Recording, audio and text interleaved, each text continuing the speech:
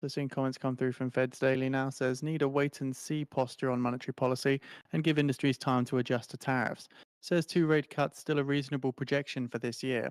Says I'm hearing cautious optimism from businesses and says that she has not changed her rate path projection since last year, doesn't have enough info to make a change. Says policy is in a good place, have to be patient to ensure that inflation comes down. Daily says we're making sure we are on a sustainable path to 2% inflation. This is on the top of our mind. Growth and the labour market remain solid.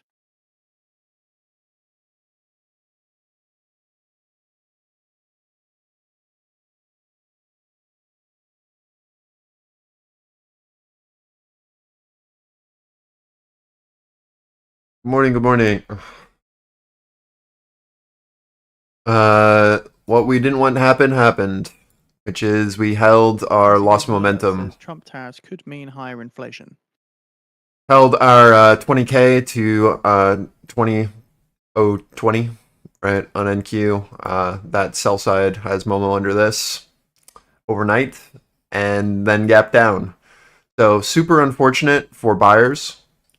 It is exactly what I did not want to happen. So keep in mind, ECB's Mueller going to be Um, speaking at a conference in Tallinn. we have a lot of work to do for buyers here. Potentially one more leg down. Thinking 640 and then 610. If we don't see a very strong bid step in here at ADR. 640, of course, is your most immediate target. But this is now our secondary pathing. So held our sell side. Again, super unfortunate. We then retested our pivot below at 934, rotated back up to our sell side pivot. I'm going to make this a bit more red. There you go. So we can see this a bit better. This was our 30-second opening range low yesterday. This is where we closed. We were hoping that this was going to catch these guys off sides, but we failed to push back above. We then bounced our 958, right? Rotated down to our pivot, and then rotated back up to this resistance, retested, and then sold. So this is really bad for buyers. Everyone is caught off sides. So this is now our full rotation back through our previous balance. So we traded pivot to pivot, and our bottom of balance is at 610 here. We've got a little bit of interest that we can play around in these lows around this like 640 area, but it's going to be iffy. It's definitely not, I'm not calling a low in there, but we're going to be watching this area as kind of our first potential low if we're going to hold balance, which doesn't need to happen, right? We've got a lot of people now trapped up there that are now offsides, so a new low is very possible. But we're now in this secondary pathing that we were looking for, which is a hold of this pivot and then a potential bounce at our lows. Again, super unfortunate for buyers. Watch our 640 as we push in here for any relief. But a trending down market means that we are looking for reoffers and then continuation until we see right side of V. We're not going to get bullish until we see that. So, yep, that's the general vibe for the day. Is complete failure from buyers yesterday and rotation through our larger balance. So, see what happens as we push down into this, and if there's any signs of interest into our lows, or if this is going to breach and fail and then continue downward.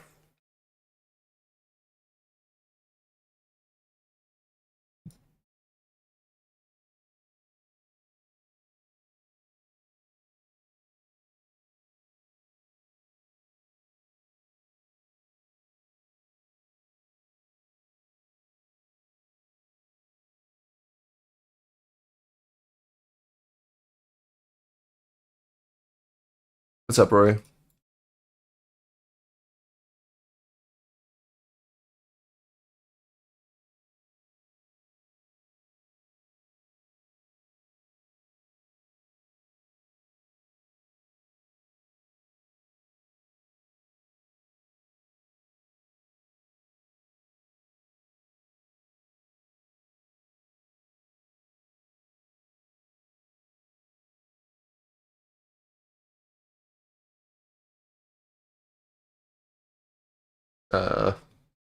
Yeah, man.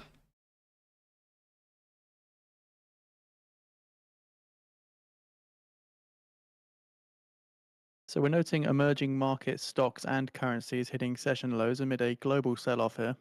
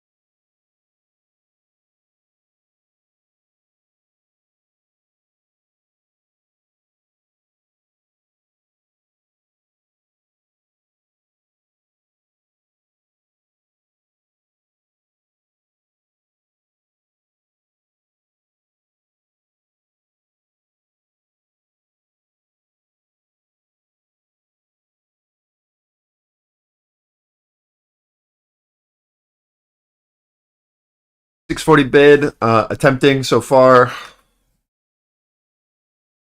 Watching to see where this pullback Mexico's is. President Scheinbaum says Our retest is USMCA going to helps North happen. America compete against Big seller sitting up at 680, 690 area. So I'm thinking there might be where our reoffer is. We'll see. But good immediate bounce so far off of our level of interest.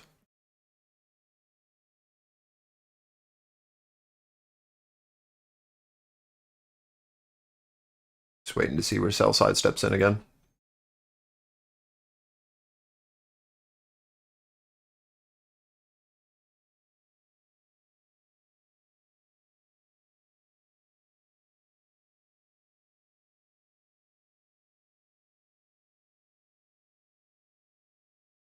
Mexico's President Scheinbaum says we're in talks with the US to protect jobs in Mexico.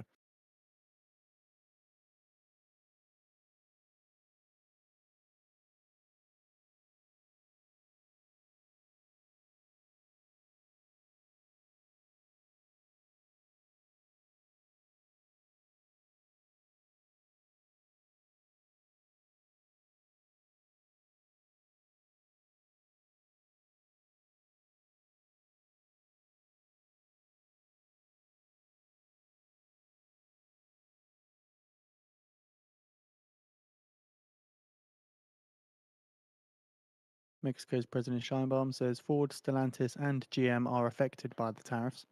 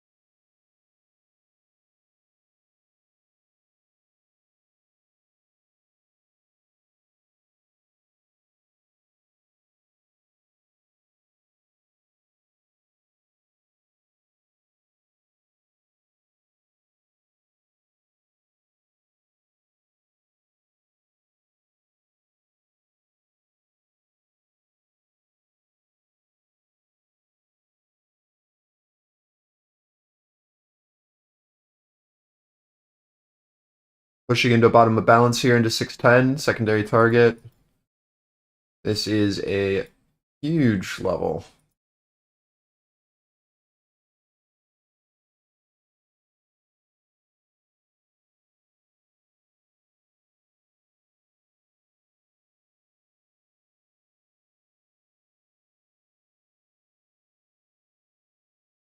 Offer sitting at 630.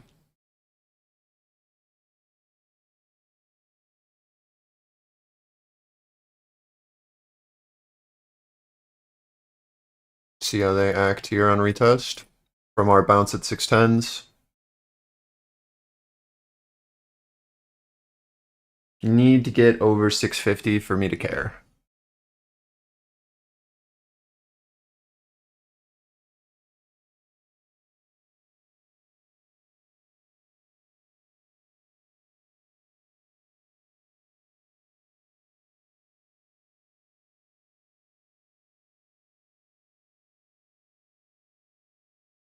What's up, Sauce?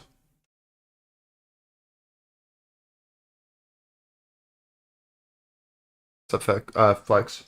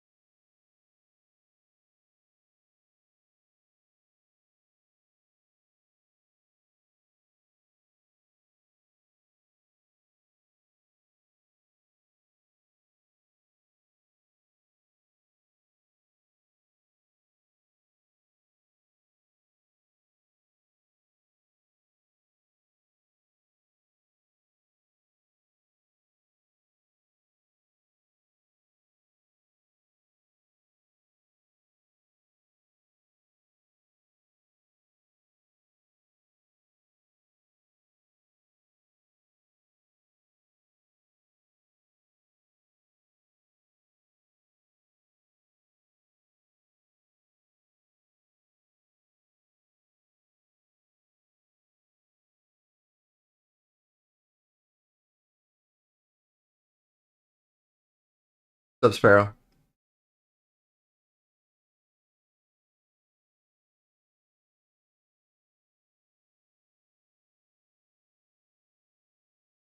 We've done a full rotation to bottom of balance after our hold and fail yesterday of our 30-second range low, where we thought a loss of momentum would occur. We were unable to get back over that in Globex. Sell side was able to defend it, keeping all the buyers from yesterday off sides, and we are now aggressively punishing them. We've now rotated back down to our bottom of balance from our prior weeks that we were trading in before. This is a super important area to see if this balance low is going to hold, and if we are able to trap down here and rotate back up, or if offer is going to maintain and continue this sell-off to the downside. Offer currently sitting around 28.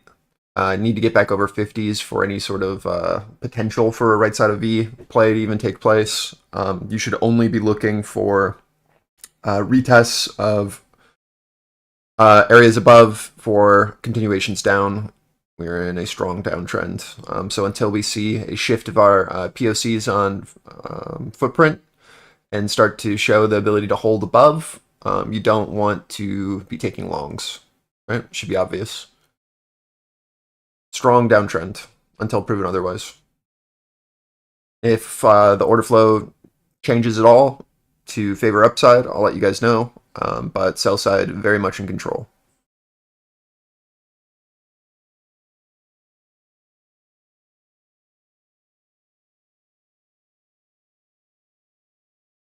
We've updated the currency strength chart on the financial juice feed here, just noting JPY, that's the Japanese yen, outperforming here with the New Zealand dollar, underperforming here with this weakness that we're seeing come through in the US dollar.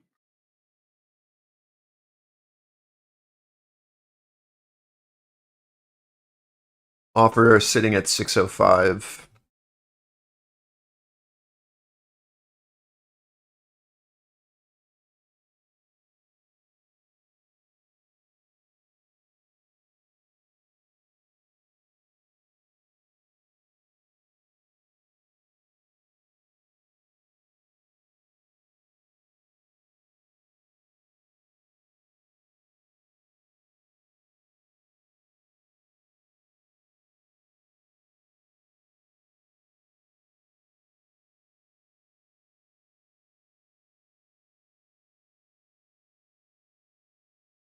Absorption into 20. You need to see offer step back below 605 and then accelerate from there for another leg down.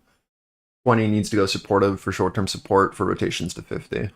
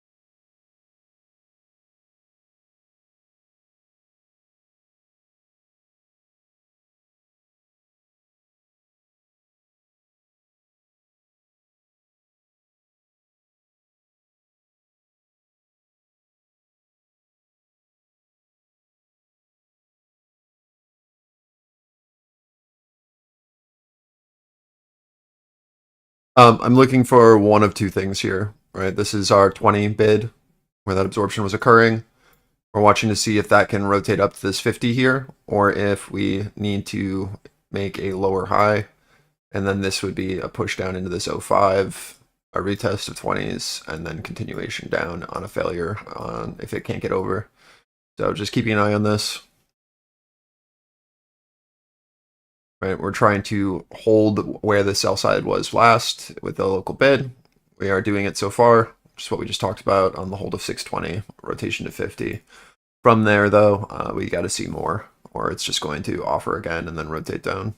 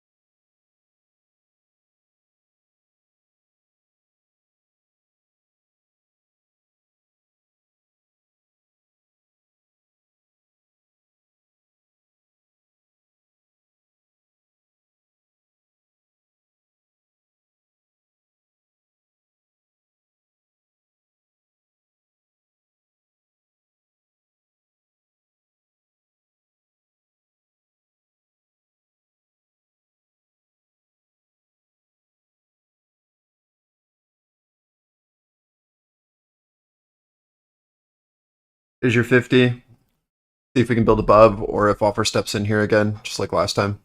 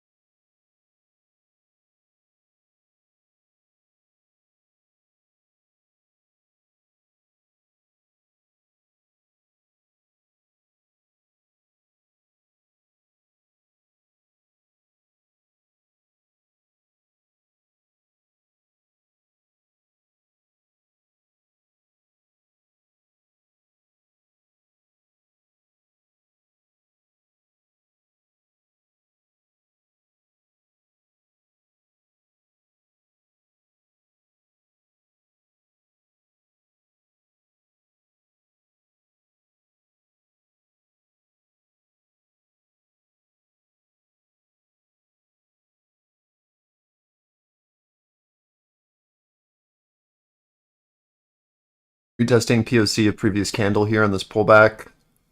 Bid has to stay here at this like 28.30. Rejected 50 immediately. So went straight to target. Now watching to see how we interact here at POC of previous candle. Can we maintain? Or is this going to start to rotate back down? POCs are attempting to shift down here across the board. Yes, RTY and Q.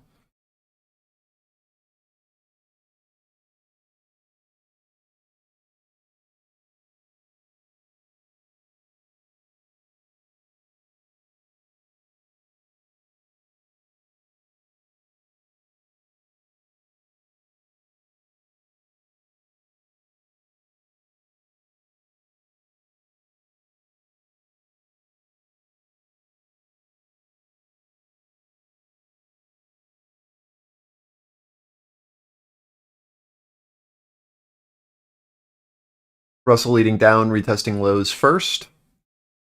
NQ back to our pivot here where we bounced originally. If this holds as resistance, we're going to watch 605 as we push down in, and then a lower high after that.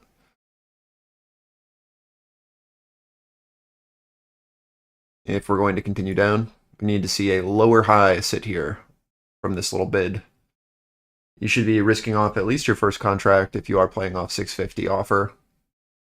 And now we look to see if we're potentially getting lower high for that continuation down.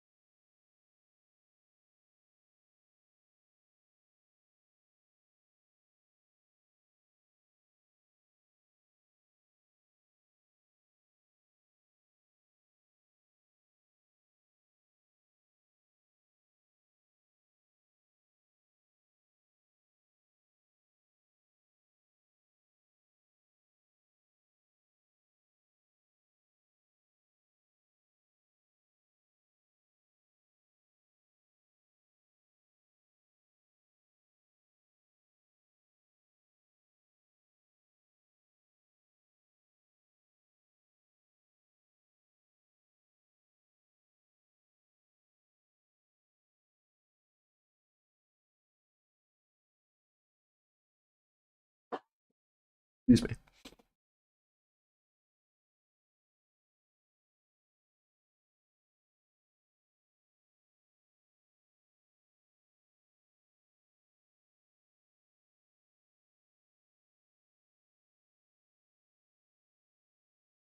This is our 605, 610 area, bottom of balance.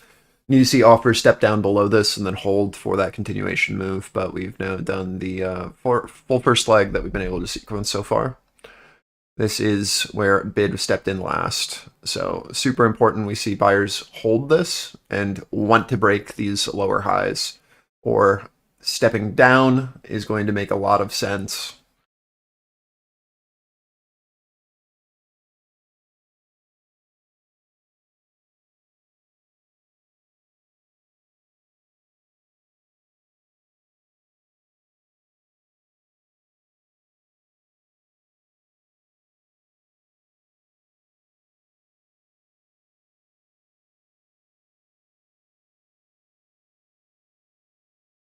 In 10 minutes' time now, at the top of the hour, we get the Canadian budget balance. Prior was a surplus of 1 billion.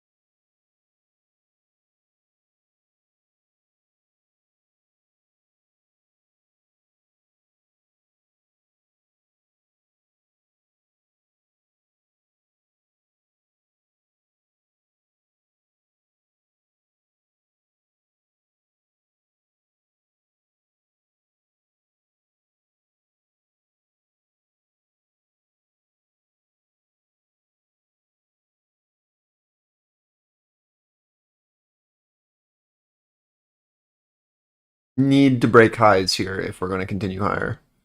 This is just going to be a We're seeing lower high. down 3.5%, Tesla down 3.4%, and Meta down 2.8%. So again, shares of mega cap companies falling amid a broad market sell-off here. Nvidia down 1.6%, Apple down 1.6%, Microsoft 1.9%, and Alphabet losing 2.7%.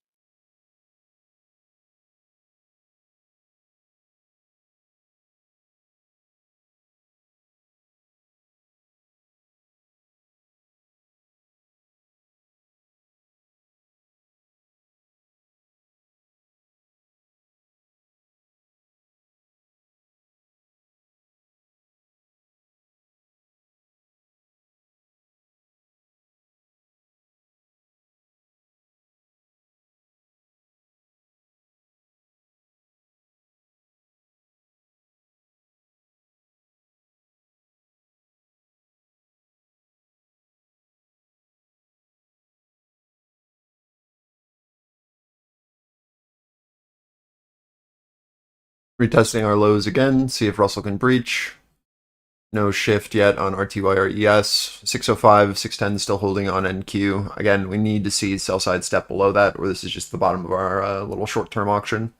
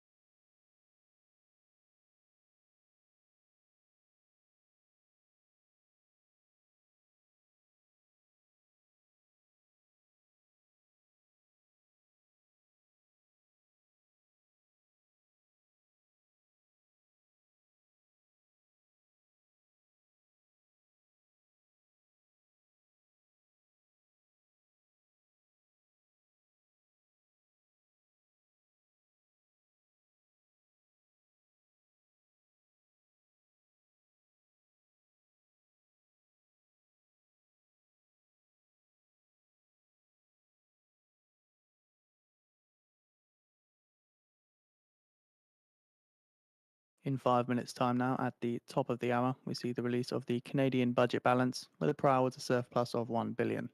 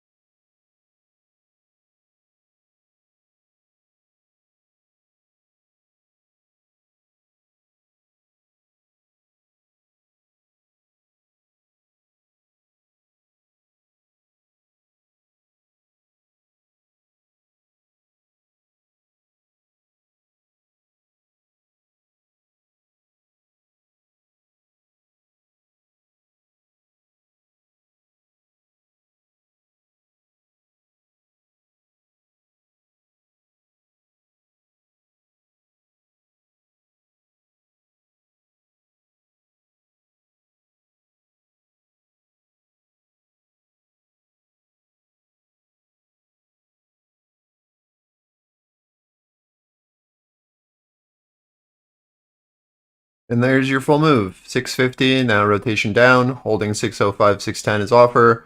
Watching to see what happens on retest. We're either going to trap here or we will get our continuation down leg. So just in regards to the Magnificent 7 ETF from Roundhill, currently down by about 2.48%.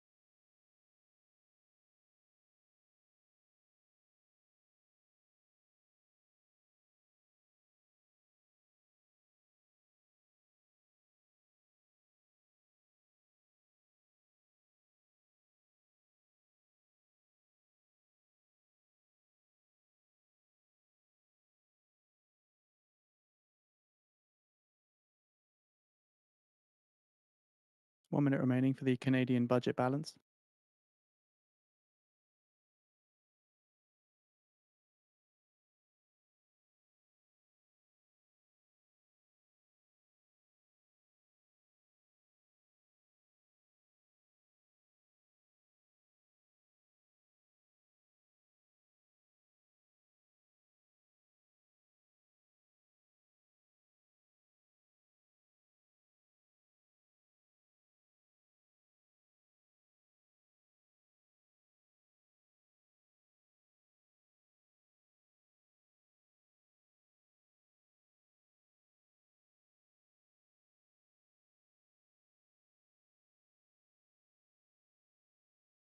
Ten seconds.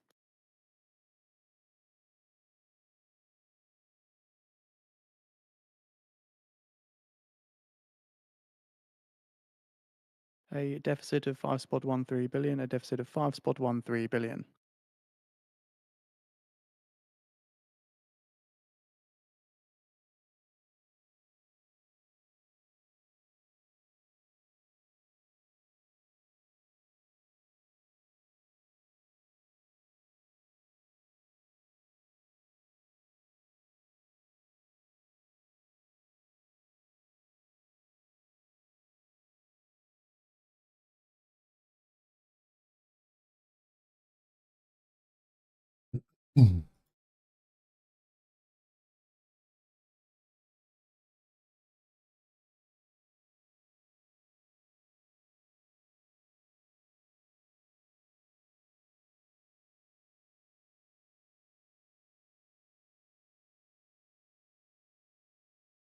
Just in runners now, we've risked off most of our position and moved our our average down from our 650 offer, then shorted into our 20 high, right?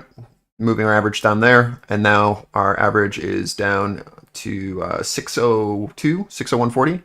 Stop at 615. Just in runners, looking for this continuation and breach with Russell continuing. ES lagging the most. RTY leading, holding our value edge as resistance. Trades posted in chat.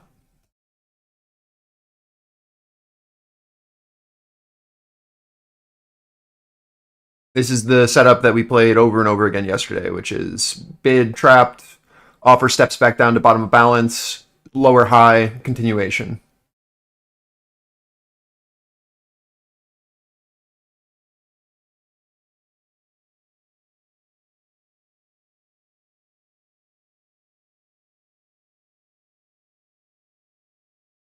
Just took off a little bit more, looking for continuation, but understanding that we are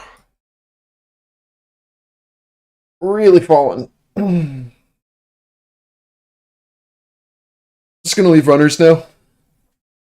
The Canadian budget balance January 2025 report is now on the feed for those interested.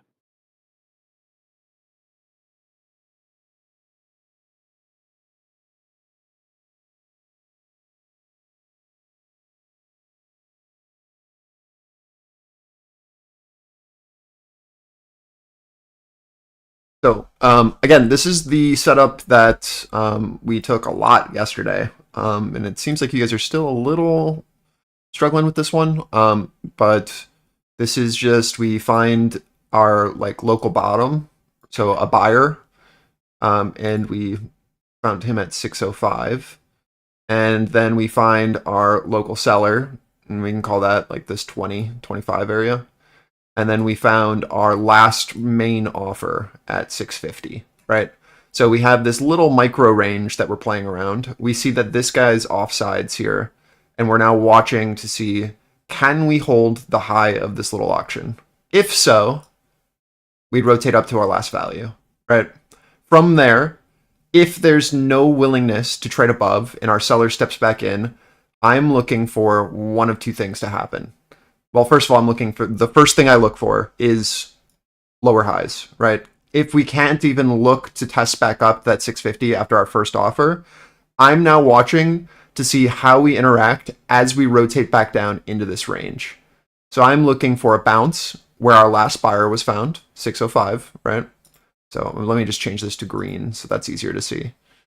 So this is our bottom of range test. Now, after we've come back down to our local value low, what are we looking for?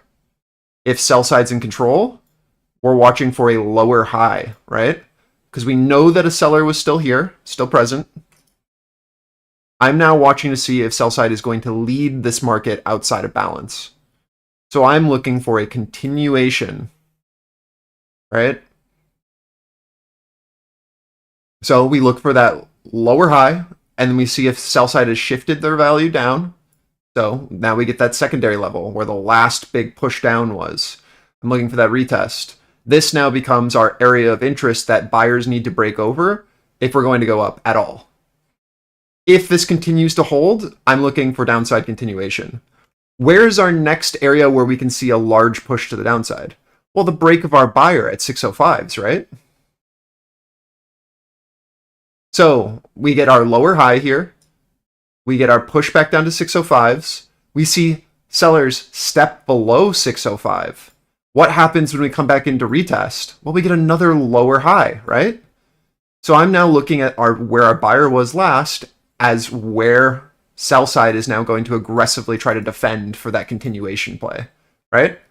That allows for this buyer to be offsides into our seller value, and we are now witnessing the offer step down over and over and over again at all of our key levels, allowing us to have an understanding that we have a catalyst at the highs, we have lower highs, we have a buyer failure at the lows, and then we have a continuation and reoffer, right? A flip of support to resistance leading to our downside leg. Right? These are the same concepts that we've gone over. Most of our trades were like this yesterday, which is just find an area of interest, find a local low, find a local high. Where was the last value shift? Where did that occur? And then play around those levels and watch our reoffer and rebid.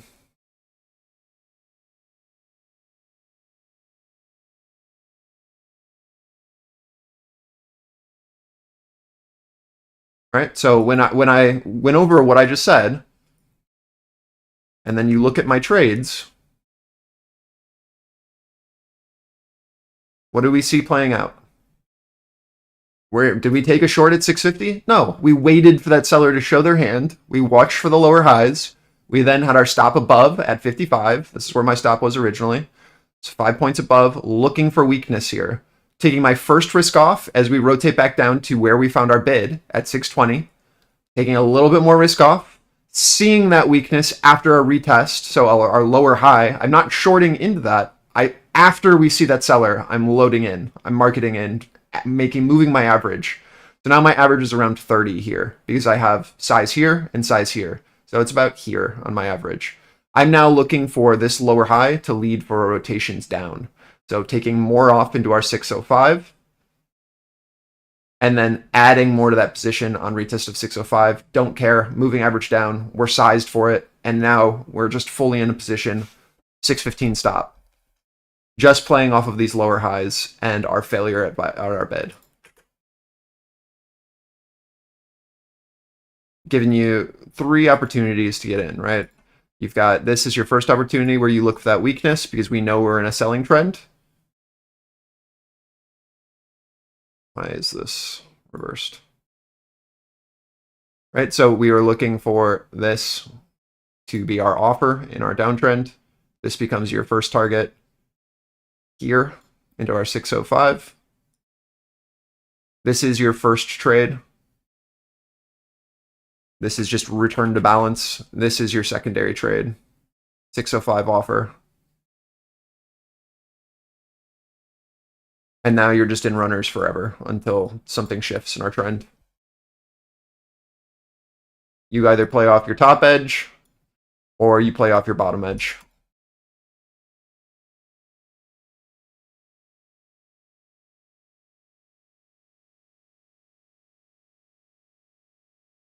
Okay, I'm getting rid of this line because it was just there for you guys to be able to visualize as we were doing that move. Hopefully that overview helps. It's, again, the same setup that we took multiple times yesterday, and we have a lot of classes covering this concept as well.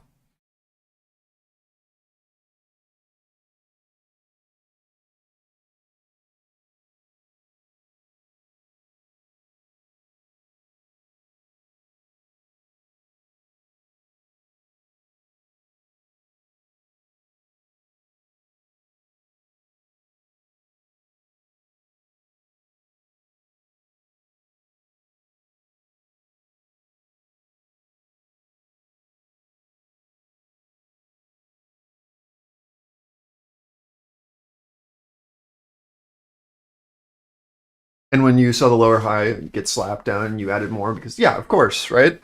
And not only that, we had confluence with the rest of the market, right? We didn't have like a Russell divergence that looked bullish. We had Russell leading down, which is always like the easiest sign of being like, oh, okay, like the trend of what was going to continue. And as soon as we break that Russell and retest, where's that lower high on NQ sauce with that Russell retest on our breach, which is a leading signal? What's happening here on RTY? It's like the same trade that I pointed out to you yesterday after market close. Right? You get that speed with Russell rejection.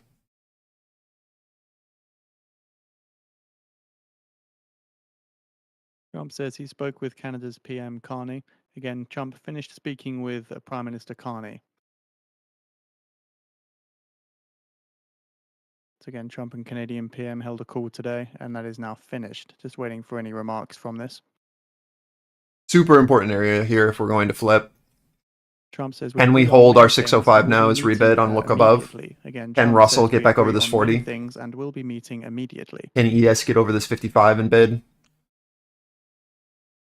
This is us trying to recover our bottom of ranges that we just offered. Unsure as of yet.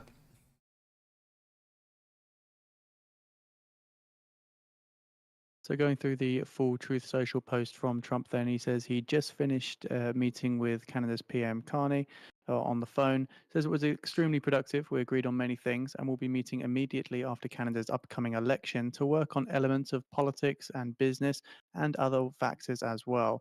That will end up being great for both the US and Canada.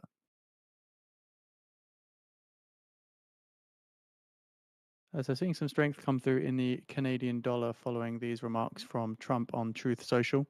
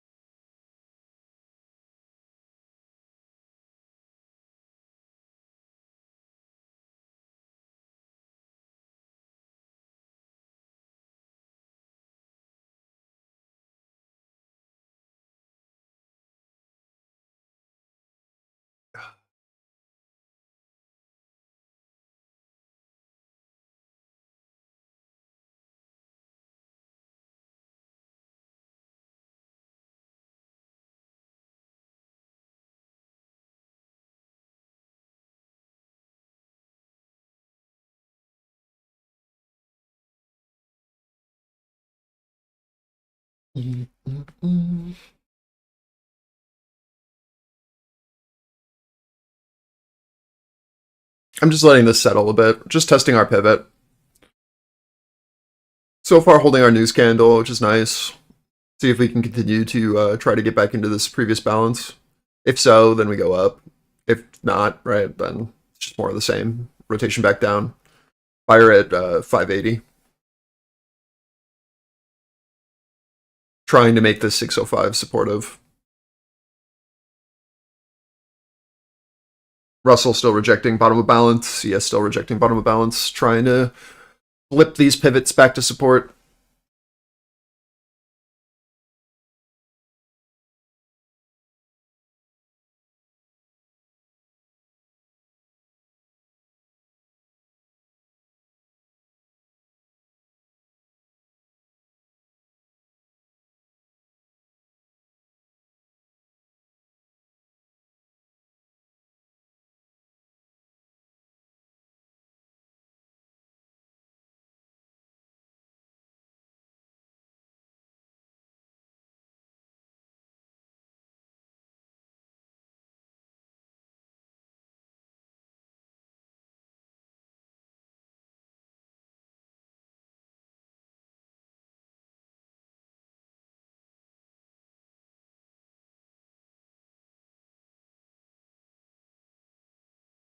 $40 seconds till new 15s. POC at our lows with trap sellers. So there's a lot of potential here for a right side of V if we can show a pop above and then a rebid. If not, we're just going to retrace this entire candle if this 605, 623 area holds this resistance. This is a big old test.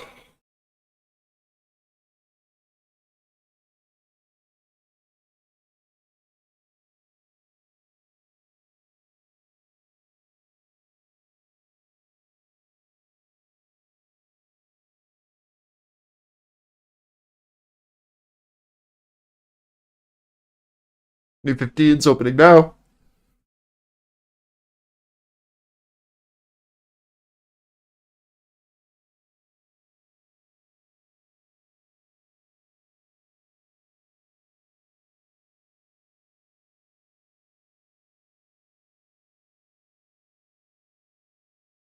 So far, zero interest over POC. Again, buyer down at that 580. So just rotating between POC and value low right now off of PVZ. Russell still holding our 40 offer. ES looks the best out of everything with our structural hold. But again, we need to see a bit more from buyers or they're just going to retrace this candle. Rises to a daily high after the Trump and Carney call.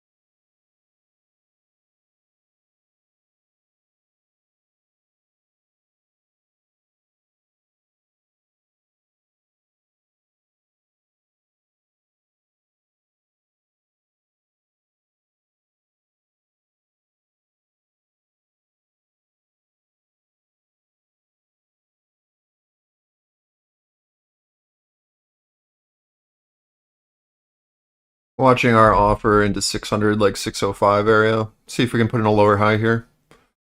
Need to see Russell fail this as well.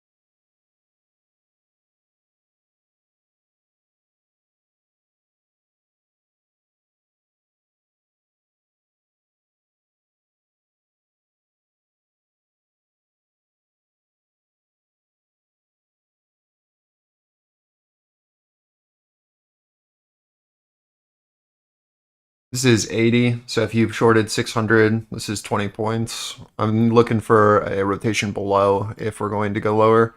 Need to see this bid go offer.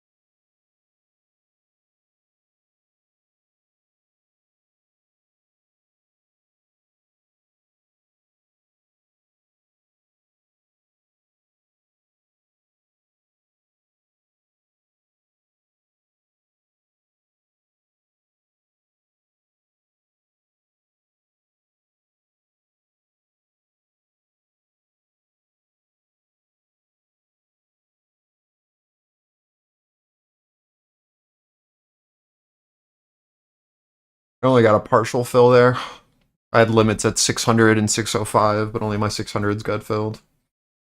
Taking off half my risk here into 580. We already identified this guy as a buyer. Need to see a step below for more.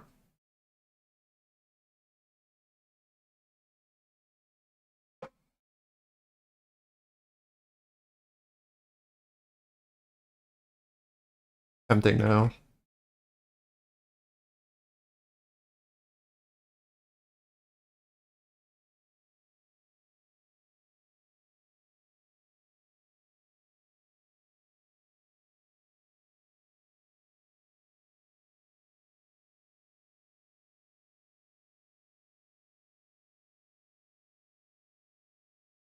This is a full wick retrace.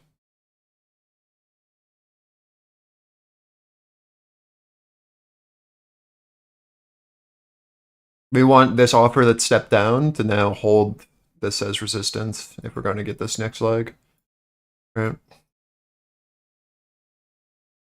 So we'll see if we can do it.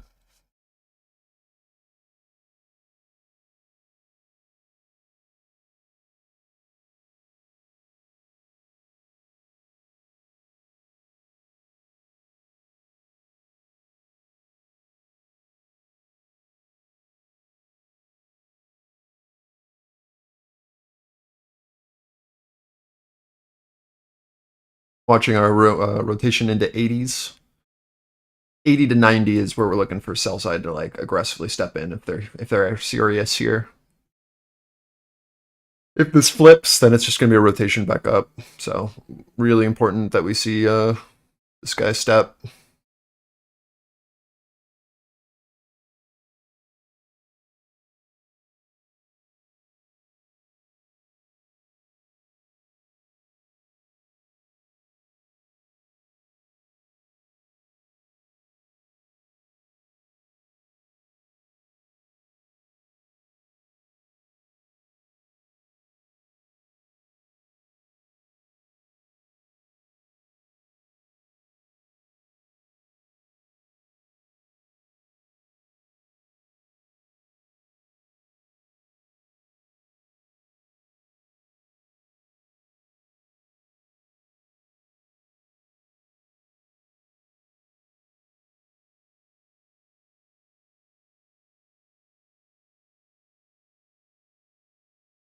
Stop down runners there. I'll wait for reentry.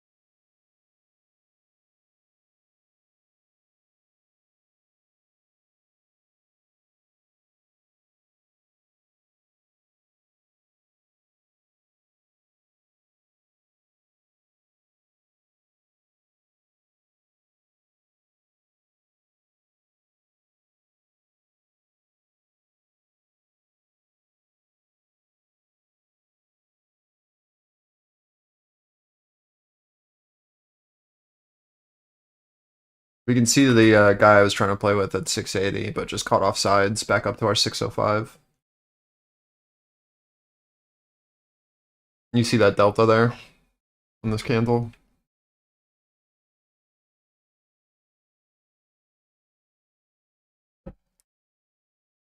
Tried but failed. It is what it is.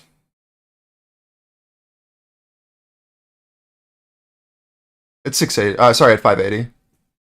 As we were pushing back in from that low at 560, I was looking for that offer into 80 to 90 for more. I was hoping that we absorbed there on a flip. We did not. Just rotation back up to 605. It is what it is. 40 seconds, still need 15s.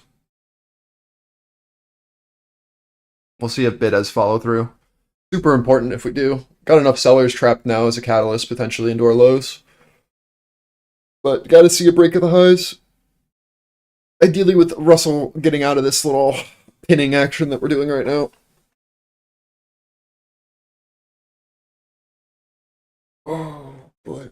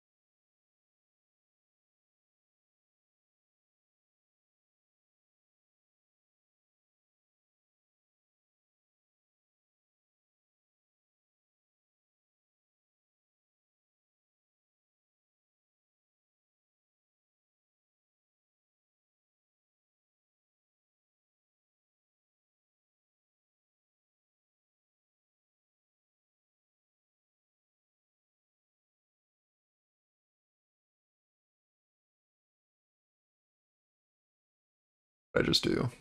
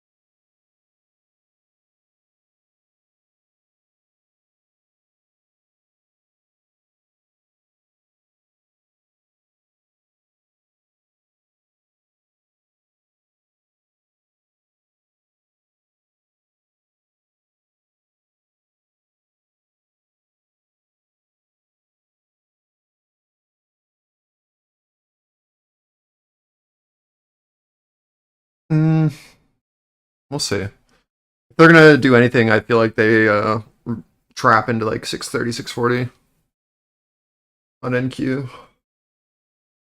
I doubt we hold these highs at 20.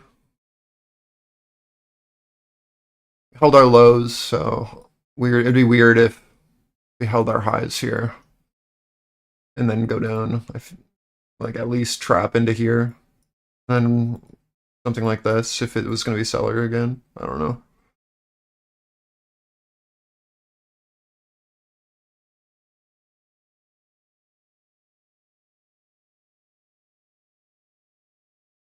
Just watching for Russell to find a loss of momentum. Keep an eye on like 63 on ES. So our POC shift.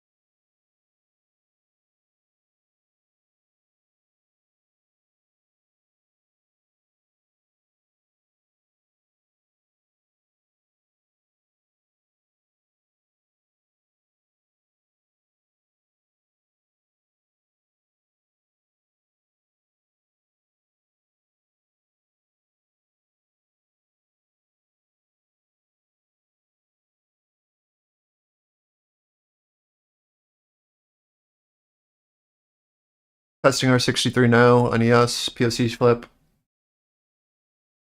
Pushing up into our target here on NQ. We'll watch to see if they absorb and then rotate us back down, or if bid can actually step through.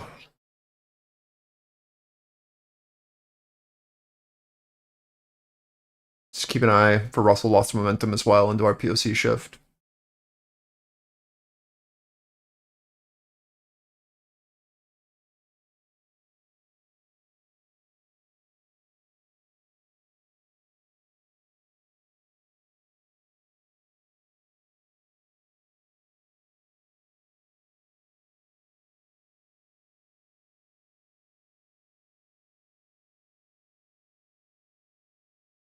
Some slight absorption into 630 so far. Need us below 600 for anything real. 63 offer holding on EOS.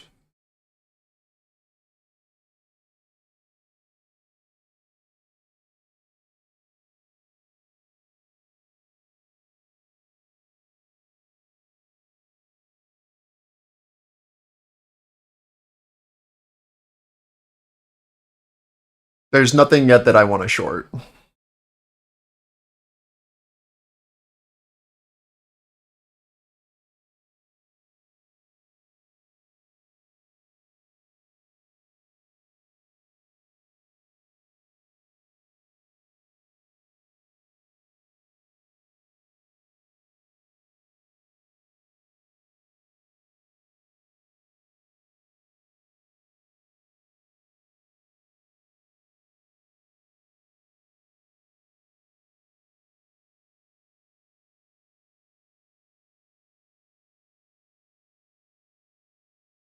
Jesus. Oh yeah. That's a hat.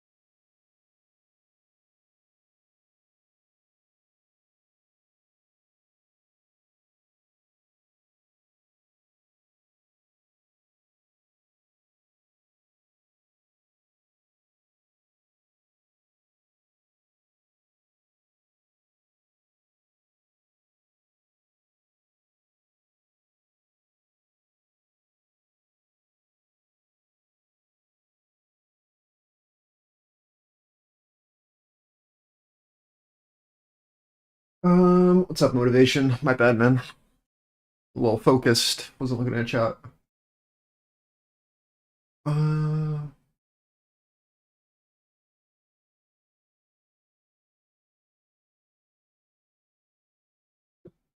yeah, I mean, I honestly doubt that anything is pinned.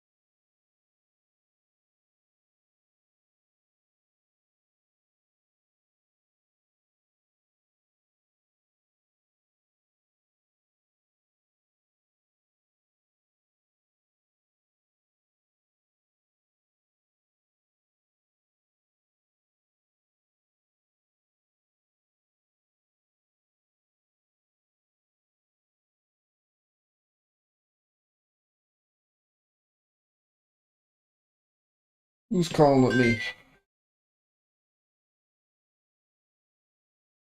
It's so nice having an area code that isn't where I live, so I always know what's a spam call.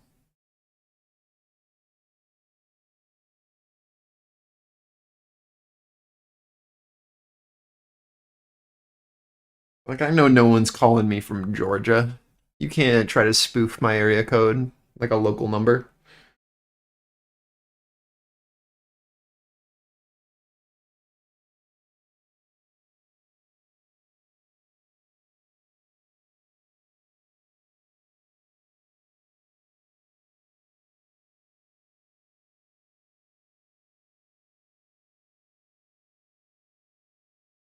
Yeah, I think it's gonna depend if Russell can continue here or not. If this loss of momentum is real on Russell, looks like a rotation down to 600s on NQ, and then maybe a little bit higher after that if we find our bounce here into our low.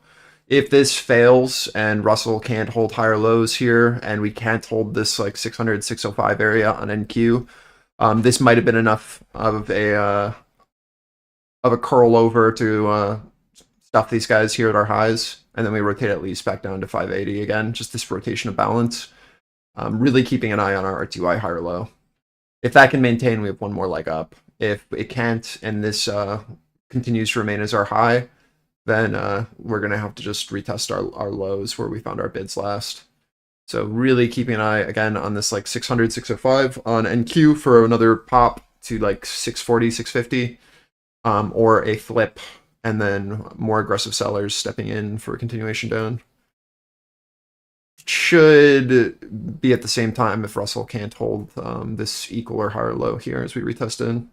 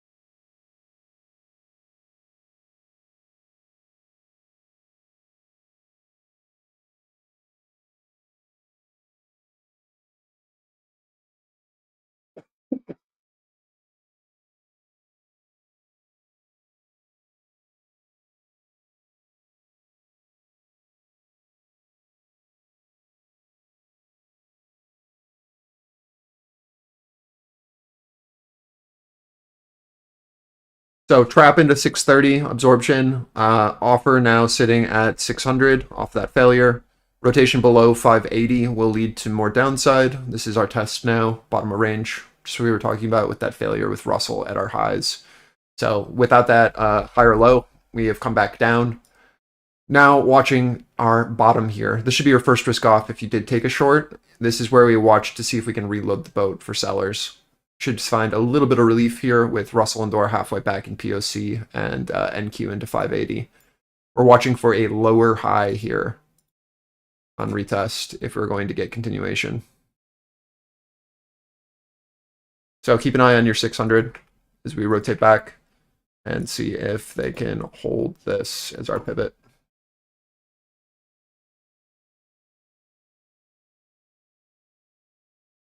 I'm not sure if it was enough. If Russell breaks this low, then maybe. But I'm not sure. Right now, I'm just keeping an eye out for this buyer that's at 580, and now we're watching to see if there's going to be a seller here that can step down. Again, this is just RTY POC, so we're going to need to see that break for sure for more downside, or we're just going to like rotate locally.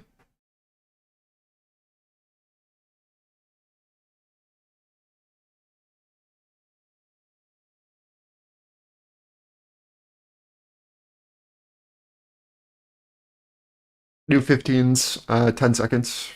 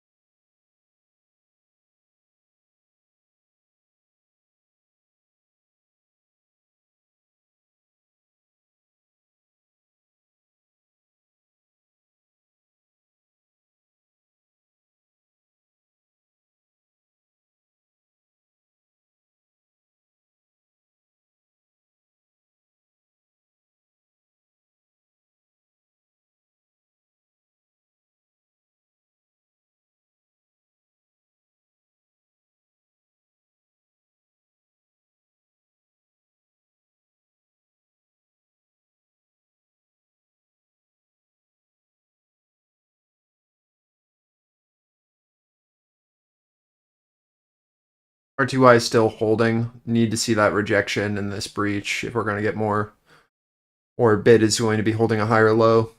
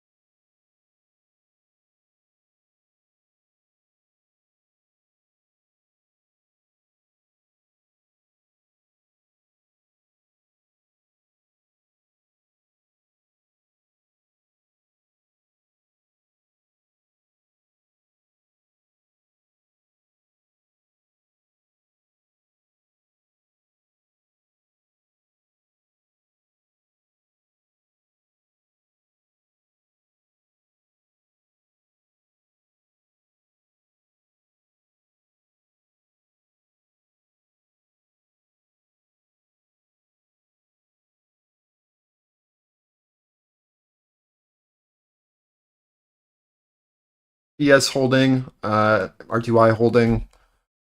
Russell coming back up into our retest here. I think we're going to have to go back up to, I don't know. We just need to wait for Russell to find this high. I'm just kind of keeping an eye on that weakness. We're not seeing enough selling pressure yet here into our 600, 615 area. I think we need to wait for Russell to find its lower high before we actually get the move. So far, higher lows just maintaining.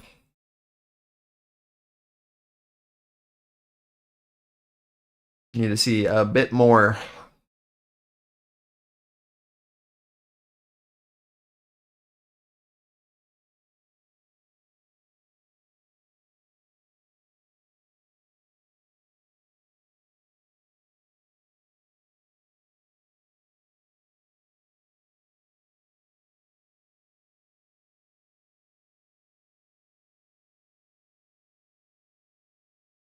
Bids trying to flip here from our offer, that 600 to now supportive.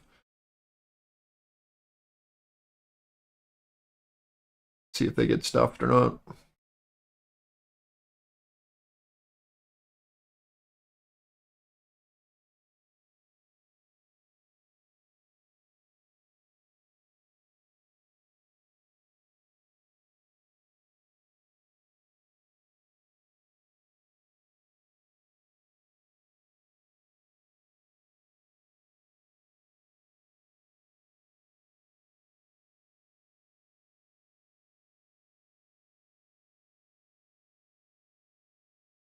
I want to reiterate that this is not bullish yet, right? We're holding our higher lows, but we still have lower highs, right, across the board. All we're doing is waiting for Russell and ES to show the same weakness NQ is.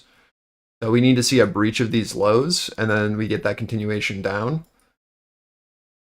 If that can happen, right, and we can breach this low here, and we can start to show that weakness across the board, then we're just getting that continuation and that downtrend for these channels. We need to see either like bid really step back up and show interest above here for a new high, and then a rotation like this. And then we either trap here and then rotate back through, or bid here and then rotate up. But with Russell flat, it's just going to be continued chop in this range between 580 and this like 605, right? So you can still be bearish overall, but you just have to have a wider stop while we wait for Russell, or wait for the secondary entry once Russell and ES have actually broken down, right? That's all that I'm trying to really get at.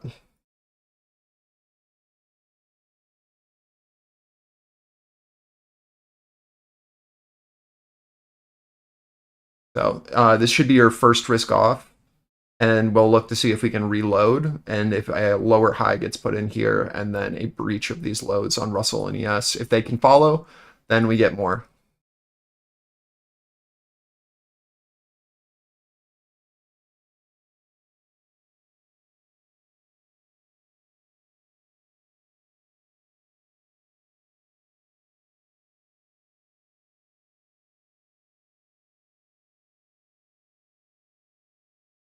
Is me pointing out these lower highs, is this helpful? I feel like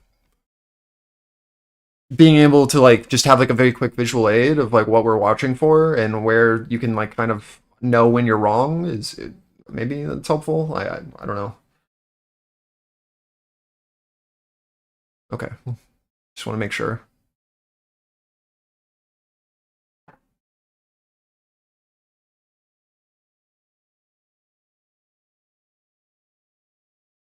Right, like this is how I positioned for that. Where it's like nothing has changed. We're maintaining our lower high. We've shorted our area of interest. My stop is above on the rotation back into balance, and we're waiting for actual breakdown when Russell follows, right? That's what we've talked about. That's our stated logic. So as long as we're maintaining in those parameters, there's no reason to exit.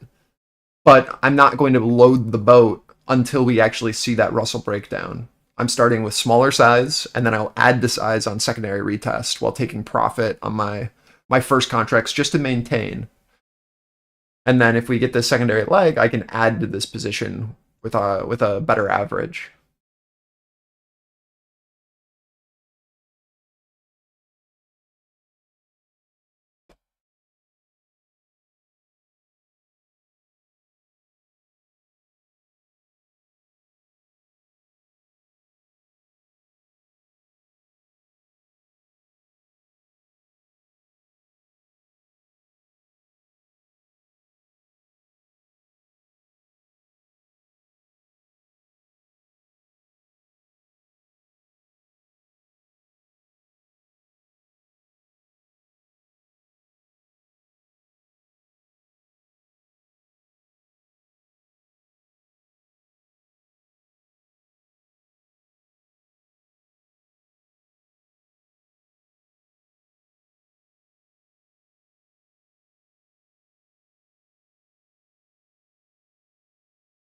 Don't think they accelerate from here yet. I think we need a retest, probably 80s, then Q, 40s on RTY, and then we go down if we're going to. It's like a retest of our value edge here. Come back into this area. What I'd like to see at least. If they just accelerate straight down, we're going to have to wait for a secondary.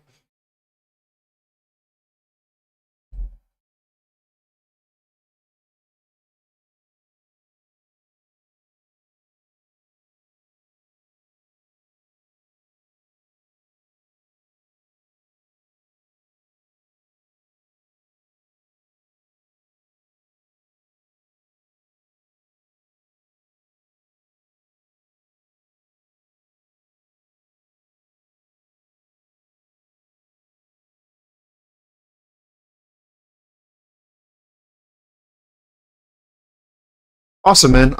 You can feel free to message me on Discord once you've signed up if you have any questions. I can help you walk through whatever you need. And make sure you come to classes on Mondays after hours. It'll help you get into it.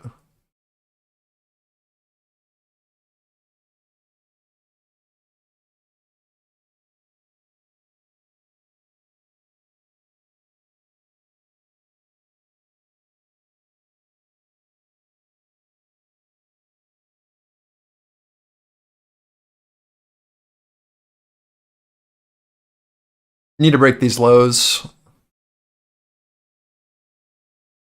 We have a after market hours, 30 minutes after market closes, we have a session where in Discord we do a class. That's every Monday, unless it's a short week. But yeah, that's every Monday. And then I'm live every day. You can ask questions whenever you want. But we have a focused session on Mondays after hours for class each week that's recorded, and all the VODs are available. Huge library of those.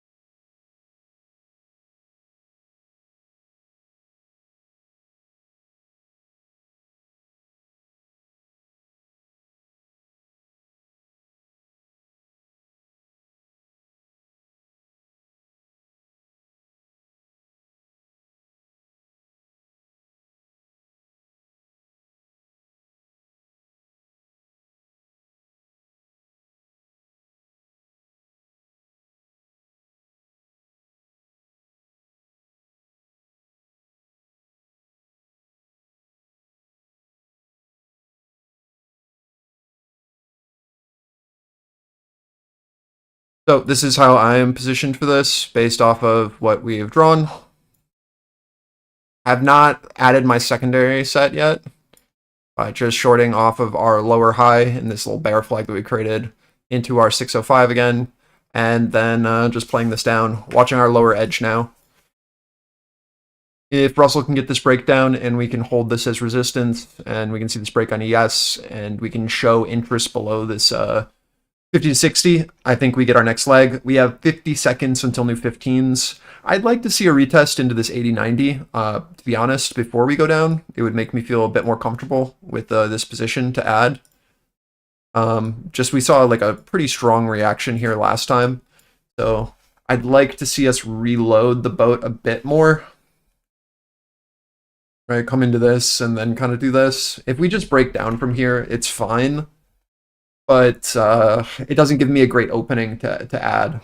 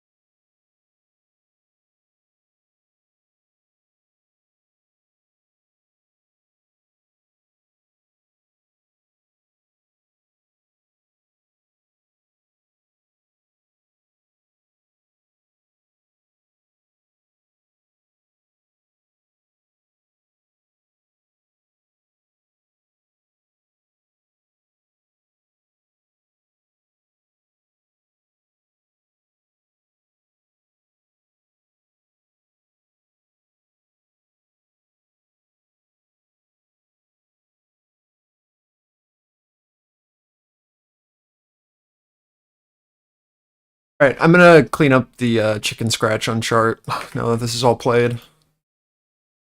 Got our ES lower high and straight to target here based off of pathing. I'm just going to take this purple line off, and I'll keep your visual aid line on because you guys seem to like those. And also Russell straight to target here as well off of that lower high. Now just going to delete this and watch our retest of these range lows.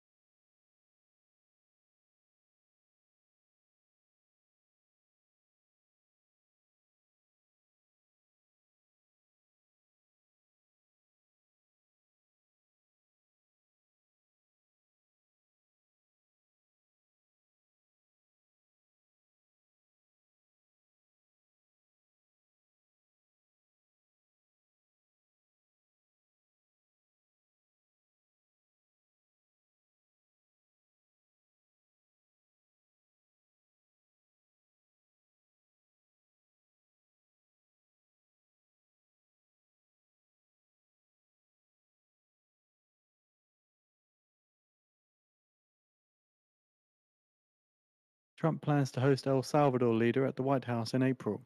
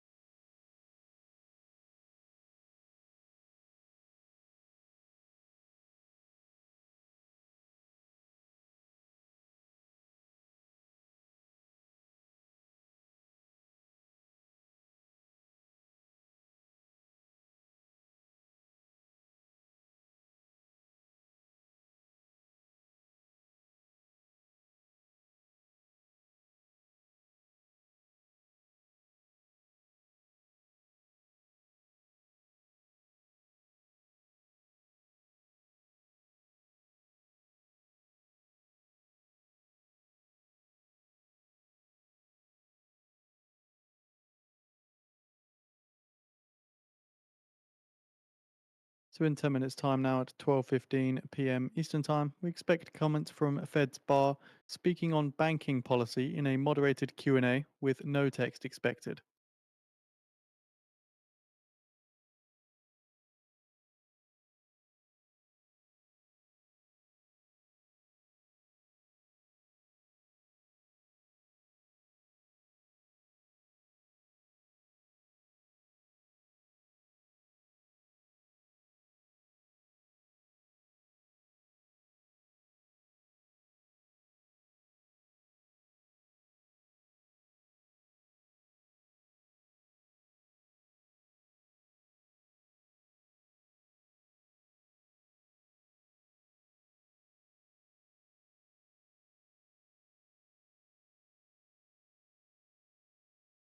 I just want to, again, like, stress, I'm not catching every move. I'm only playing moves that I'm comfortable with. You can see that most of my trades are secondary moves after initial reactions. We're not knife catching, and we're not trying to catch the top edge. It's just, what are we comfortable with after we've seen someone show interest in an area, right? Of course, it's too large. That sucks. Let me see if I can figure out how to put this in here.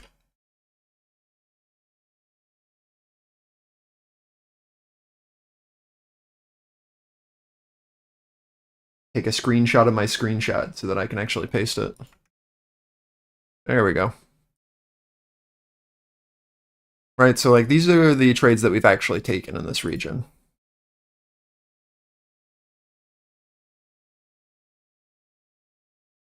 We're not taking our primary move. We're waiting for someone to initiate, and then we're playing secondary reactions. We're playing secondary reactions. We're closing into known areas, right? We're waiting for actual areas to develop and then playing secondary moves, right? We're not taking a short in here, even though we see the sell side interest, but it's too iffy here yet. We wait for the curl over to happen, right? Once we see that, we then play the secondary move after we've seen an initiative seller step in. We play the reoffer, the lower high. Then we wait and then we rotate down.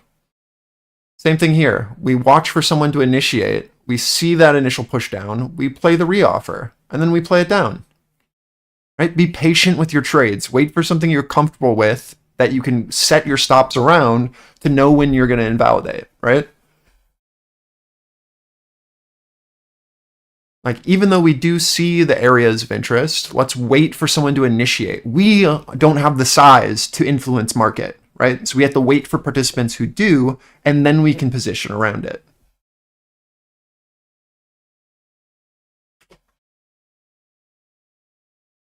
Does that make sense? Right? We don't have to catch every rotation. We should only be trading things we're comfortable with. Once we feel comfortable, we set our parameters, we let the trade play.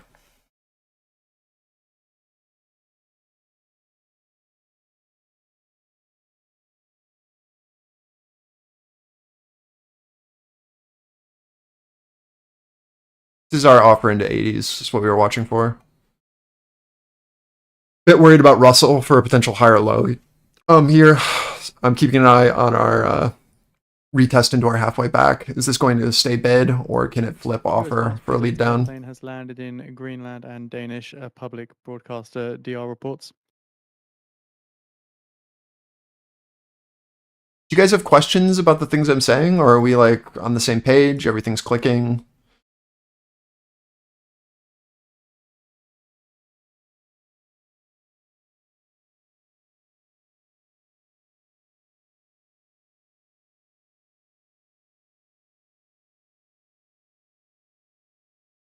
Putin said to test Trump's willingness to push the EU on sanctions. So again, Putin said he's to test Trump's willingness to push the EU on sanctions.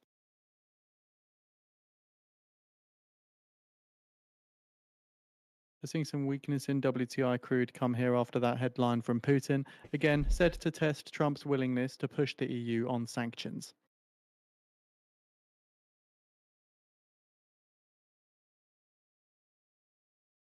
So lower highs maintaining. POC maintaining an ES is resistance. We're watching to see if we breach here or if this holds for short-term support.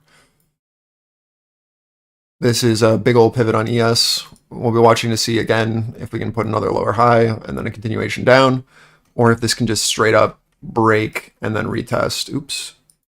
Retest this and then continue. I'm unsure as of yet.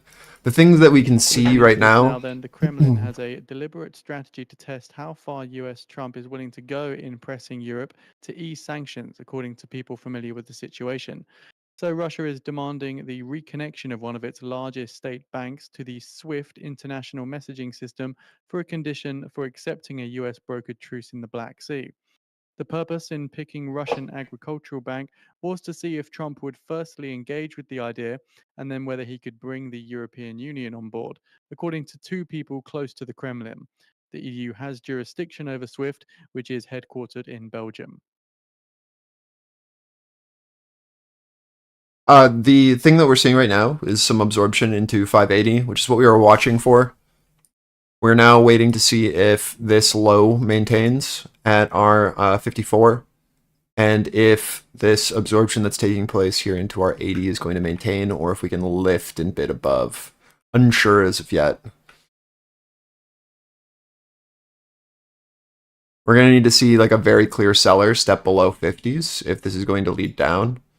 And we're going to need to see a very clear buyer hold above 80s if this is going to rotate back up.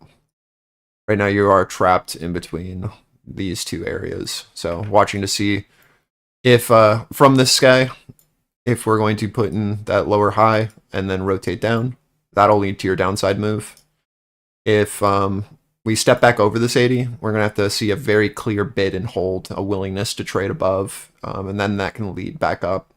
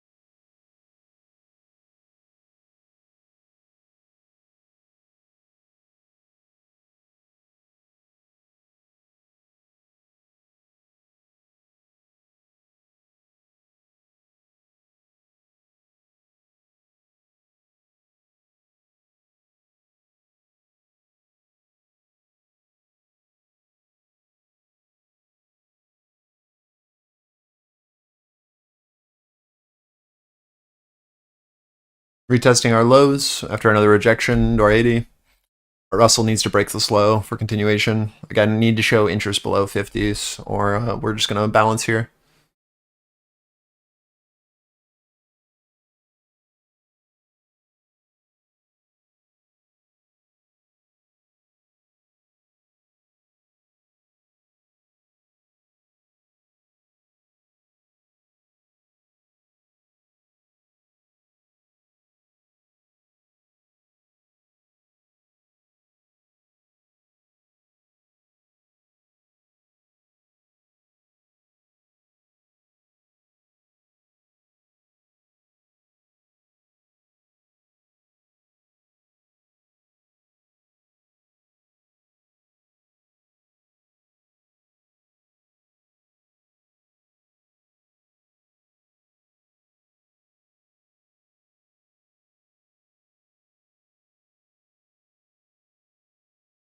So keep in mind, we're shortly expecting comments from Fed's Barkin. Again, no text is expected, but there will be a Q&A.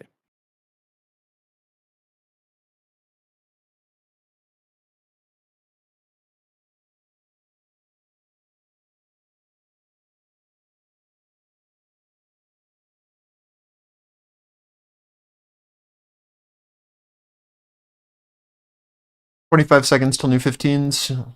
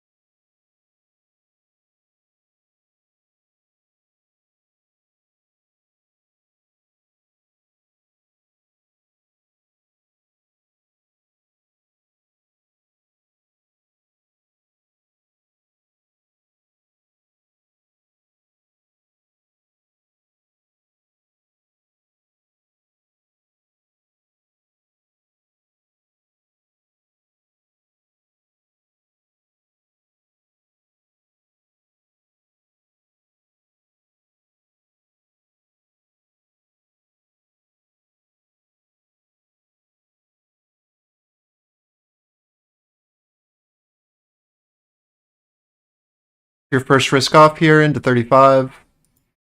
You are playing off of that lower high. See if we get continuation down. Russell showing weakness.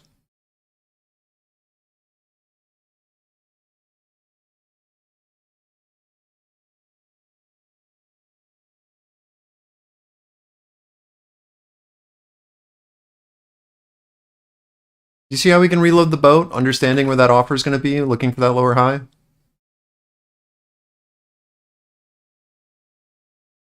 And then do we see that acceleration below 50s? Crazy. 640 next level on ES here.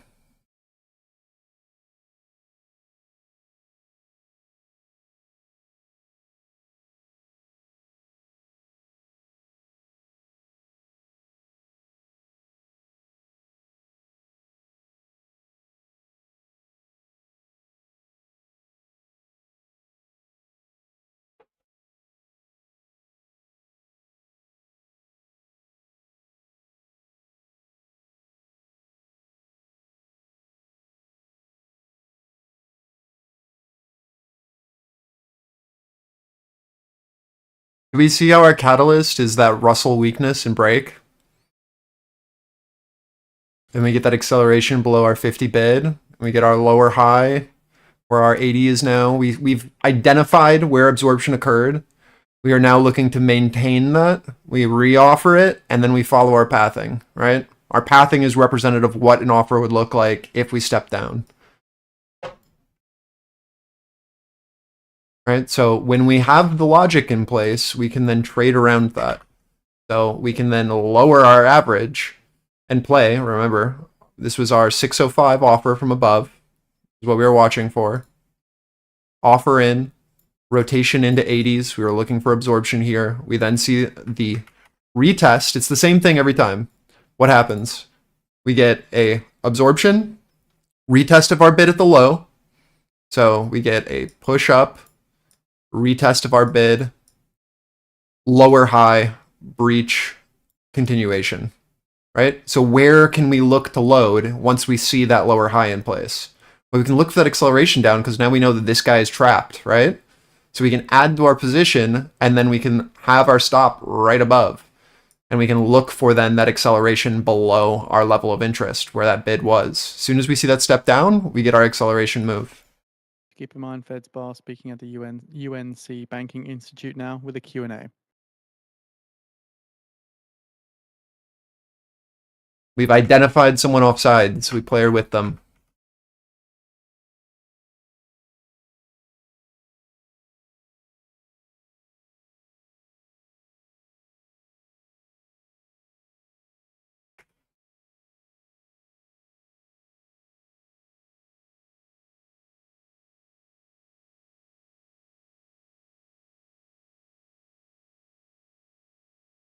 Yeah, exactly, right? And again, it's not just about the higher low, higher and higher high bullshit.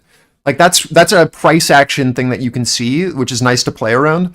But the thing we're playing around is the buyer who's off sides, and we are looking for that seller to lower the offer, right? That's the important thing. That's what that lower high represents. We're seeing someone who's off sides and then sell sides stepping down to then defend that level so that they're not back on side, right? That's what's actually happening, which creates that catalyst to then squeeze, right? Downward pressure. That's what this is actually showing us, right? We've identified that this guy is screwed unless we can get back over and show an active bid. So this becomes our invalidation level. We look for our reaction at our low. We expect a bounce here, but we expect our offer to now really defend this level now that this guy's off. And we have an invalidation, right? Because we know if this pushes back over, we were wrong. So that creates a pretty easy area to be like, oh, okay, I can take initial positioning now. I know where my invalidation is. It's the high right there. Right? That now gives me an area of risk to play around. And then I'm looking on Dom to see that offer step down. And you can either attempt here or you can attempt on the look below. But as soon as we put in this lower high here, we should expect a break of our lows because this guy's now off sides and this is our catalyst. And now we can rotate down. Right? Lower high, sorry, a break of our lows is to be expected because we now have an offside buyer into our highs. So why would our low hold? We now have more positioning, right? Remember what happens when someone's off sides and they have to force close their position. They have to close in the opposite direction, right? So if they're long, they have to sell, which creates more pressure to downside, giving you a larger catalyst. So you have shorts reloading. You also have buyers being liquidated, which creates a cascade and creates acceleration for a push down.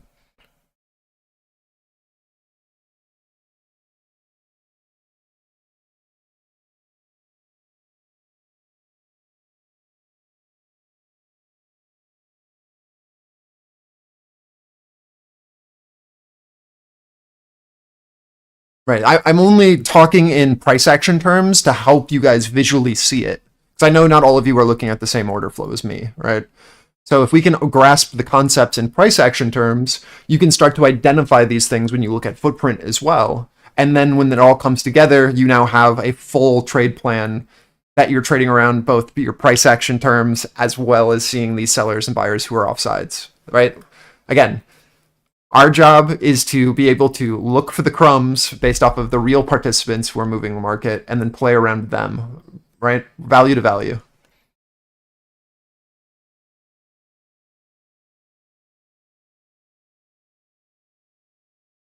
So once we identify them, then we have the ability to actually trade.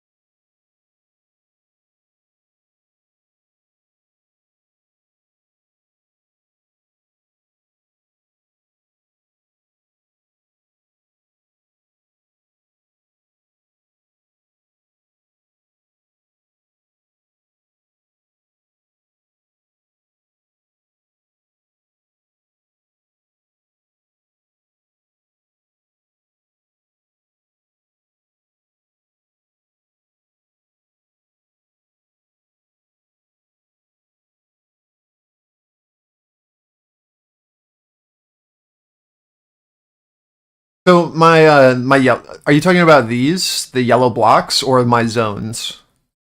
Which yellow? Like, how do I create a zone, or what are these guys here that are on the footprint? The zones. So zones are usually Barker's 9. AI is likely to significantly impact productivity and the economy. So again, comments from Fed's Bar coming through now. So 90% of my zones are just based off of footprint. So like if you just see the zone I created right now, this is POC to value high of this footprint candle.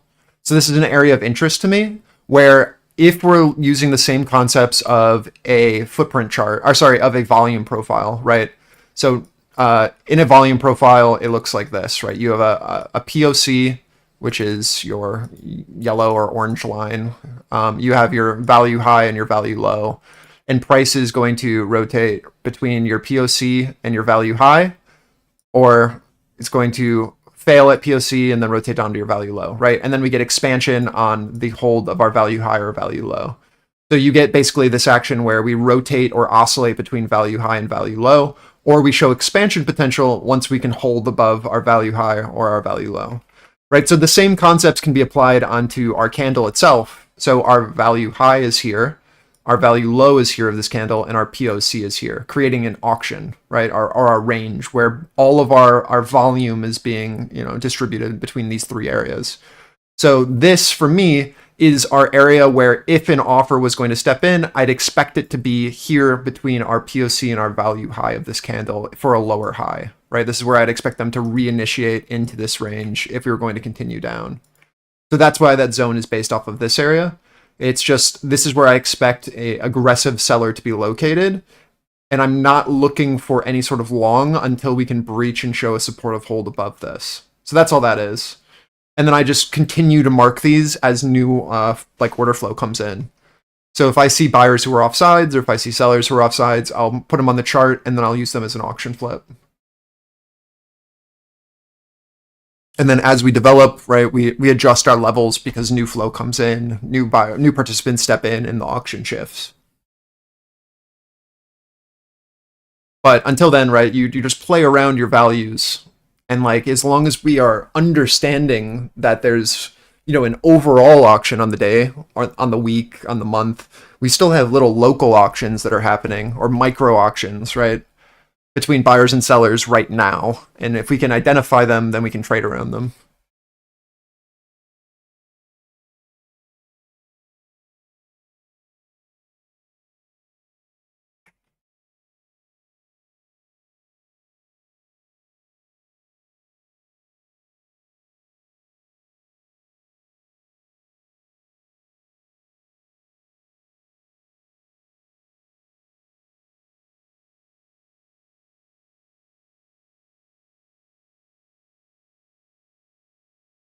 Rationale for using NQ115, it just works. I don't know. I really love 15-minute charts. I like separating our 30-minute like TPOs into two periods, so two 15-minute candles, and I really like our reactions that we get on NQ at the beginning of new 15s for volatility. It keeps me focused.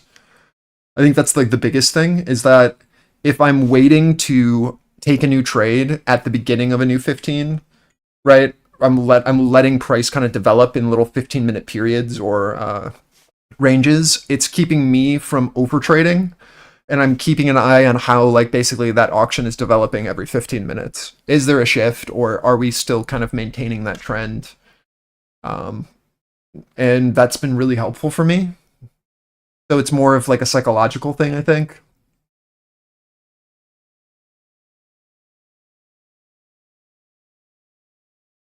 And it's just something that I've been trading for a while. Like 15-minute 3 bars, all that, like price action was. And I think the footprint works incredibly well on the 15-minute for NQ specifically. And once you get used to something, you just kind of stick with it until it doesn't work.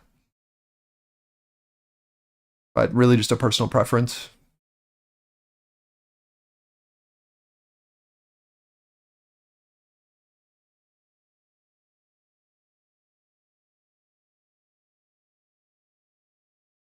My bad, Kels. I didn't mean to ignore you.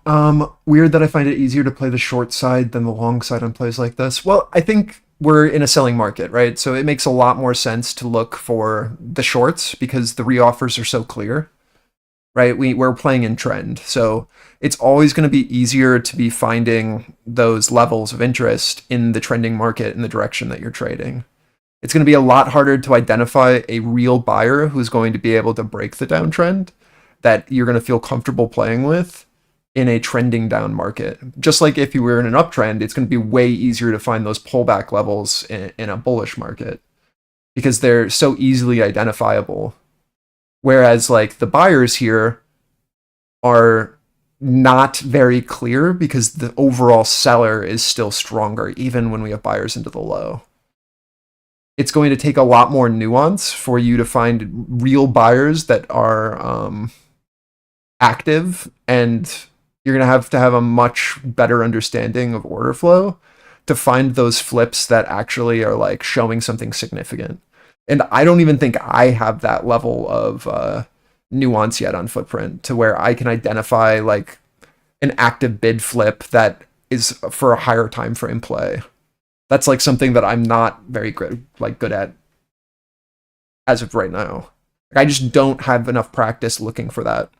So like I can play local flips, and then we can leave runners for larger moves. Confirming that he spoke with Trump. But it's really hard for me still to identify someone into a low where it's like, oh yeah, like this is the end of the selling for the next week. Like I don't know how people do that. I really don't. I'm not good at that at all. But like if we were just talking about like a local auction, like that's easy. But yeah, it's always going to be easier to play in the trend of the market. And so you should just stick with that until you can figure out some sort of secret sauce.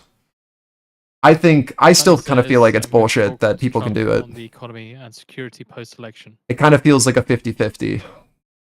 Also, Zelensky says Kiev received draft on new minerals deal from the US and says it's entirely different document than the previous framework. That's funny. So yeah, like again, I don't. I'm gonna let this guy talk. That they will implement retaliatory tariffs. It's really hard for me to. It's like the same problem I have with Elliott Wave, or the same problem I have with people who call like the literal low and then like tote around Twitter and are like, I called it because of X, Y, and Z, and it's like so many things could happen that can change everything in a day, right? We all thought we were bullish 2 days ago and that the market was done selling. And then some new bullshit happens and it completely changes everything. So to identify someone and be like, no, this is the low, just feels like complete malarkey to me.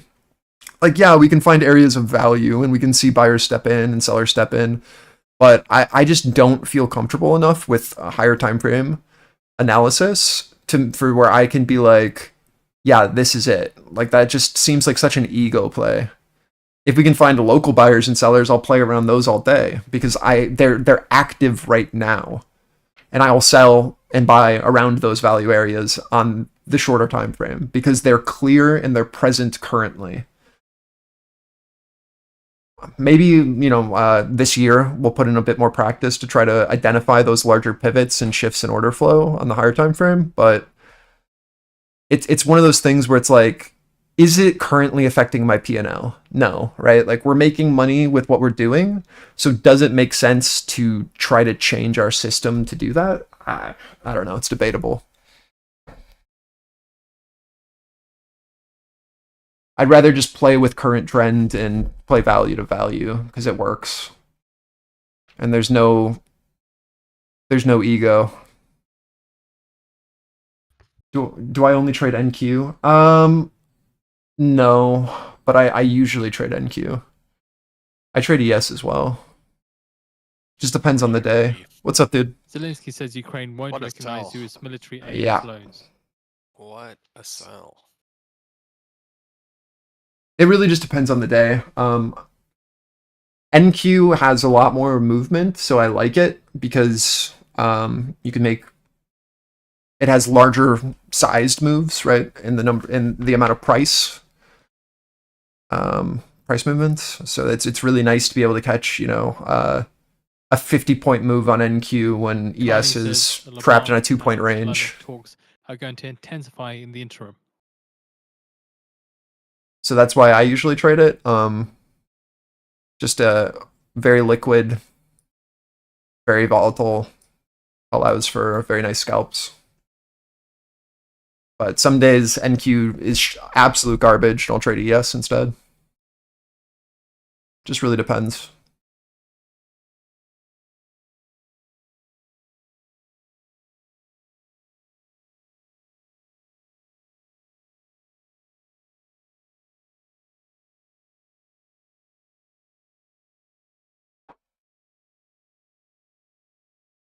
I'm flat, just waiting, by the way. Close my last runner into 45. Just hanging out now. Figure out what we can do here.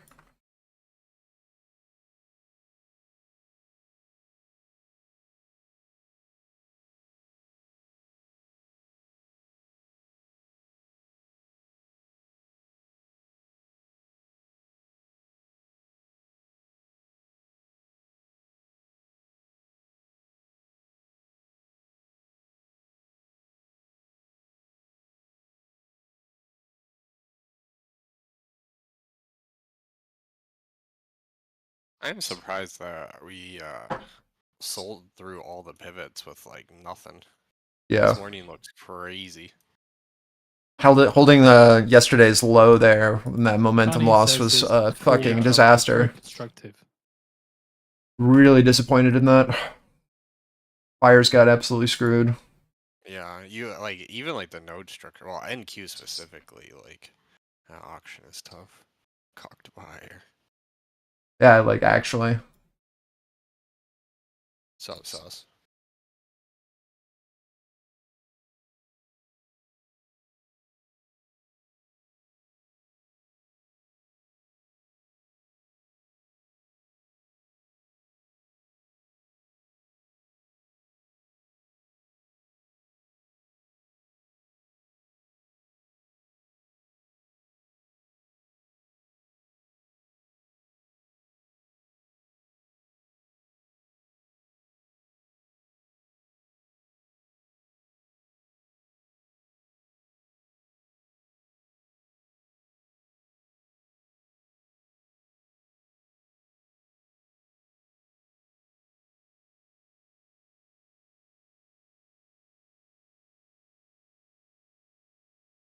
I would be surprised, Aram, if we have like instant continuation after these tests. Like these, everything's testing very important higher time frame levels here, and there's definitely room, but I'll assume a bit of an auction.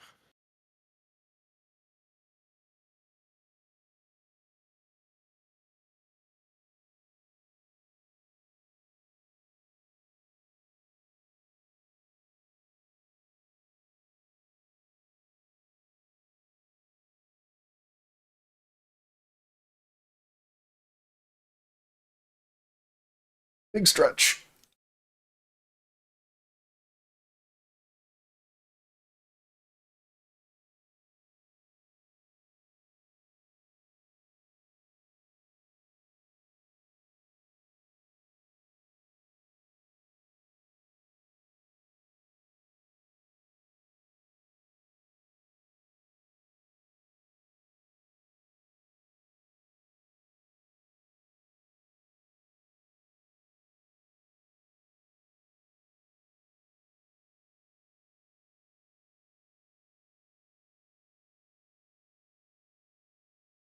Yeah.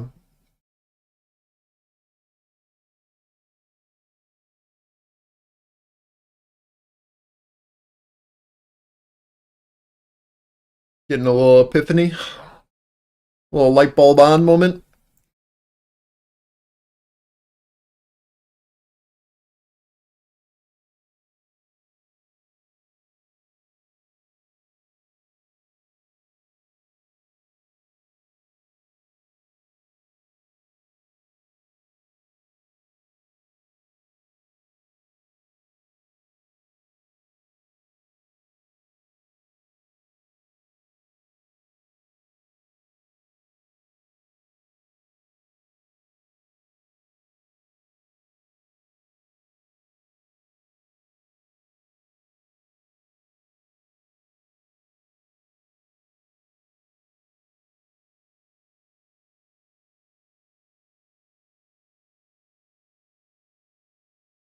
Nice. Zelensky says Ukraine would agree to discussions with any other representative from Russia besides Putin.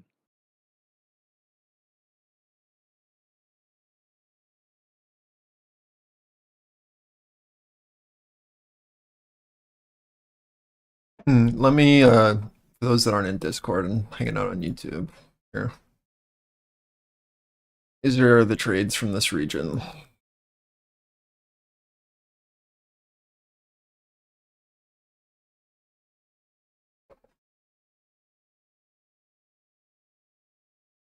So we're just hanging out now, waiting for our next movement.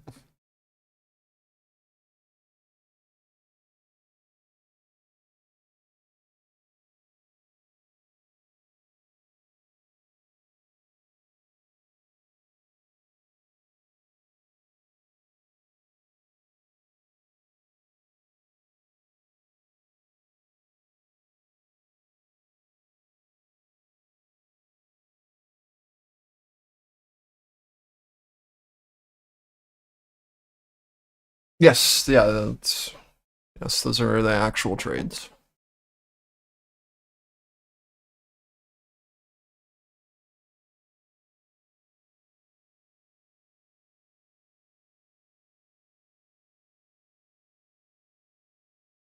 And the here, if you're not familiar with this, these are the trade lines, so it's showing you where the entry is, and then if it was profitable or not based off of green. Red is a stop out or a loss, right? So it just left one of my runners to stop out. But then, yeah. So you can see there's another red here where I stopped out. So we've had 2 stop outs on my runners, and everything else has been immediately profitable.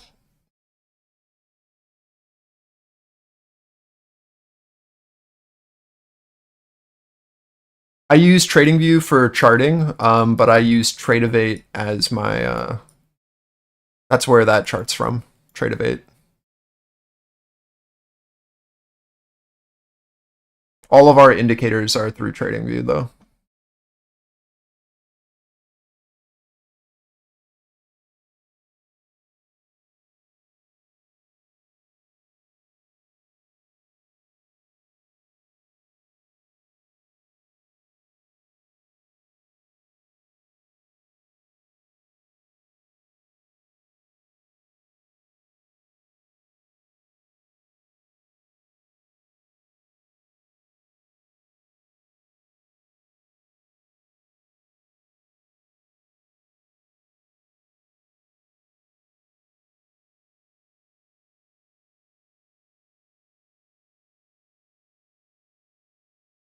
I'm not a huge fan of trading this time of day.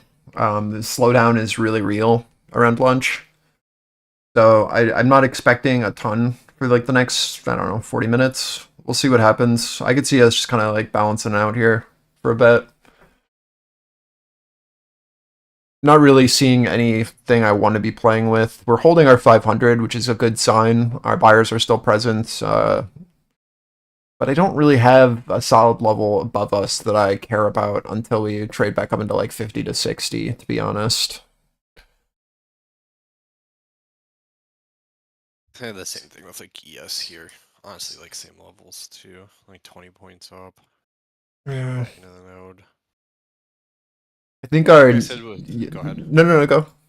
I was gonna say, it makes sense to auction here for a bit with these tests. Like, I would be very surprised if we just don't spend a little bit of time at these lows. Yeah.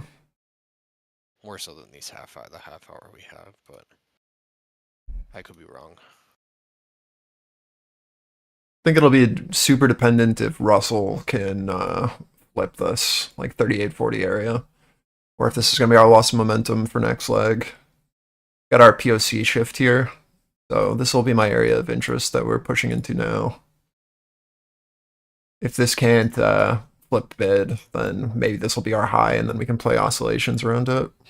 Between our 33 and 38 on RTY.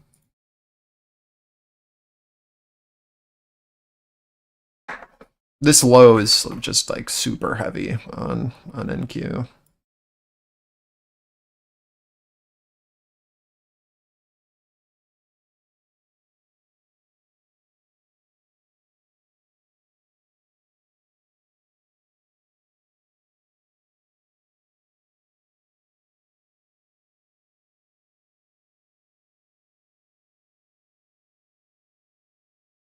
I'm gonna adjust this now that this has kind of developed a bit more.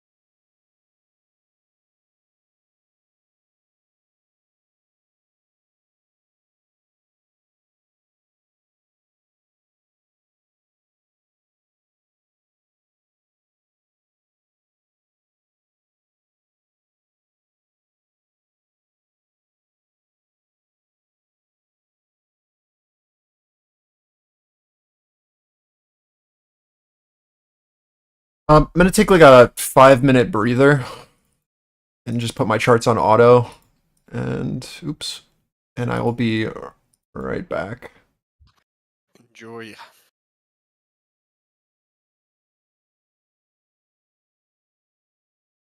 All right, everything's on auto. I will be right back.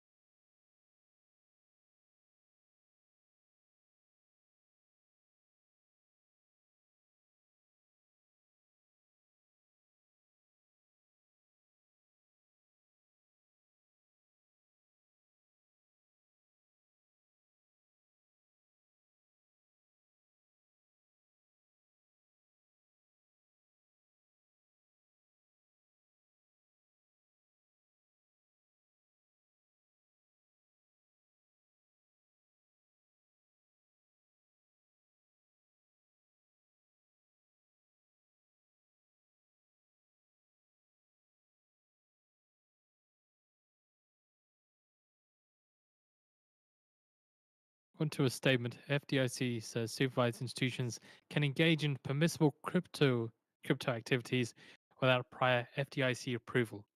So FDIC supervised institutions can engage in permissible crypto activities without prior FDIC approval.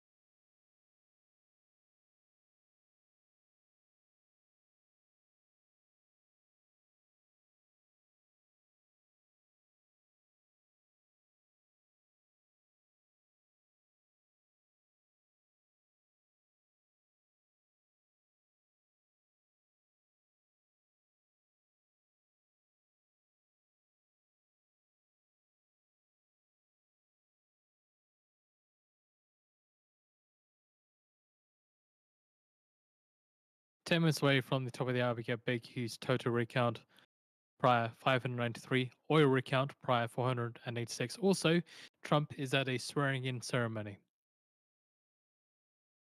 There isn't a link for this or any expected video. It just says White House press pool, so there could be a video for it. We'll see if we can find it, and we'll put it out for you in the feed. Yes, bid stepping up here into 40. Decent size. Just auctioning. Everything respecting lower structure so far.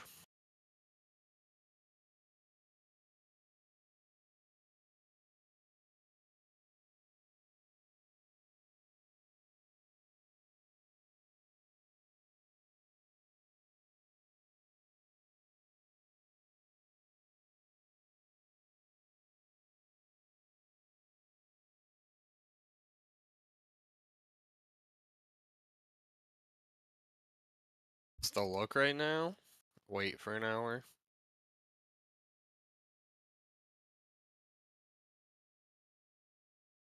Treasury 5-year yield falls 10 base points on the day to about 3.99%. What trades do you see here?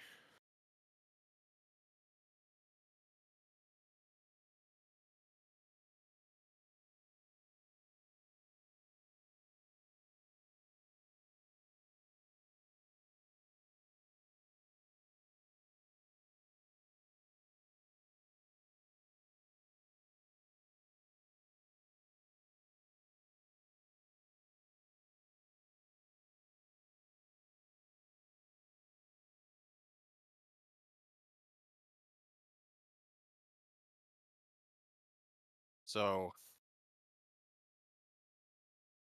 what's of interest to you is on a day where we're down just over 200 points to trade a 30-point auction at the lows.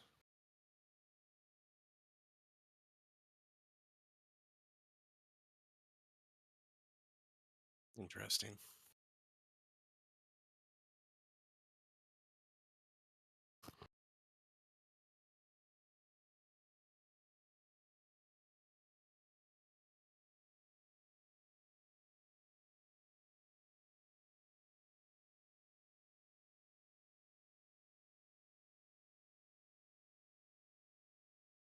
Fed's bar says Fed's regulatory monetary policy roles are intertwined. So are intertwined.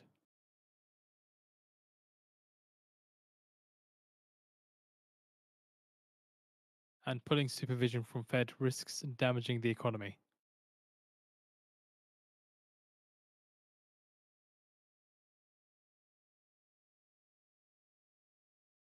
What does that mean?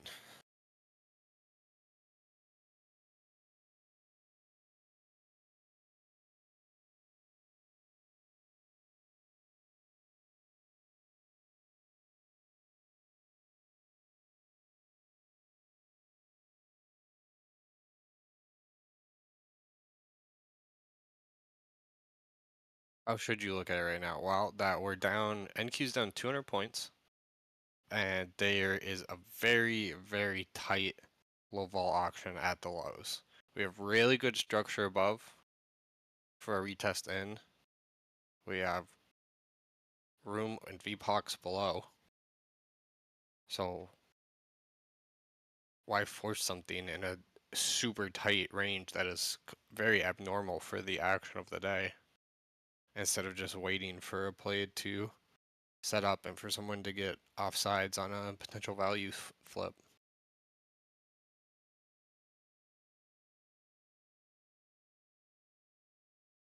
But that's what I said. Just wait an hour, man. Wait for lunch to get through.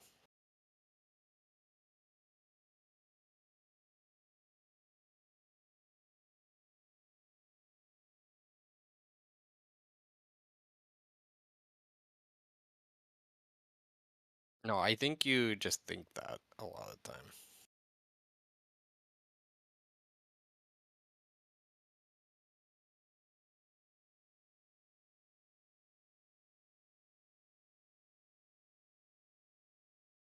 5 minutes ago to get the total rig count, prior 593. Big Hughes oil rig count, prior 486.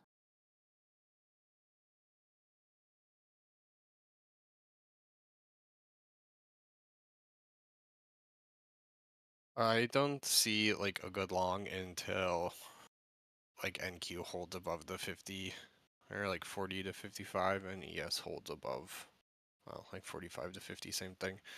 Because with this auction down at the lows, like you need to confirm away from this now. This action, like look at the last 30 minutes compared to the last 2 hours.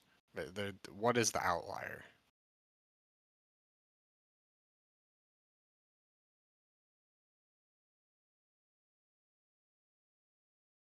Mm-hmm.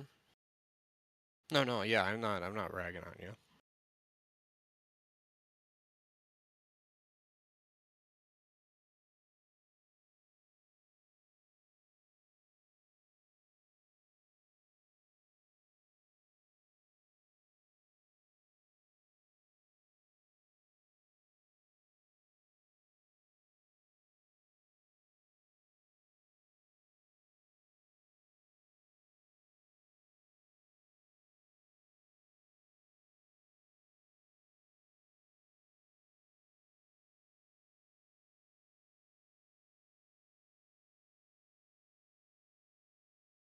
Like, I also think that probably everyone's looking for a low here, right? So, like, if this is the bottom, it would make sense to put excess and pressure, like, into our actual low of range and even a little bit below and shake people out. And then come through the LVNs, which is why the retest out of these ranges is so powerful.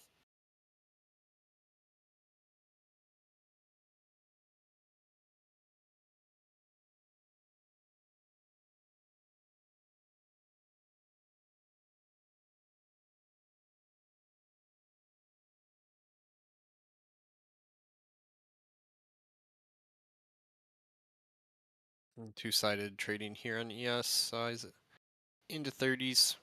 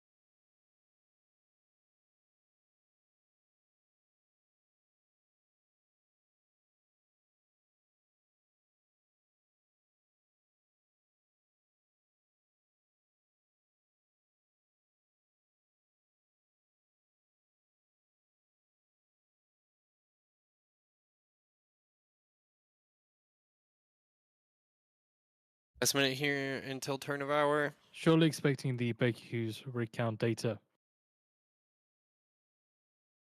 And also could get comments from Trump at the swearing in ceremony.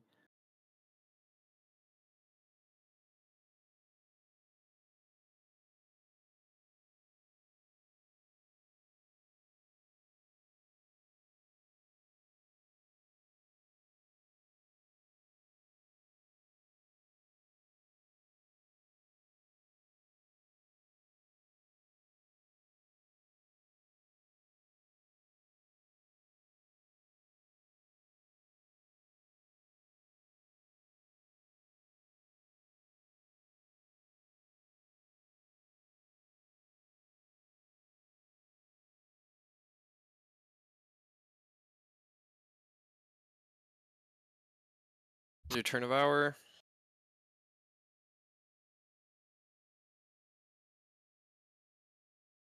So primary liquidity, yes, sitting 30, two-sided trading, good size down here, but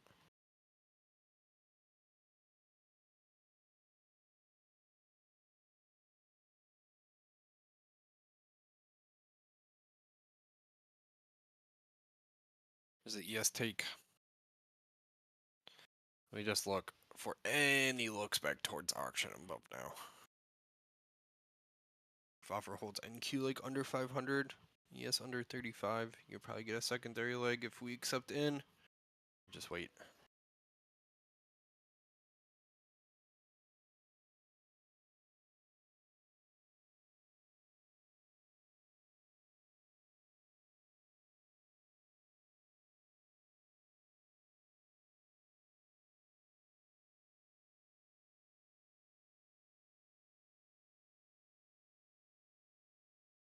Total rig count 592, 592. Also, oil rig count 484, 484.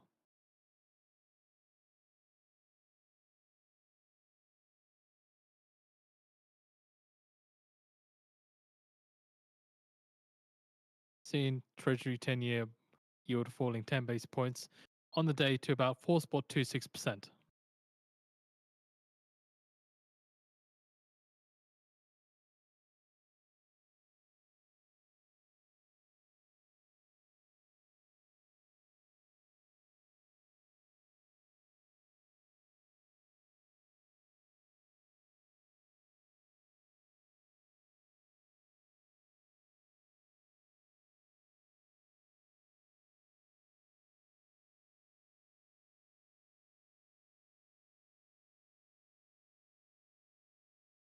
US 5 to 10-year yields slide by 10 basis points on the day. My bad, Zach. I was AFK. Is the volume better now? Sound good? That was a guy on Discord who was talking. Mario. Let me know if his mic needs to be increased more.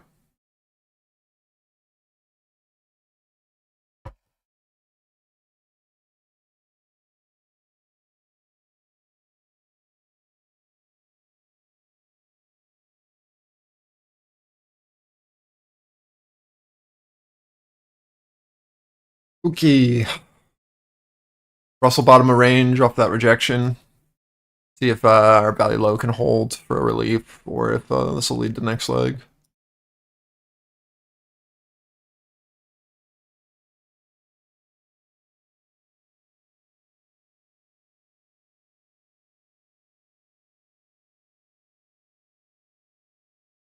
Feel like you want to see offer into like 95, 500 if we're gonna hold.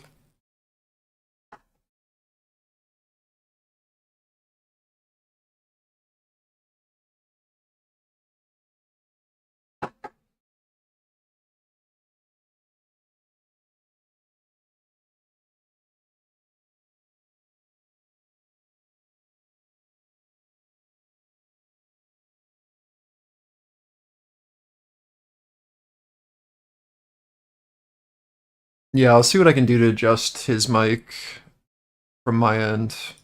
It's like, Am I quiet over there or what? I guess, I don't know, man. It's so loud for me. So it's really frustrating. Maybe I'll sit up straight and talk with my chest. I mean, again, like you're really loud in my ears. It's just OBS isn't picking up. I need to like change the default. Let me see what I can do.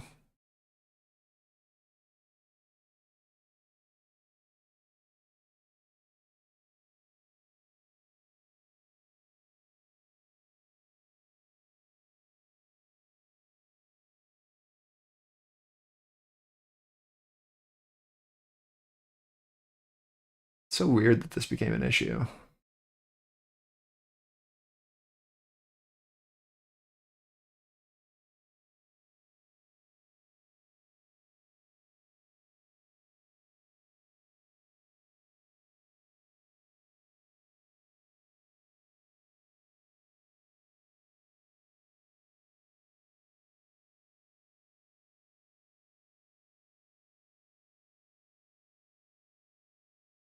Maybe what I need to do is lower my mic, and then people can adjust their volume, make you the default, and then I lower mine to Get accommodate. inside the box. How do you have me on my own channel in your OBS? So Tucker is currently Yeah, I've got streaming Discord the on its own. swearing in ceremony live.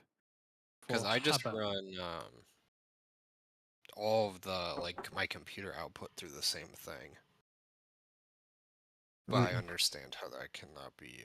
This is what my mixer looks like. Yeah, I need to do the canary.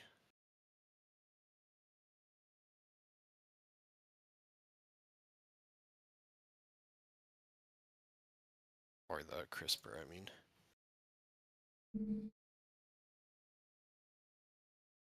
So just in regards to what Trump is speaking about Scarden providing Bono services. So nothing of interest. Just a heads up as to what he is doing.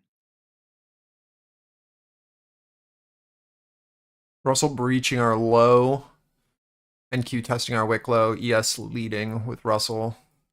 Got this VPOC at 452 that I think we're going for on NQ.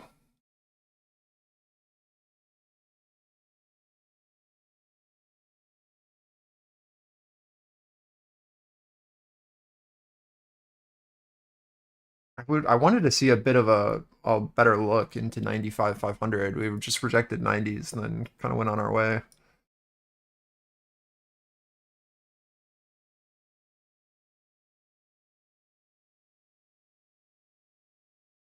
A bit annoying.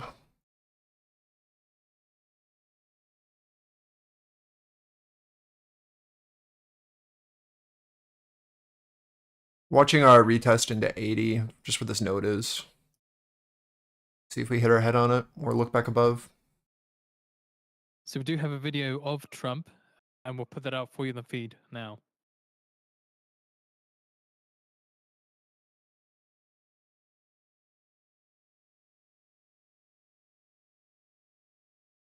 So we had some absorption into 86.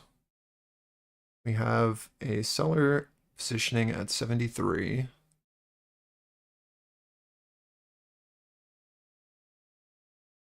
This is our resistance now. And the video is out on the Financial News feed for you to watch.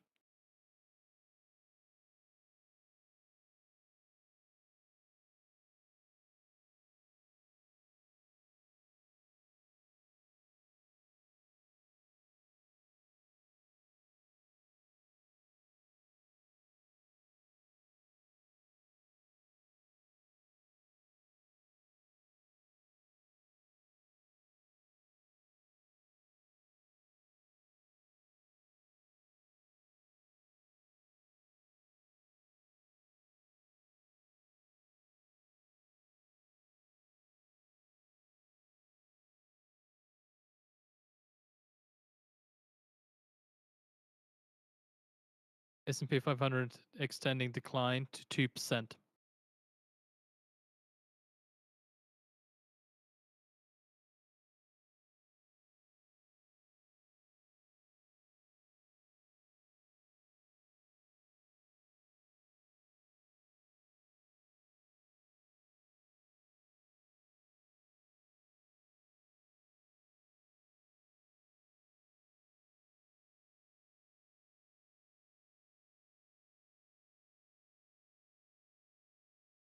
So just a little review then of the market so far with the VIX. At the time of the release for the University of Michigan survey, it was at around 19.3. Currently, it's about 21.79 at the moment. So just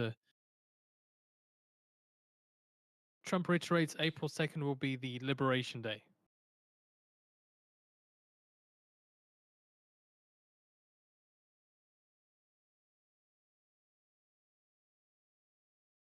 What does that mean?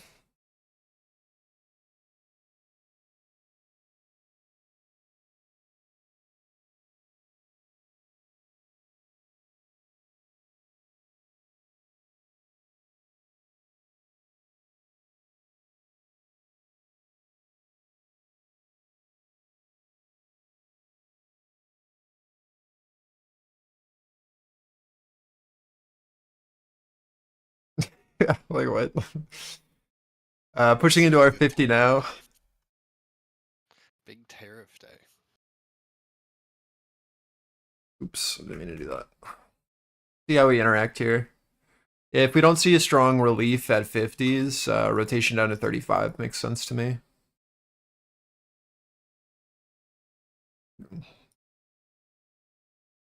And all we'd be looking for if this is a relief area as we push into this is just how do we interact in this offer here. Same thing for Russell into our value edge.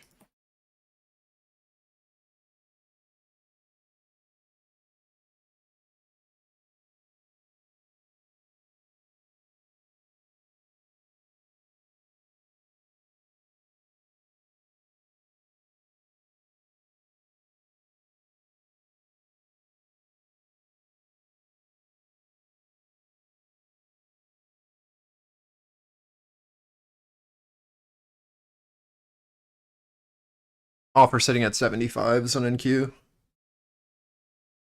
See how we interact as we push in. Watching for Russell to lose momentum here into our value edge. Sorry if you can hear sirens. Not sure if that's being picked up. I don't hear anything.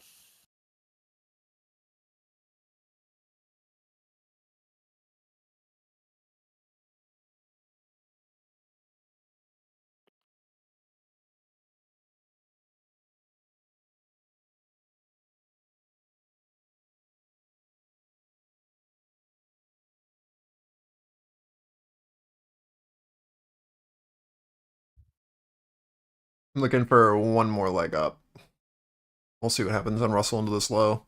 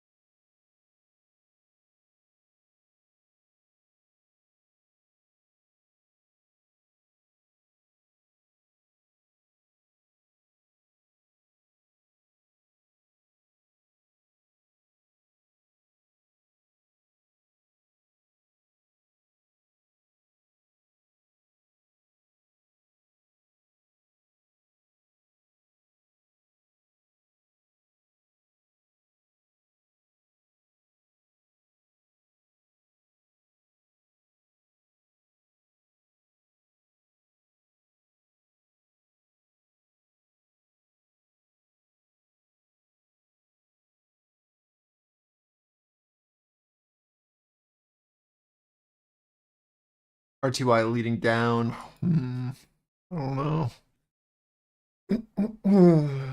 Unsure. I really wanted that pop on NQ to at least have something to play with. But if Russell starts to fall here, then it's Jover. So it looks like the video that Fox has kind of frozen, and they've noted that there's a technical issue. So we'll see if we can try and find any other video. Probably not going to get one. Oh no, it's back. What a range of emotions there. Surely expecting the Fed reverse repo operation data.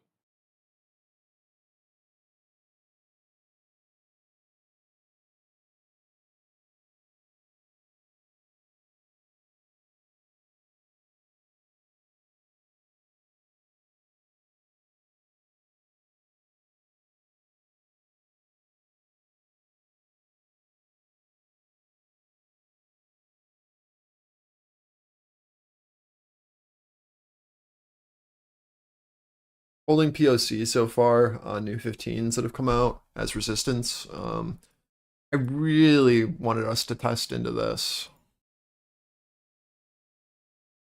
little void that we have here into our value high, but if we hold this POC here as resistance, like that's pretty bearish. And I really wanted to see someone get trapped into this area though.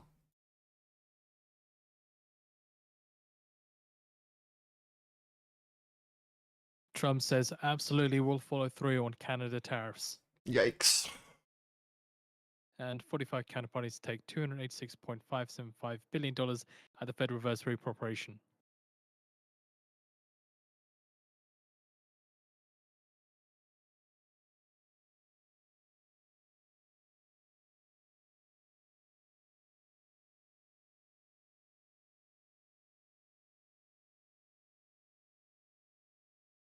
Trump on Carney just saying we had Pablo? we had a good discussion, and we will have a good relationship with Canada.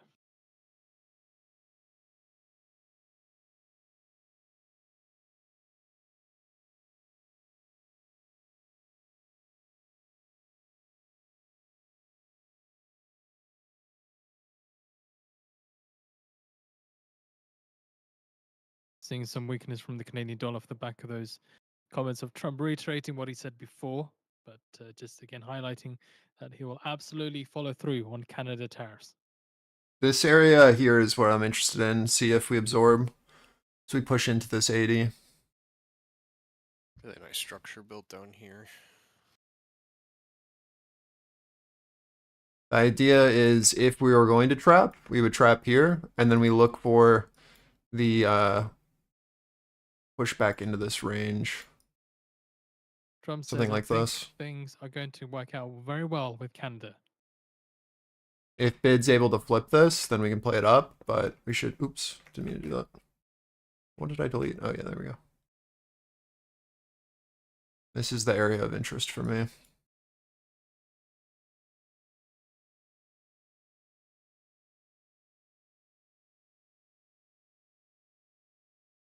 Trump says India is one of the highest tariffing nations. Still waiting, no position. Let this guy yap for a bit. Just retested our value edge on Russell. It's shifted. ES value edge retest as well. Just pay attention to see if we can build above or if this is going to hold his offer. ES, easy level to play around where this is either going to go supportive and then we rotate up, or this holds offer and this will then rotate back down.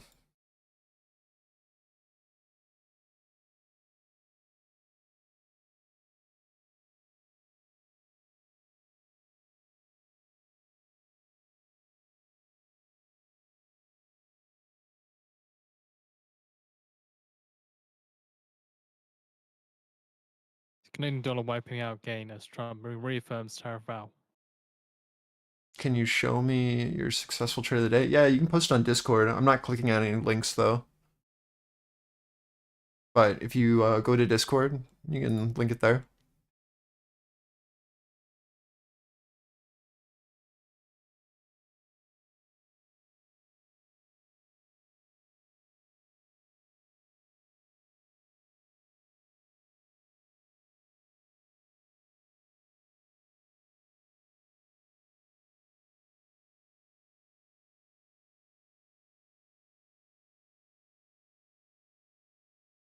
So what we have here is either a flip, a bid, and hold, or this will be our offside buyer when we push back through. So this is a super important area for me to let us know if this is going to be our catalyst for our next leg down, or if this will be our flip for right side of V. So far, they're looking a little off. Watching our halfway back as we retest.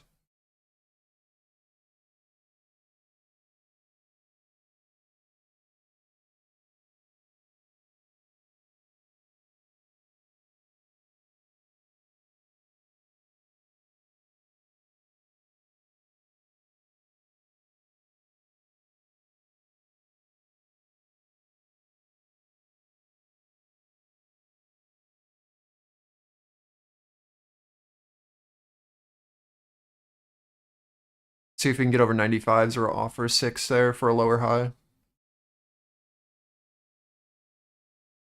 I'd like to see us be able to lift over 95 if this is bid.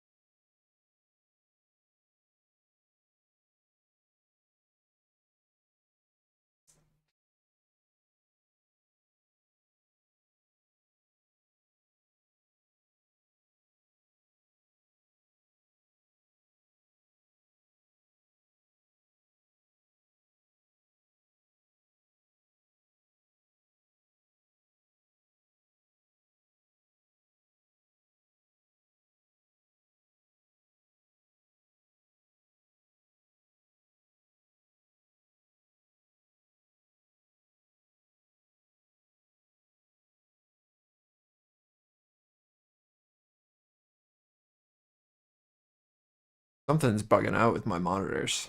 It's like it keeps going from like night mode to day mode, and my screens keep going from like orange tint to blue. I don't know why it's happening. Like my flux is going crazy.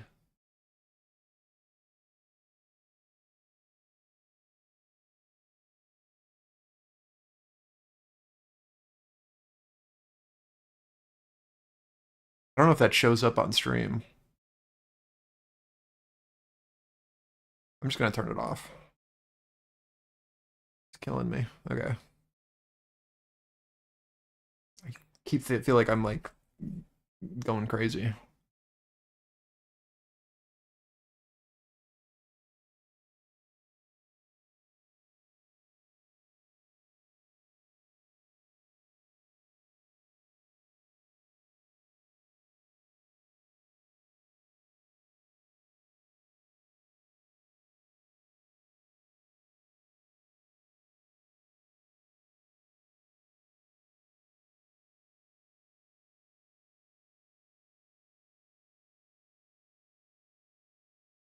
These guys are looking pretty screwed so far.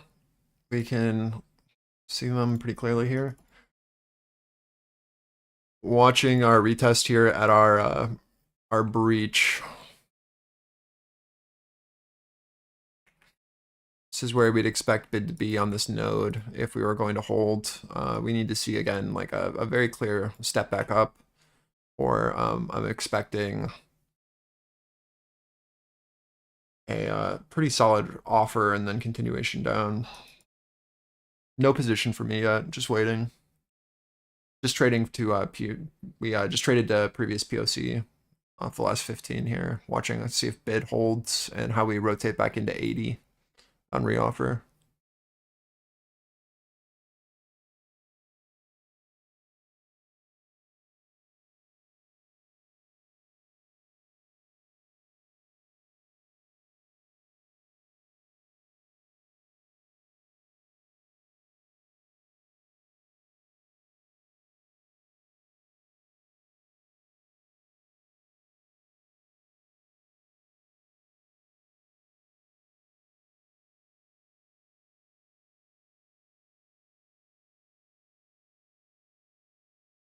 In Q entry 1123 at level of candle open at 1102.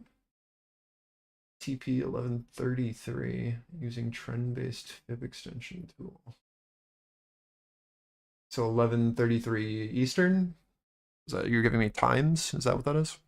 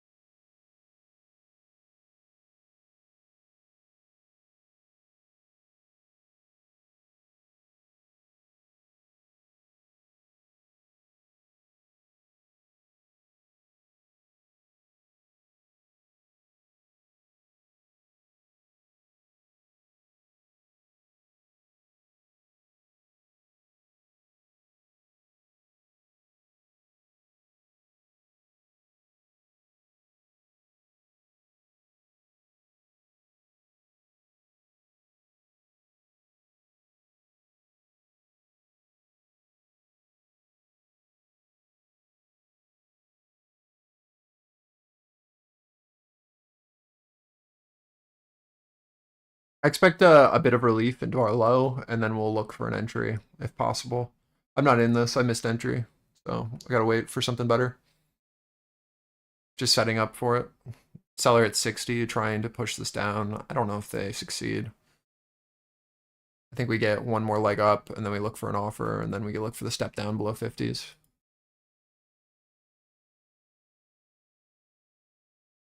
Unsure.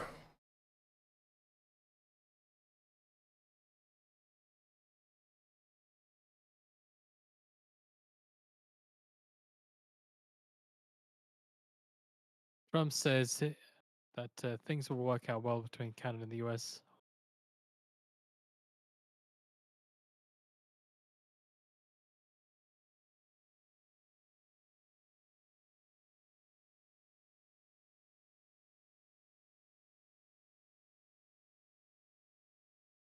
Watching our Russell wick low here. Again, offers trying to step down at this 60. Looking below 50s now. Let's see if Russell leads.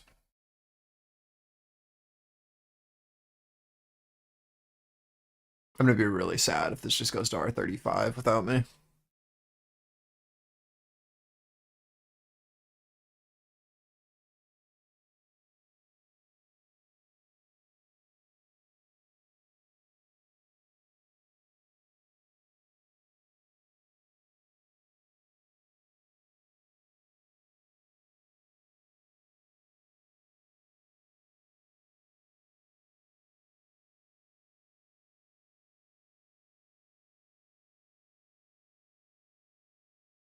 Trump says they're making progress on Russia-Ukraine.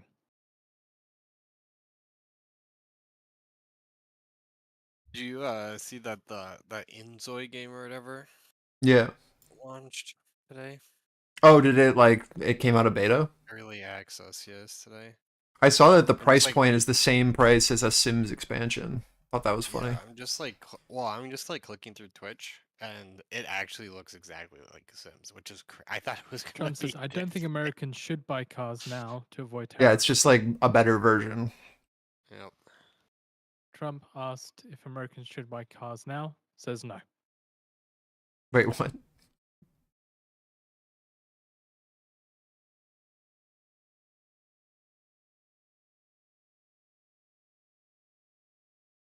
Fuck, man, is this going to Target without me? Ugh. I hate midday.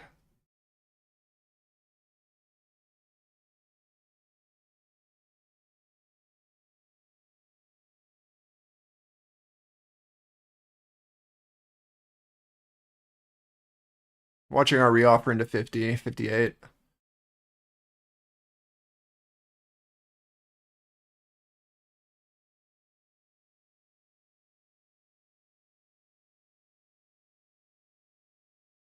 $50 seconds till new 15s.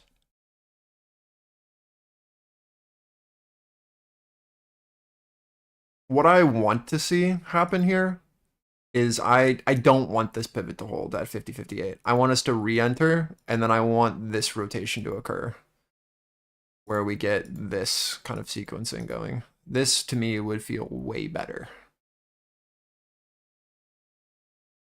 But if 50-58 holds, then we just keep going down, and it is what it is.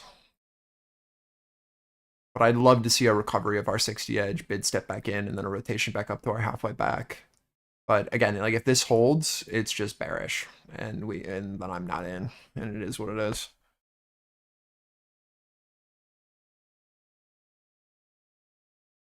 Nice little mountain. There's pretty good liquidity on ES bid Trump here. wants tax deductions on interest on US-made car purchases.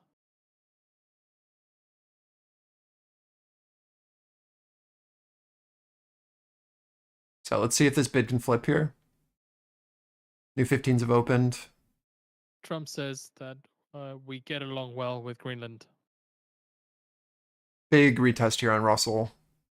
Break of structure, retest.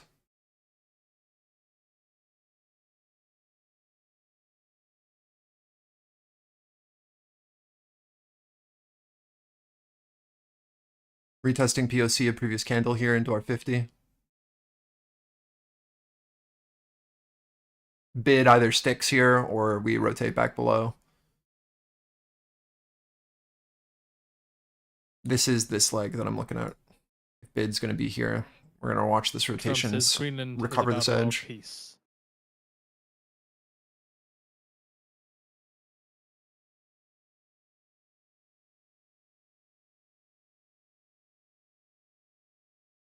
German Finance Minister Cookies says there are only losers in trade conflict, and tariffs will also harm the U.S. economy.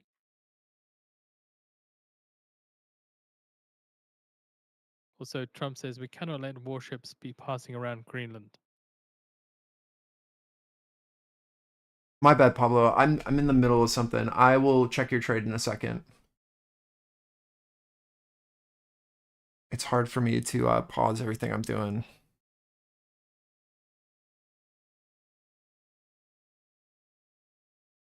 Have a great weekend.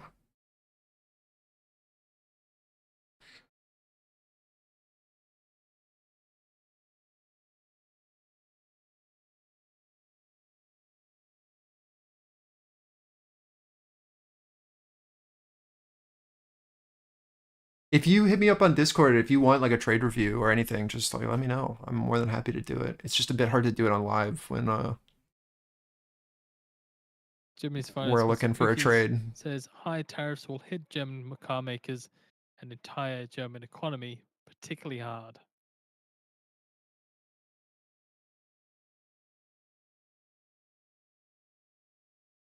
Trump says we're looking at reports of Iranian drones used in Ukraine. I'm out my first contracts Iran here into is high on 70 my list of things to watch. from 50. And I told Iran that they need to make a decision.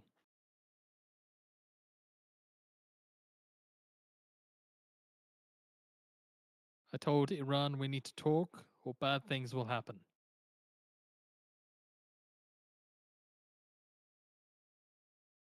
My preference is to work things out with Iran.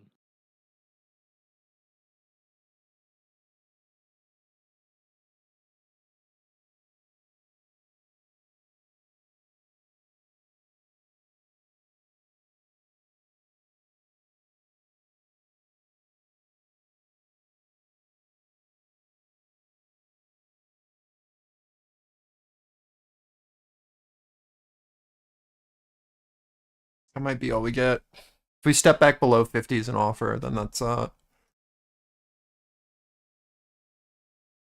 that ends the remarks of Trump in the Oval Office.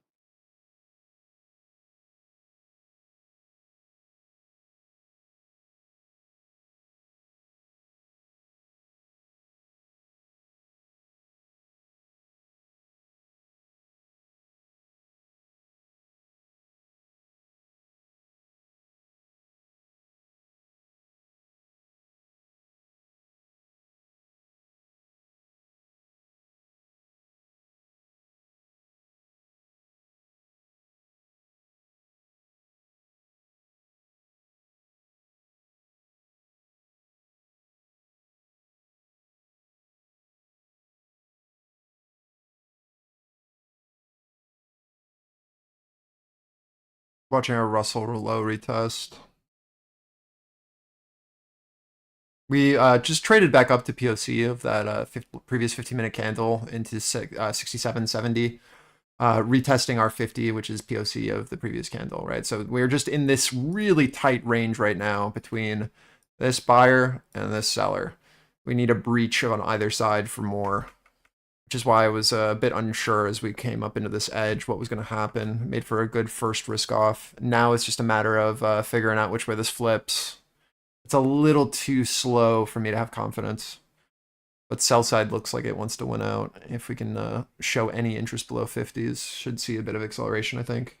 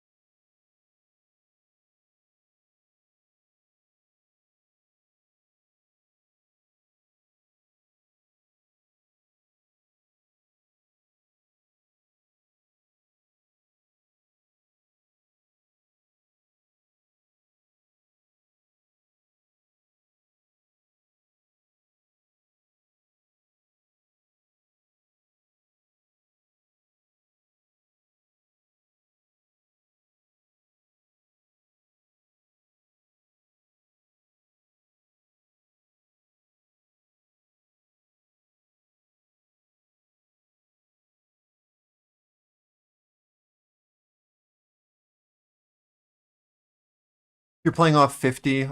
It's your first risk off into our wick low. I think we get a new low here. Russell leading. Invalidation over 60.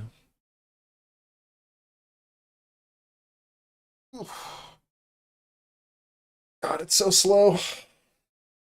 I might chill for like an hour until we at least another 30 minutes till 2, and we get back into the groove. Yeah, we should get some volume pickup.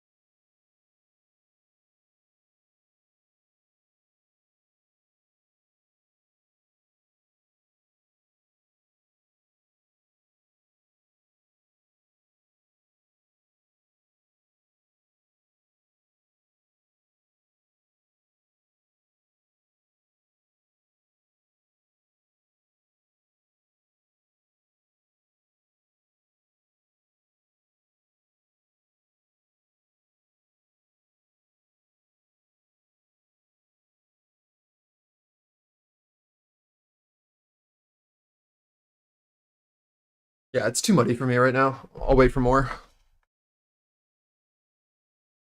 I got stopped there.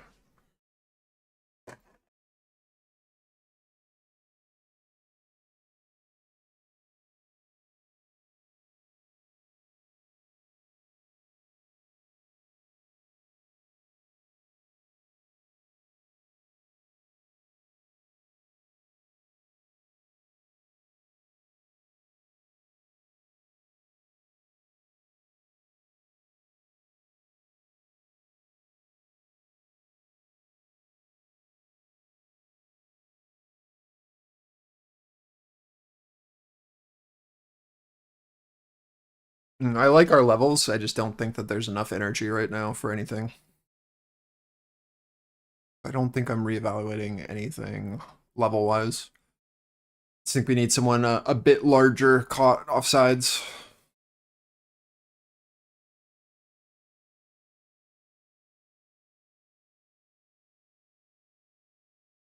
Every time we've like came into an area and auctioned, the move away has been really good. So there's, for those feeling itchy, there's no reason to mess with this until we get another look above or below.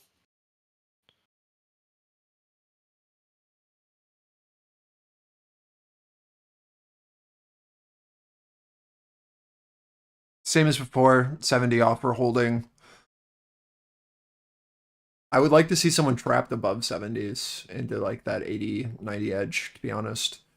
Looking to see if bid will now hold this 50 to 60 for that rotation up for that last leg, or if we'll actually get a push down.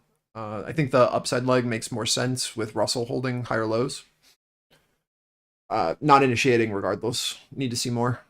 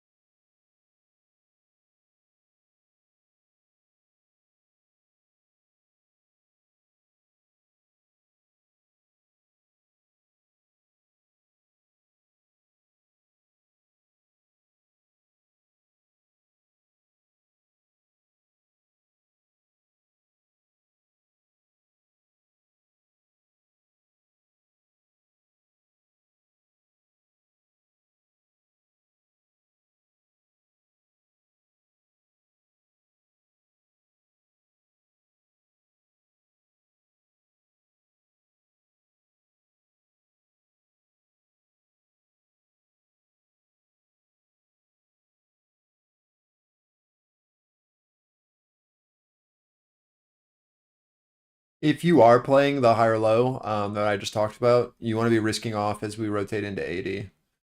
We're watching to see how we interact into the value high at the 76-80 area on NQ. That 50-58 held as supportive. Again, I'm flat, just waiting to see what happens up here. We have 40 seconds until new 15s.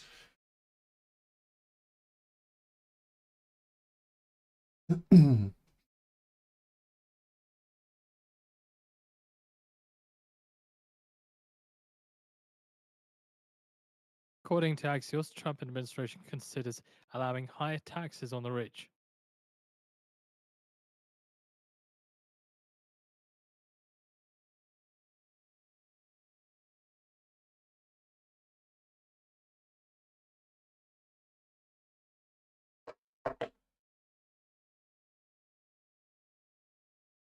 I wish I could change the volume on Discord videos before I click So play. from Axios, Trump White House might flip the script on tax cuts for the rich. So the Trump administration is discussing a surprising option to help Oh, okay, good. fulfill All right, I'll his watch it. campaign trail promises, allowing the richest Americans' tax rates to rise in return for cutting taxes on tips, according to a senior White House official telling Axios. She just straight jumps to the table. Actually a cat.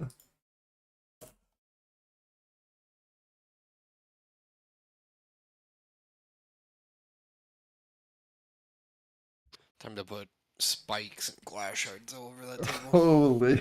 Gotta teach him a lesson. I think like a single candle up there would probably prevent it. That's how sauce burns his house down.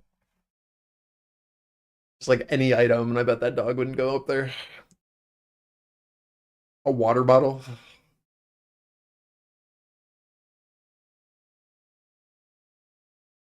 And we have posted out the article on the Financial News feed for you to read through. Tinfoil? Again, Trump White House might flip the script on tax cuts for the rich. Is it like a sound or a texture thing?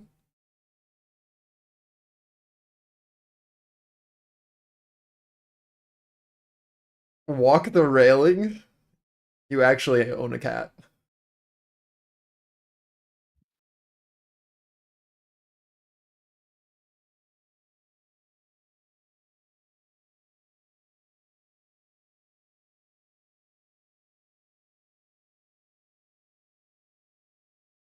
Interesting. I've never heard of that surf.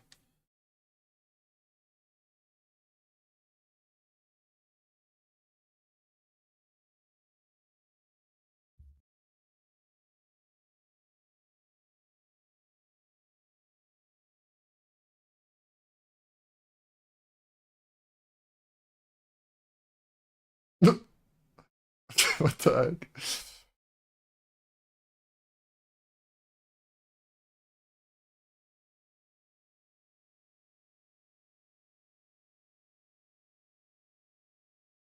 Like defies physics.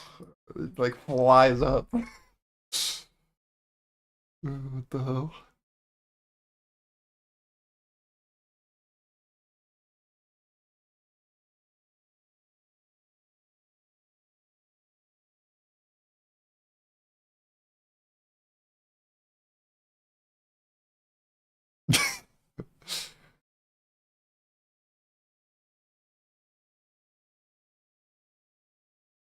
Like an invisible wall in a video game. It's awesome.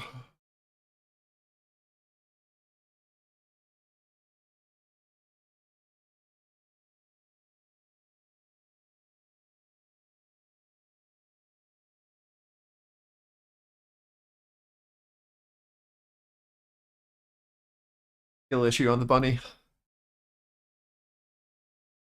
Yikes.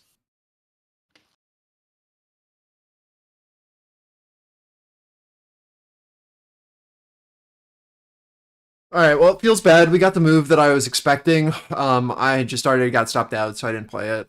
We're watching to see how we interact up here. So we rotate up. Held our pivot. I was just a little early.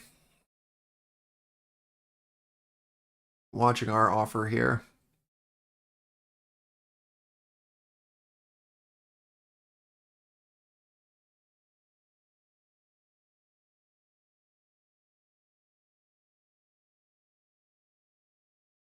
I'm so bad at midday. Ugh.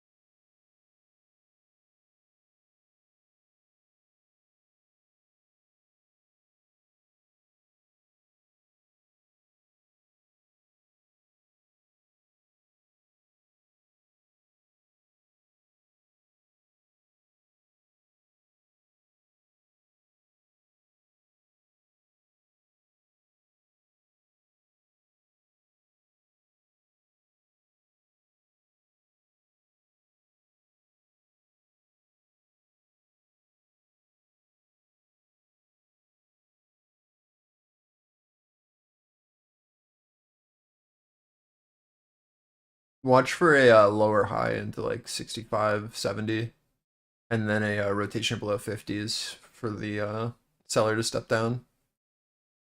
If this is going to actually play.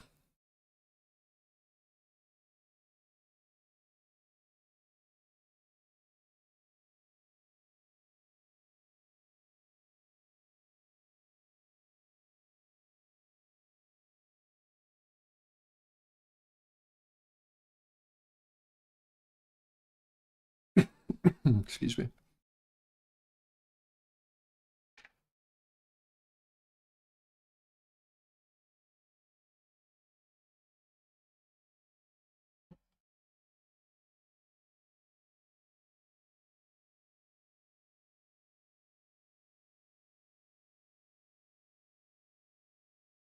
That chart is ugly.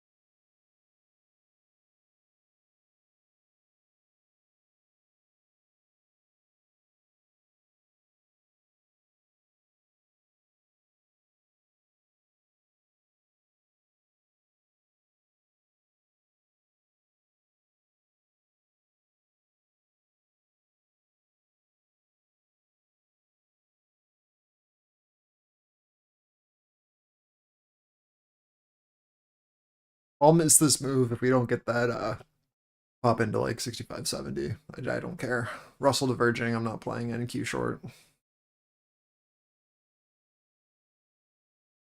Yeah, okay. Watching ES into value.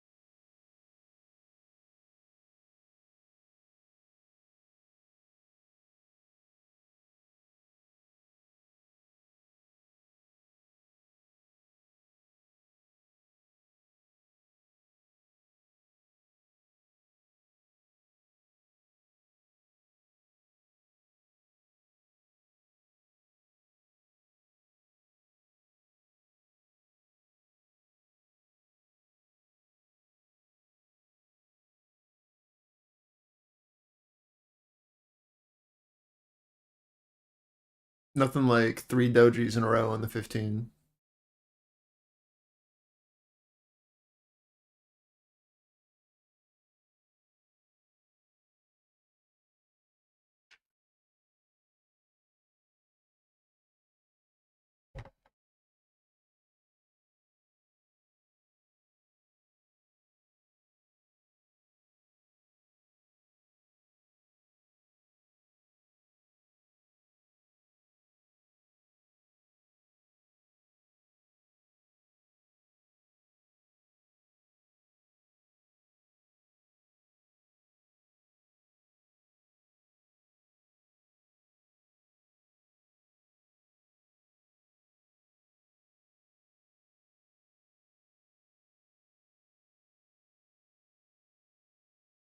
We watch for a lower high here.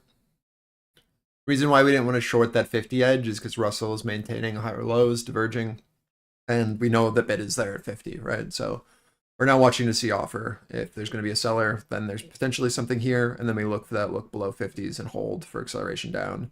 If that doesn't happen, then there's been no shift in our balance, and we continue to just maintain. So super important.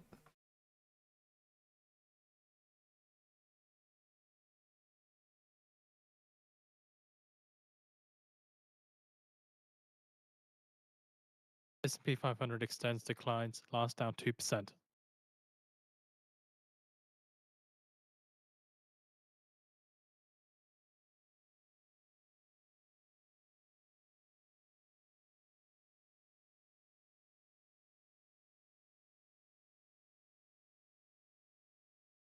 RTY continuing to lead up.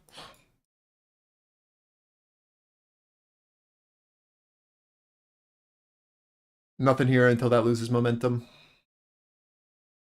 Russell 2000 extends, declines, last down 2.4%.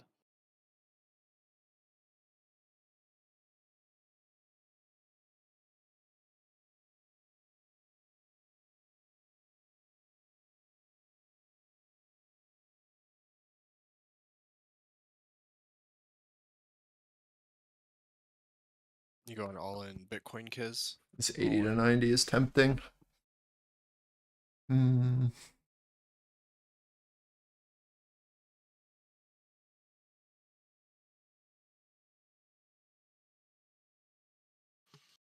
So far on ES, the bid like stepped in this edge in LVN and got basically ran over.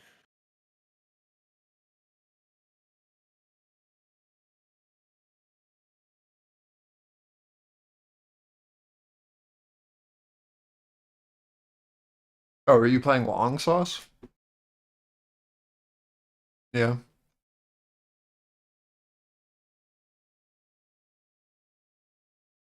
Yo, wow, you had a really tight stop. 449. Yeesh.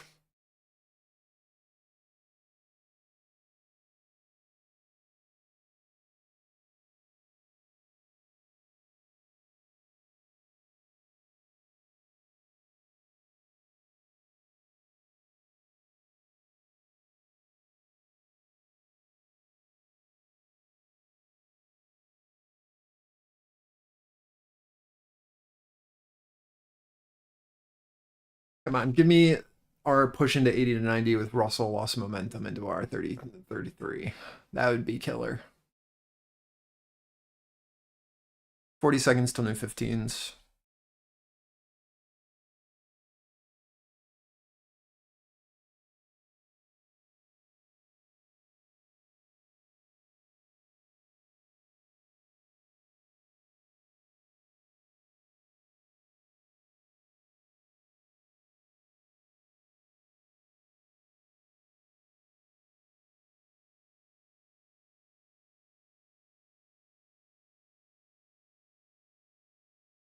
Ten seconds.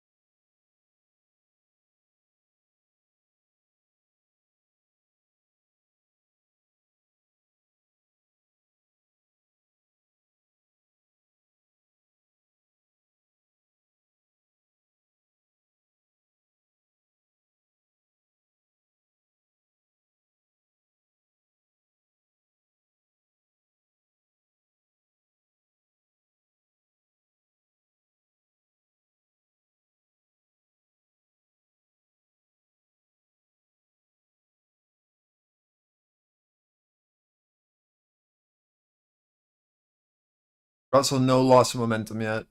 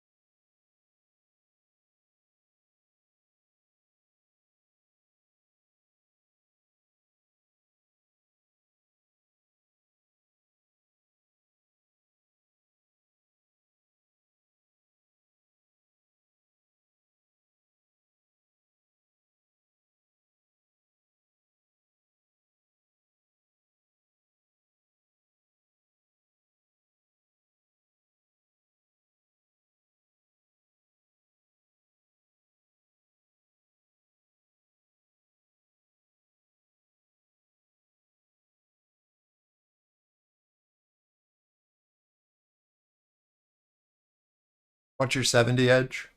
Value hive last candle.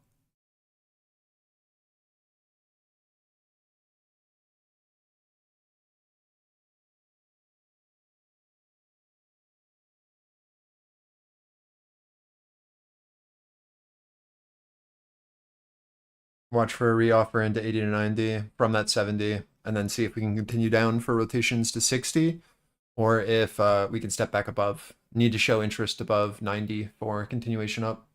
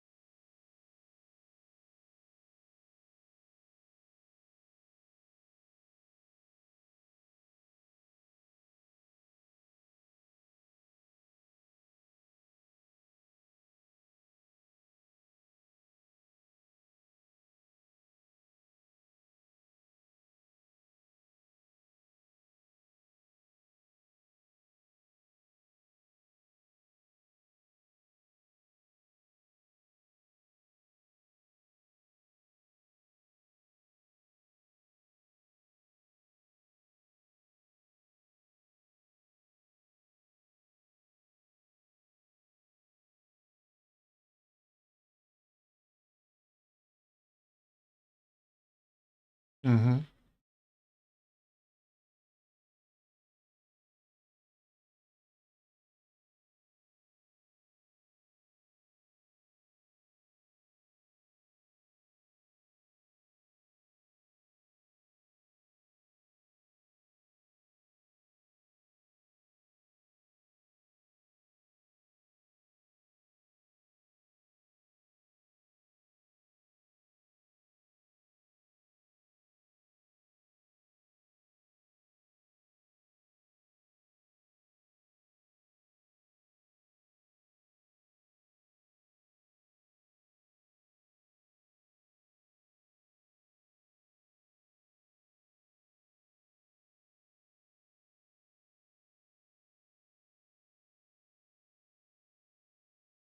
ES value test and halfway back to our 70s here.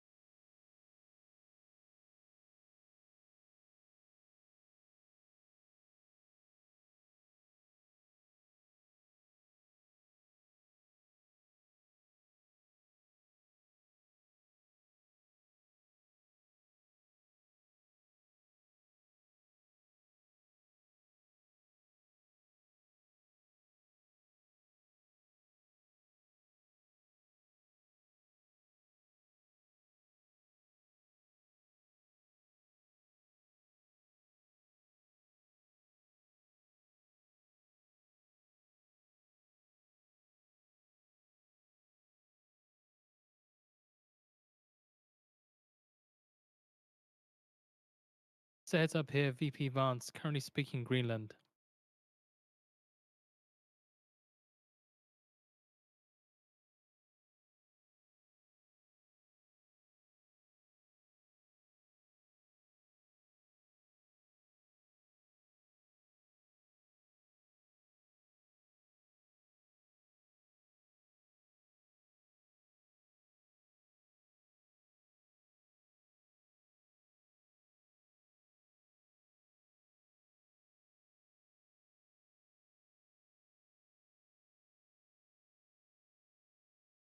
$70 bid winning this and validated over 90s. We're now watching this as our supportive pivot on this hold of our higher low.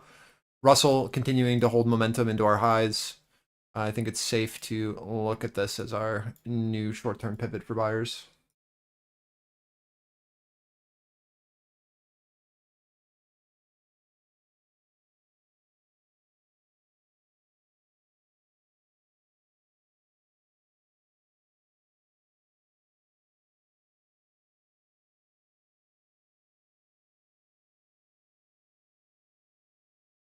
We have posted out the video on the Financial News feed to watch live. Again, Vance speaking Greenland.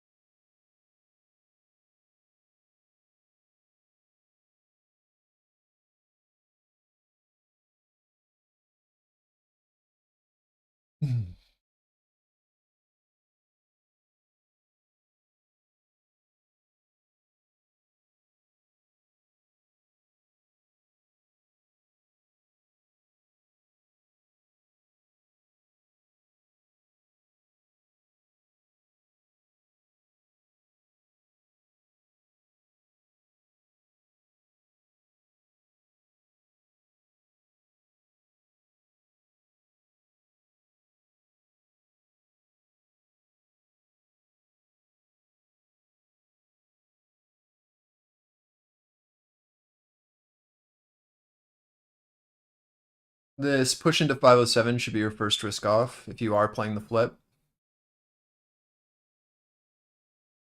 Russell leading up. No loss of momentum. ES held our value edge, supportive at 626 into our next area of offer on NQ. This like 507, 514 is our target. This is POC from the sell side candle and where this void is, so we should expect a bit of supply here. But as long as Russell continues to lead up, I think we have room to 38 on RTY if we can hold this edge here. So just keeping an eye on this. Again, this is this supply here that we are looking at on NQ. So it makes for a really good first target, but should be able to play it up.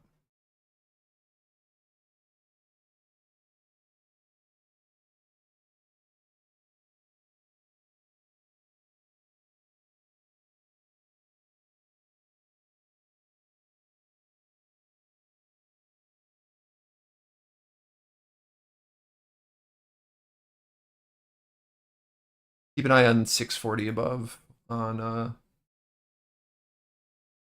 yes.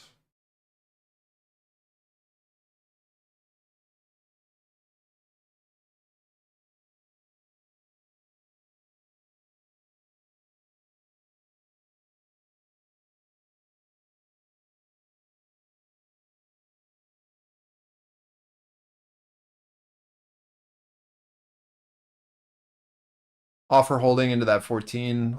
Just like I said, this is supply. We're just watching for higher lows here on NQ after taking our initial risk off here. Now watching for Russell to find a higher low if it's going to hold.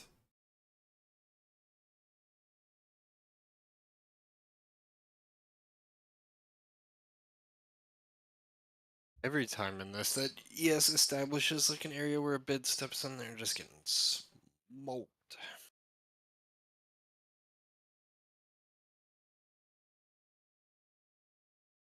US National Security Advisor Waltz says Trump is serious about Arctic and security it brings.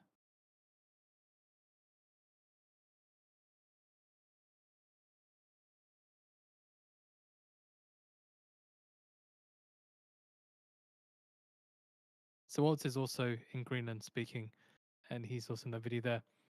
He's saying that this is about shipping, energy, and monitoring adversaries. What was your flip level? As soon as I got stopped out at over 91 with Russell holding highs, tried shorting that 80 to 90 for offer for a lower high, and then we saw the exact opposite of that happen. So bid stepped in at 70s and then rotation up. With the failure of to push through our 70s, we just had bids maintain. So if I'm looking at this as balance between our 80-90 and our 50-60, and we're holding our mid at our 70, and that bid is maintaining, and we don't see sell side defend this pivot, then it's just going to rotate back up to the last value area, right? Which is that offer into our 514, which is the POC of previous candle. So it's just retesting and then rotating into supply with Russell holding highs. That's all it was.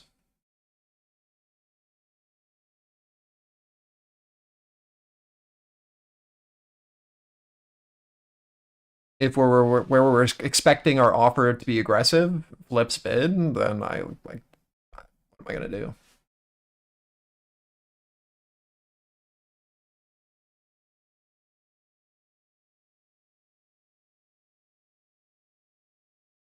Vaughn says if missile fired into the US, it is the service members in Greenland who would give notice.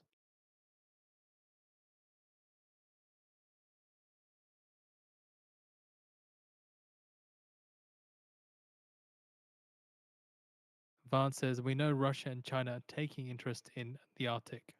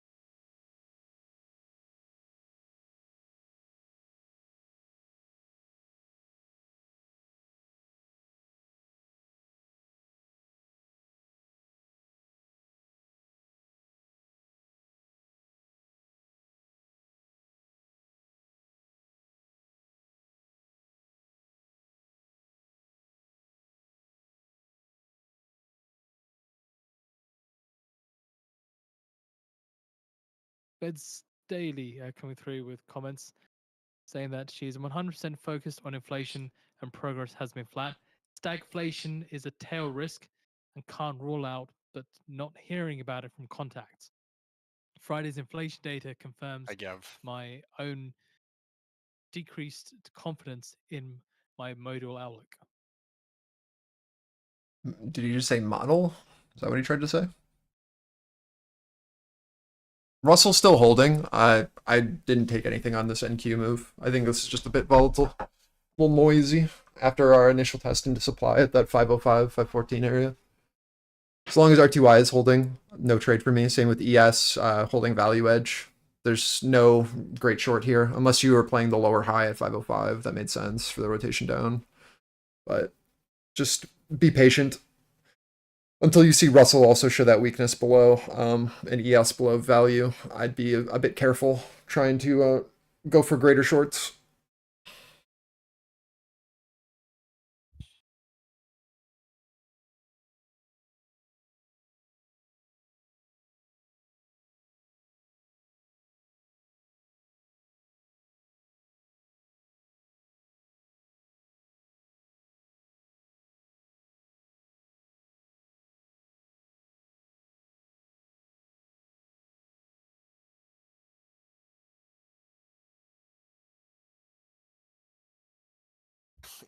Classic gap.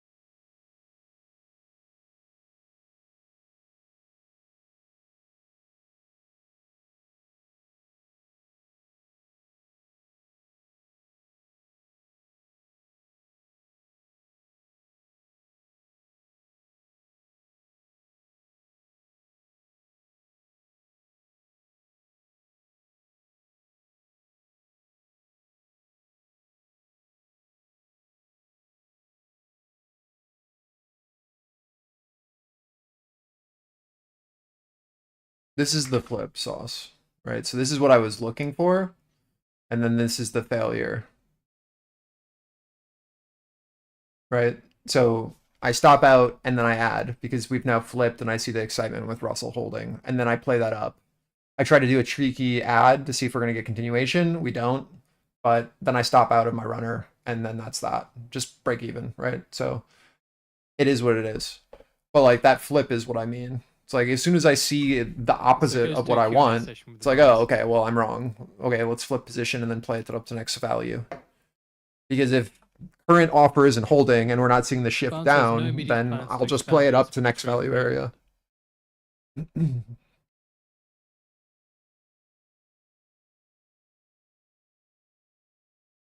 So then it basically the entire area just becomes a scratch instead of a net red.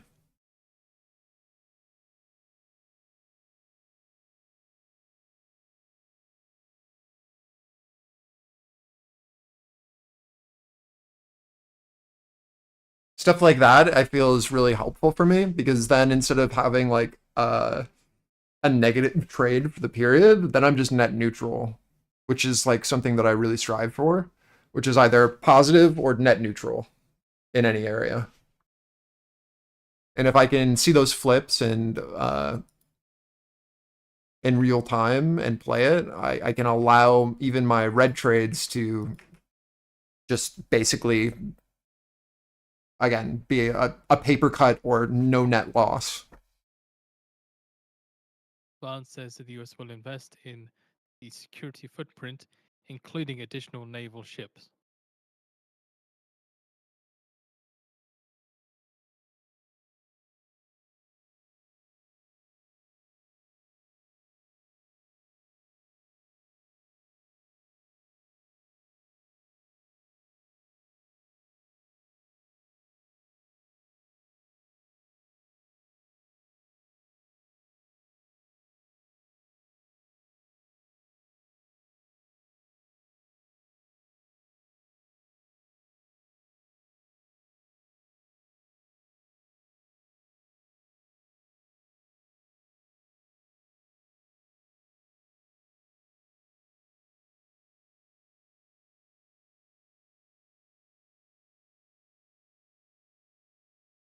If we have Russell follow through here on the break, then we have downside on NQ.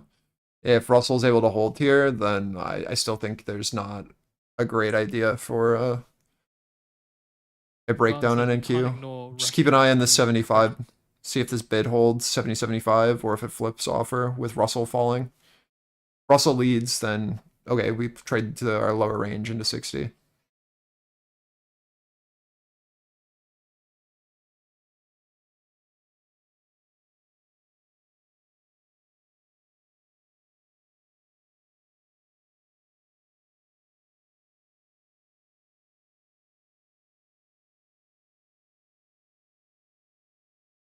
Yeah, no argument from me, Motivation.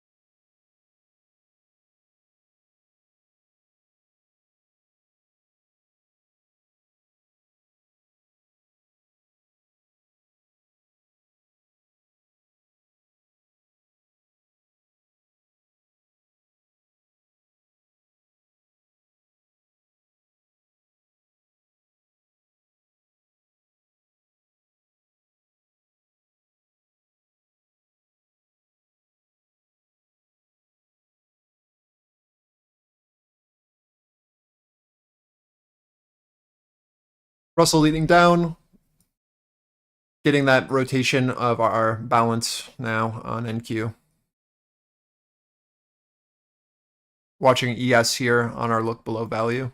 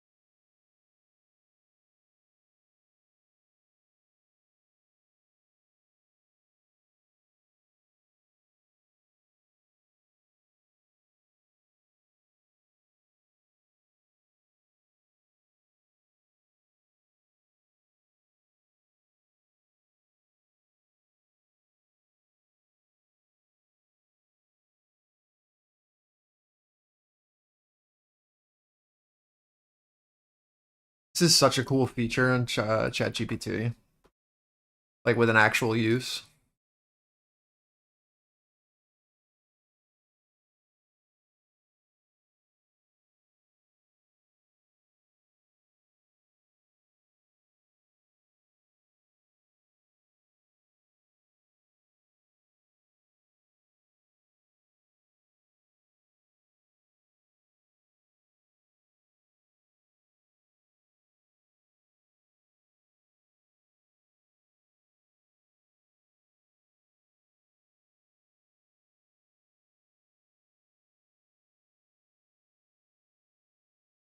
I like that a lot. I wish it would find like links then for like the item. I'm sure that'll be the next thing, the integration. Yeah. This lower high is a good reoffer. I'm just watching for Russell weakness again. Yeah, same with everyone else.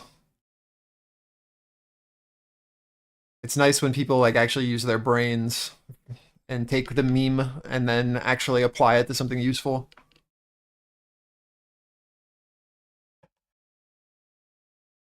Are you a real fan?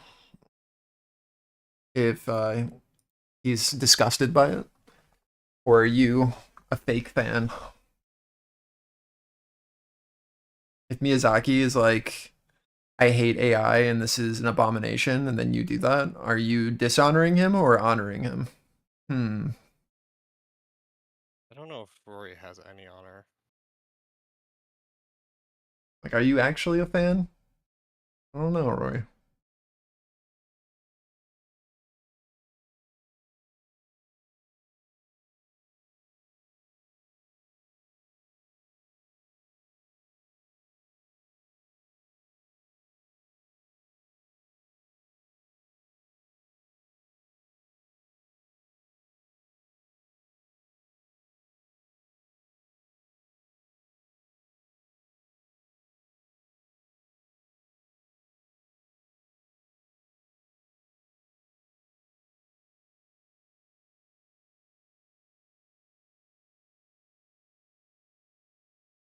You got the blue tint glasses. Nice.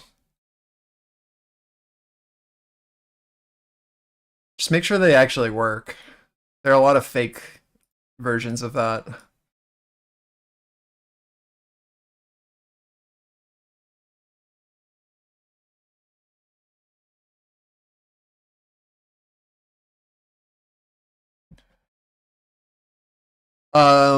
It's a little slow right now, but we're basically just watching to see if Russell puts in a lower high here for a continuation down, with NQ also holding your 80 to 90 again for a reoffer for rotations to 60.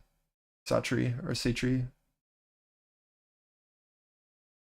We need Russell weakness again for a continuation. You're basically just trading in this auction here.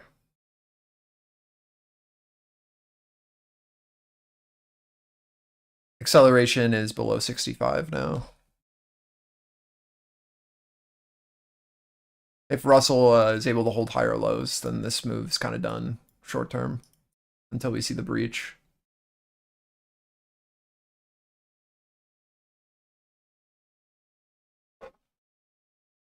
You see how we're just holding POC of previous candle here at 70? That 70 buyer is still present, right? So need to see them gone and that like 65, 70 go offer for new low. I think Russell will be our leading signal to let us know what's happening. Right, because it's either going to get back above here and then rotate highs, or this is going to be a bear flag into our previous balance, and then that leads to more downside. So just wait for Russell, be patient, and that'll let you know.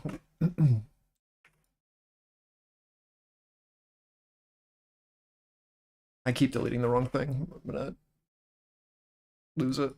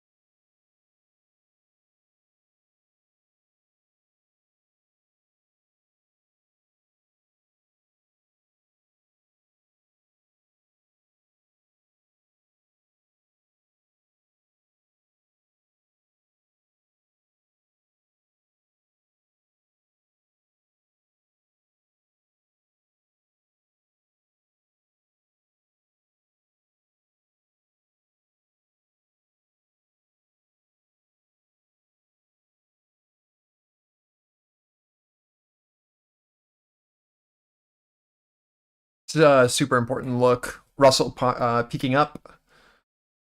See what happens. Same thing with NQ at our pivot here. We're trying to flip our halfway backs as supportive on retest. Need to see a bit more from buyers, or it's just going to flip right back over.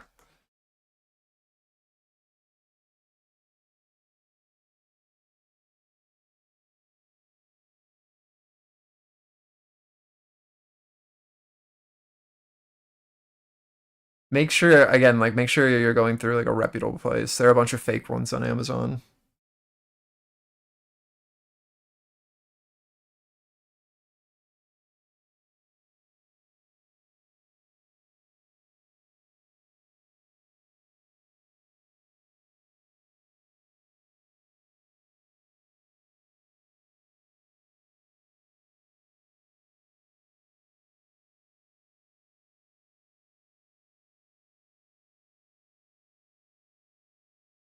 Build our low of a liquidity void here on NQ.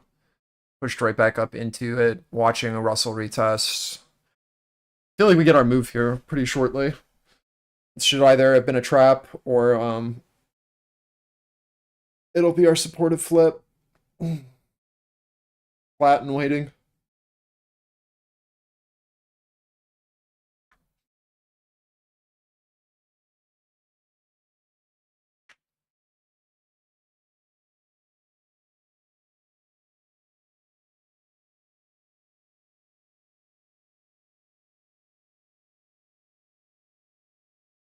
ES holding value edge, no change.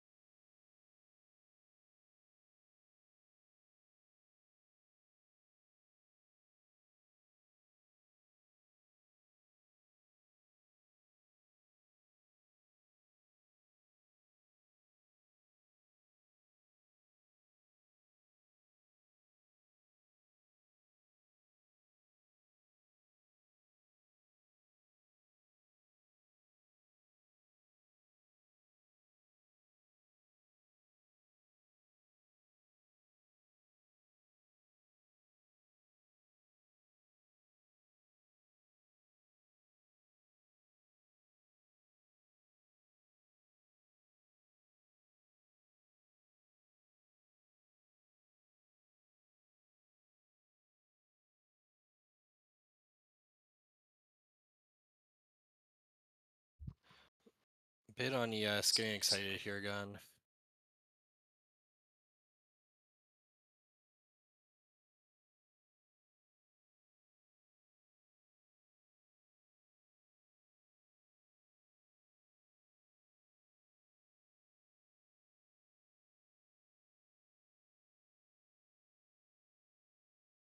Try going through these steps or to see if they're real or fake.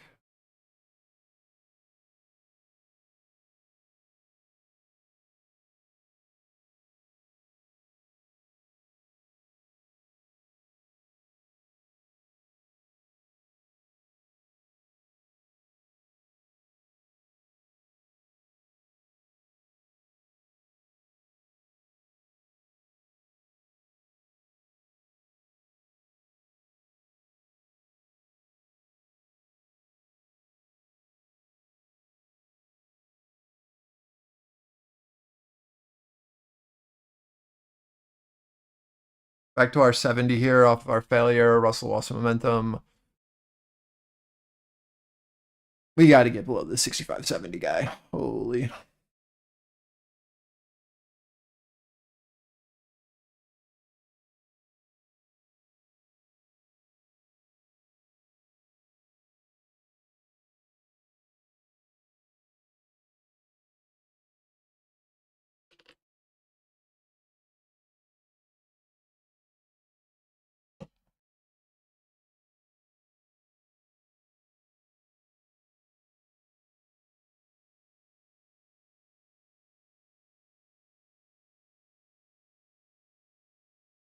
The only reason I'm like being annoying about it, is because I've gotten three fake pairs before I found a real pair.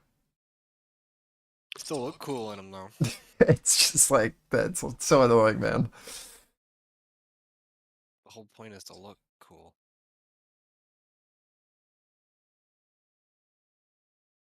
I don't know. I'll have to look again. I don't use them anymore. This was a few years ago. I'll look through like my order history and see if I can find it.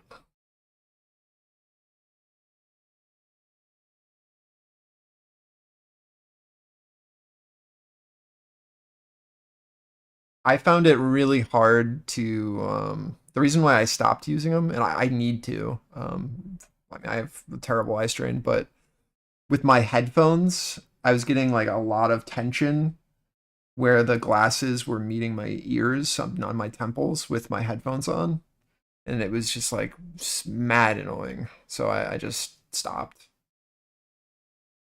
Easily fixable when I was just like, nope. Easier solution is just give up.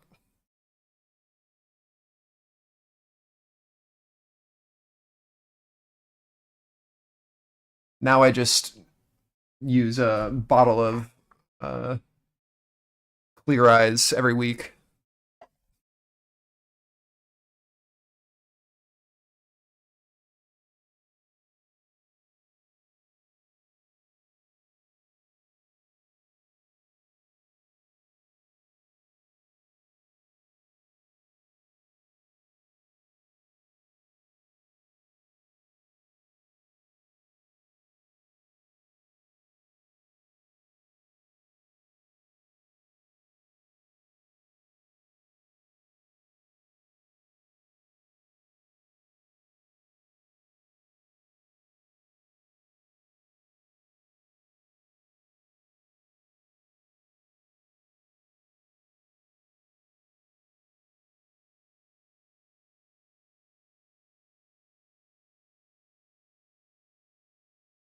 This flip of 70 is very interesting to me. I'd like to see us break our lows. Russell leading down to retest our bottom here.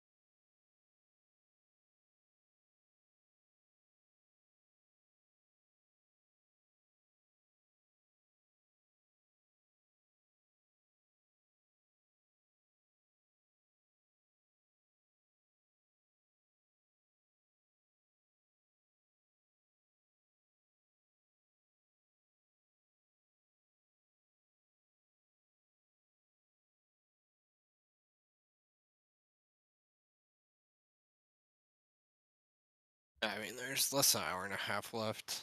Dig your weekend, my man. Make sure to go through and do like journal your entries and really focus on why.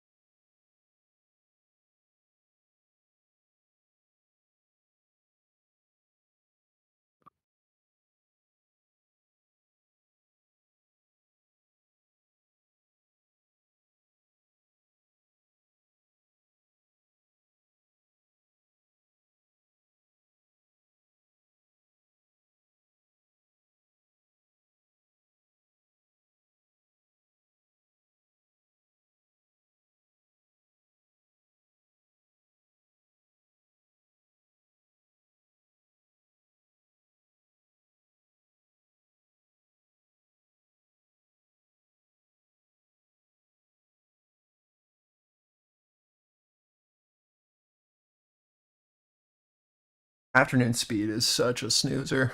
Holy.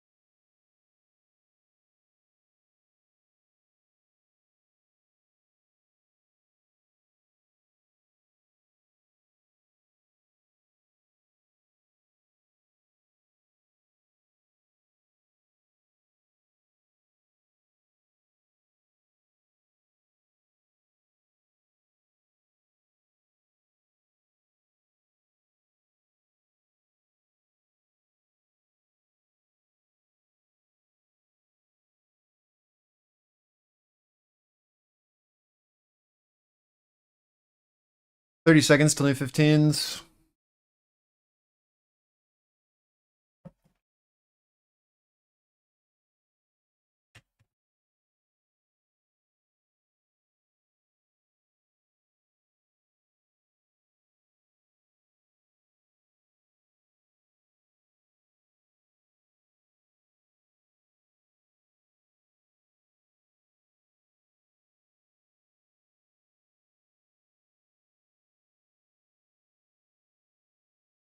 Offer is trying to absorb into 65. We'll see what happens on open of new candle if bid can flip it.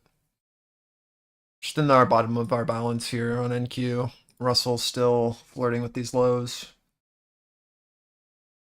If ES can't bid this and gets back under 20 flat, I would expect another leg. There's so much buy side absorption there.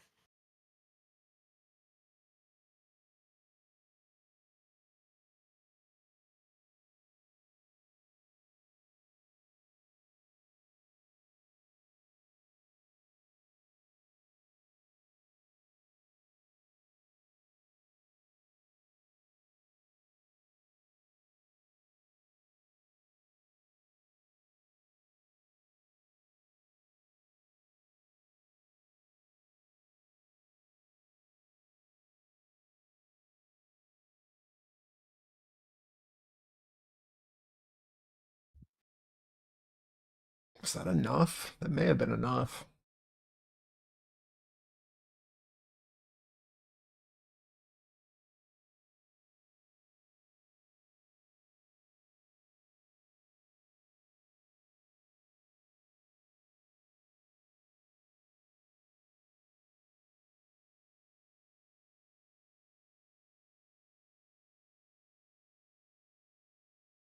See if Russell follows.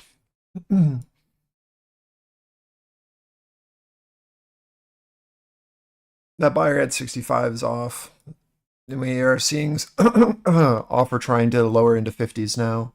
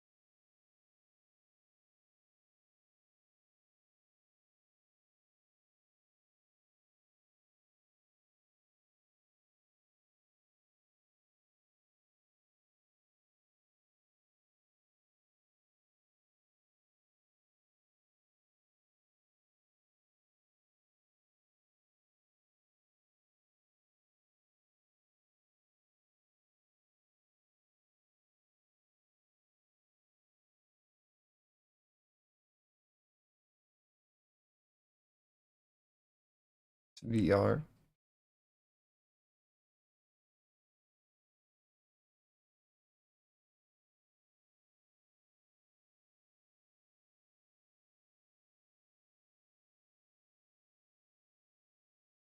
Since that 20 tough ES.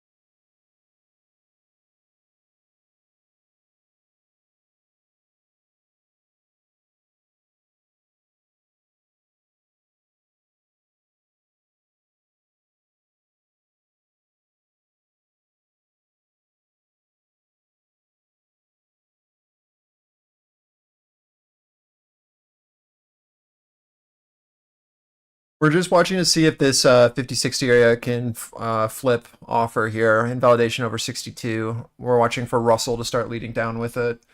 We've been watching for this for a while. We know that this guy at 65's offsides.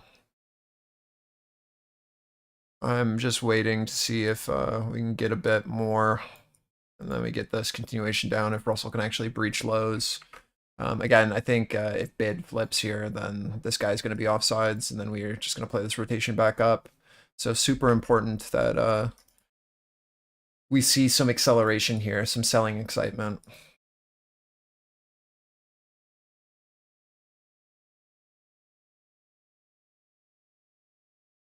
If they don't show any interest down here below, right, then it just makes sense for bid to step back up, and then we play with the sell side punishment instead.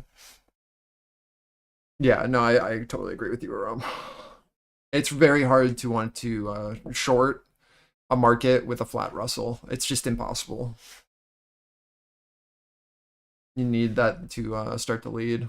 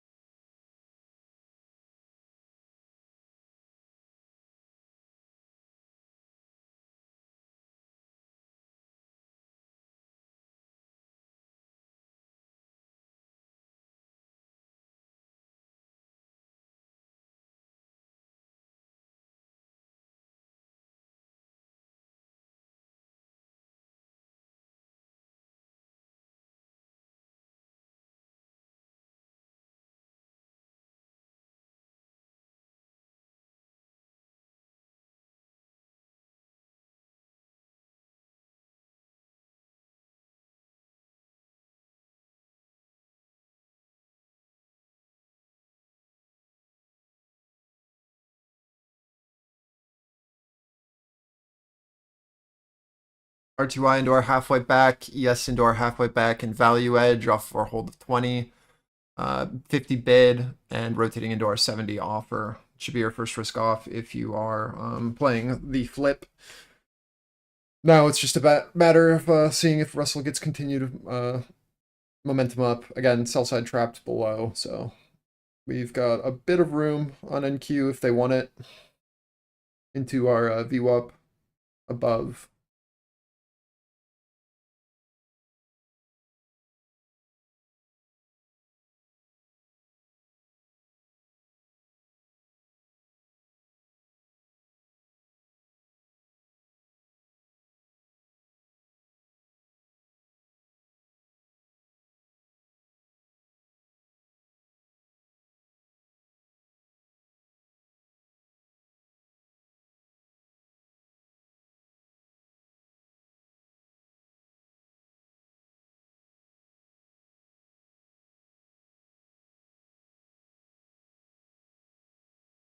Offer is pretty active here at 25s on US.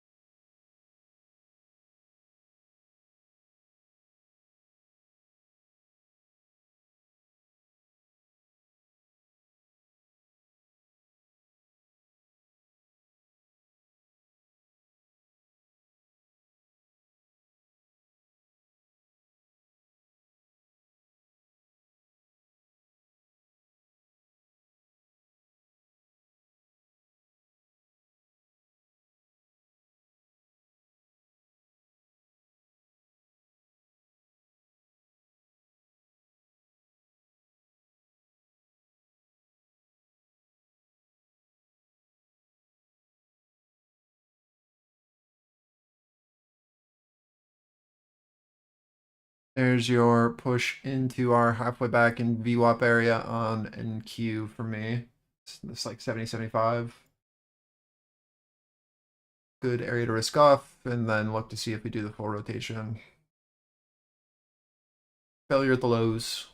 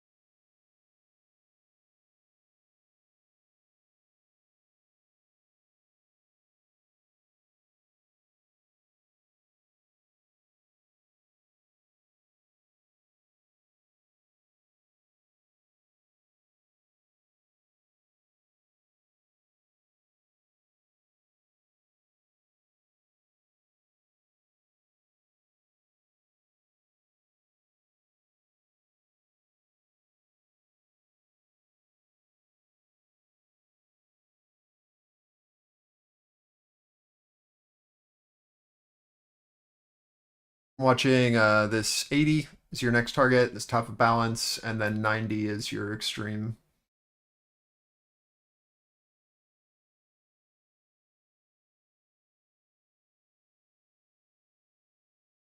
Russell into our offer here at 34.7, where we rejected last. Yes, back over our value edge.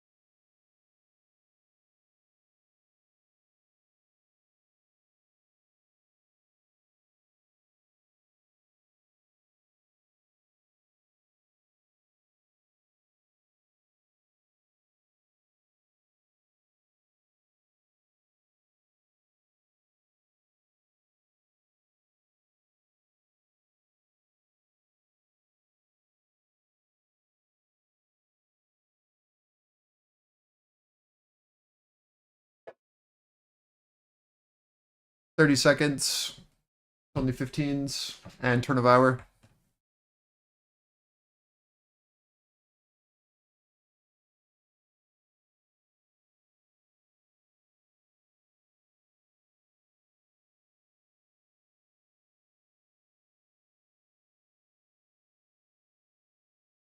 I am 90% out of my long position on the flip, just as we're testing here into our top of range, watching Russell, see if we can continue or if this is going to offer.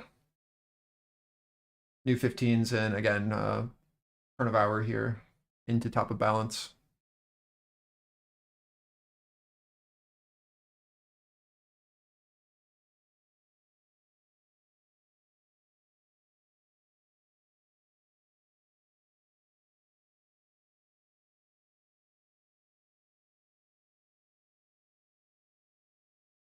Going for our 90, risking off one more here.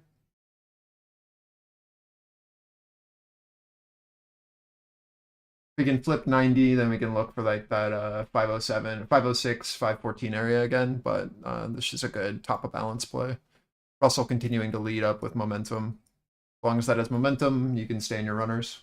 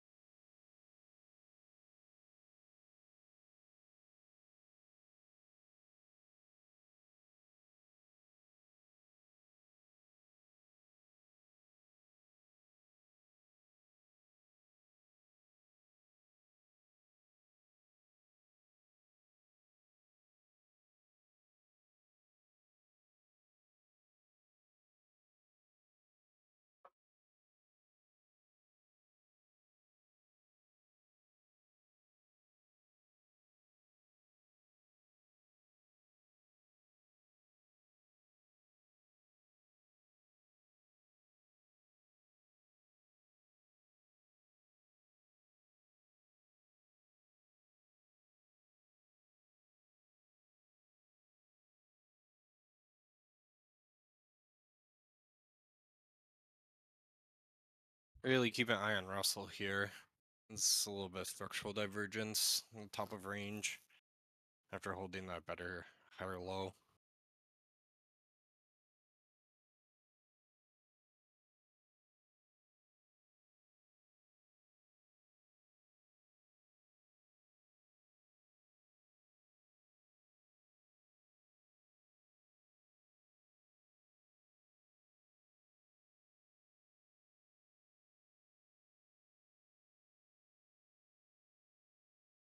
Russell saves me from so many bad trades. Jesus. What would I do without it?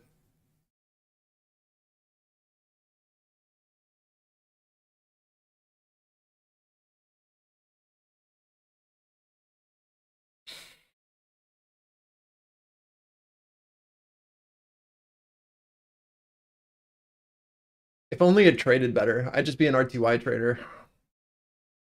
Yeah. Well, that was like post COVID. Do you remember when like Misha Gandalf would be like wake up, short the Russell, go to the golf course. Like that was just the trade. There was no need for actually anything else.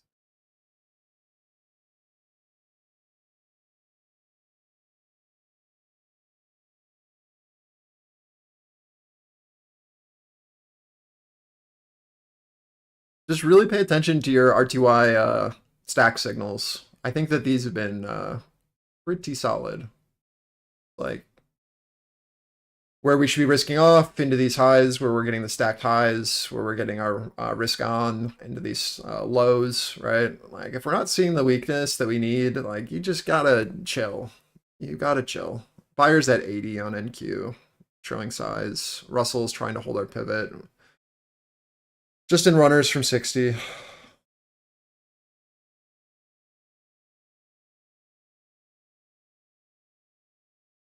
Just like waiting for that weakness on RTY and like the break of our oscillation and that to lead down for NQ moves, and then just playing the secondary move on NQ after we see Russell weakness just saves me from so many garbage trades. So many garbage trades. Like if we don't have this weakness at our lows and we don't see any willingness to show that follow through, like what am I gonna do here if the rest of the market isn't ready to sell? I just can't. We play the reverse.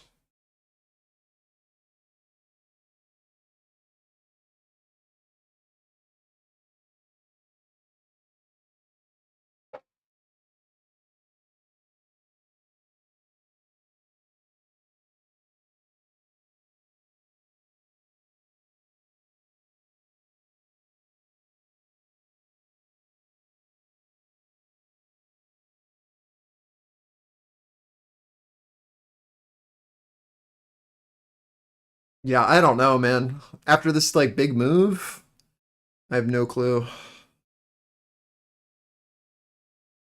I guess profit taking of shorts makes sense, right? And then bids. But what actually happens into close? No clue. But a little relief here makes sense, I guess. Into weekend. I don't know. That's not an edge that I have or follow. But like anecdotally, that makes sense. This is next target into 905, 915. Next balance high. Russell into POC shift here into 38.7. So maybe a potential loss of momentum here if we can't get over, right, into our top. Good area to move stops up.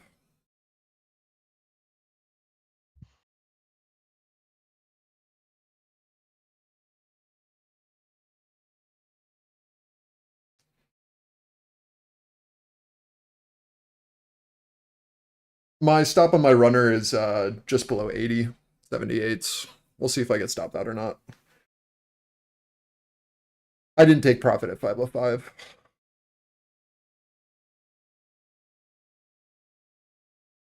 I should have. But we'll see if we can get a continuation here. Just playing with this guy at 80s.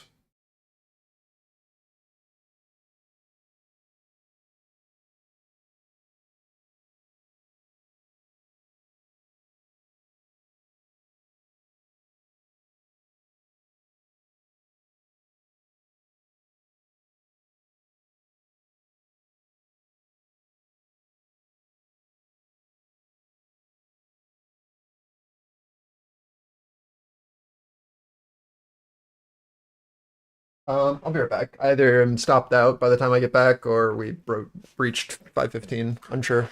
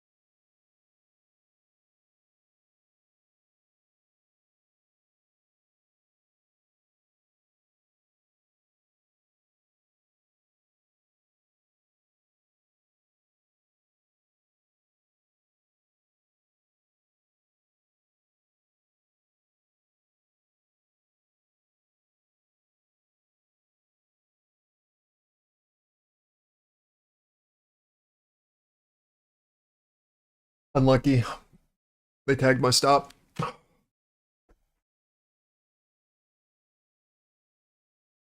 And that is why you risk off into your fucking levels.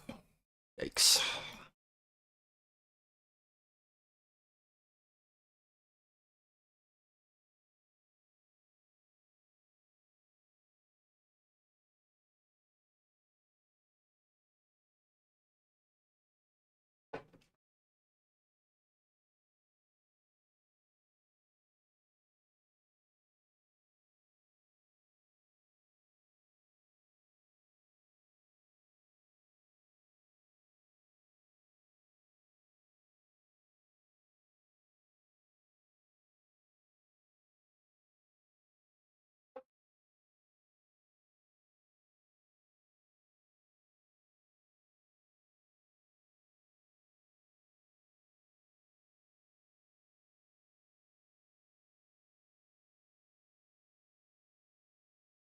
Back to this asshole at 65.70.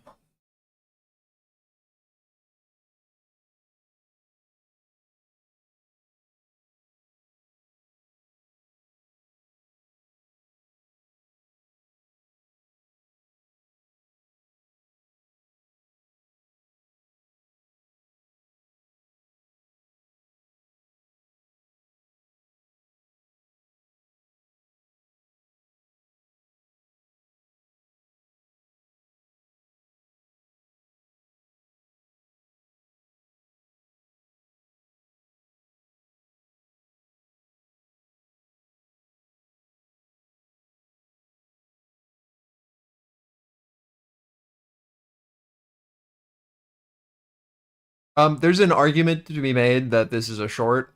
I'm not touching it. Russell's still holding highs, but there's an argument to be made that this is a reoffer and then a continuation down here. But because RTY is holding highs, I'm not doing it. Just keep an eye on our reaction into this zone. See if we hold that 90.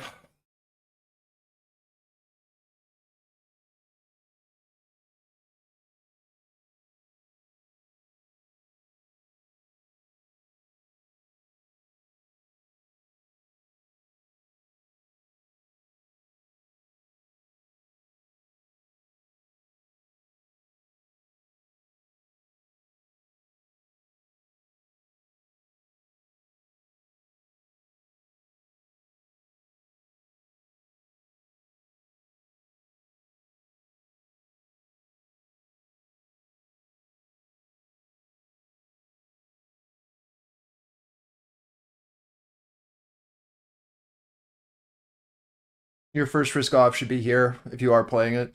Again, I'm not. This is just POC, but always a good first risk off. 65.70, middle of our range. See if we get continuation.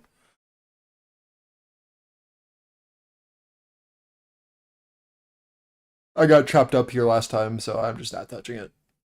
But if you're willing to scalp it, it's fine. Just have to respect our pivots.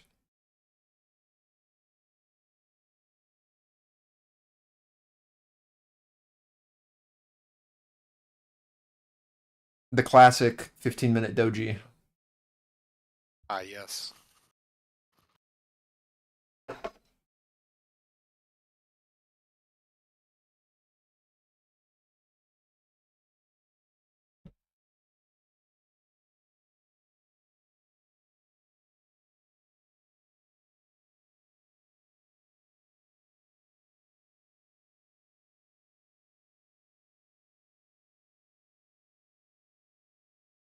$15 seconds, still new 15s.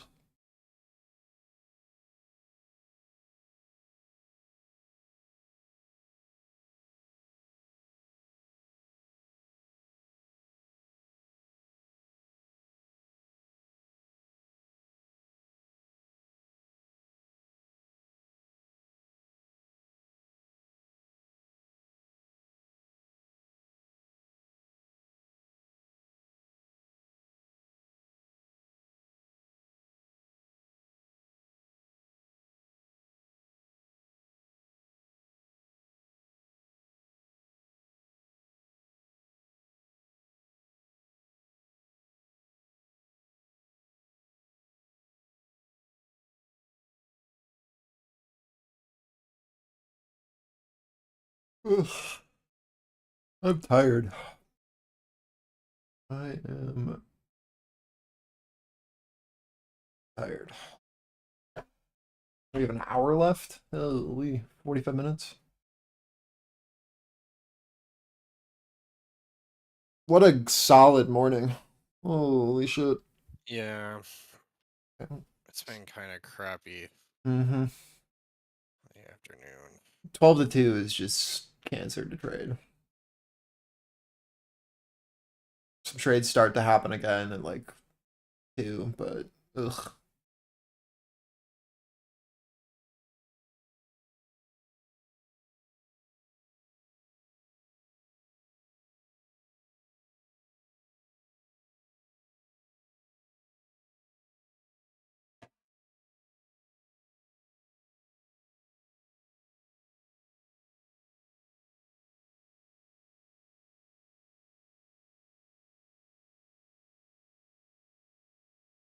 Yeah, you're getting some Russell follow through. Watching our halfway back. Keep an eye on your ES value as well for some potential trap of sellers who try to do it a little preemptively here on our edge instead of the high.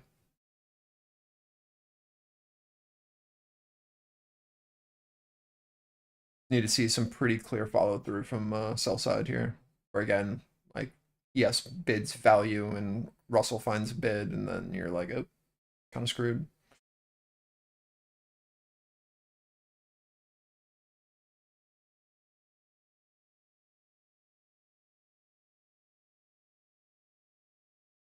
If you are in this short, this is your next risk off. Move stops down.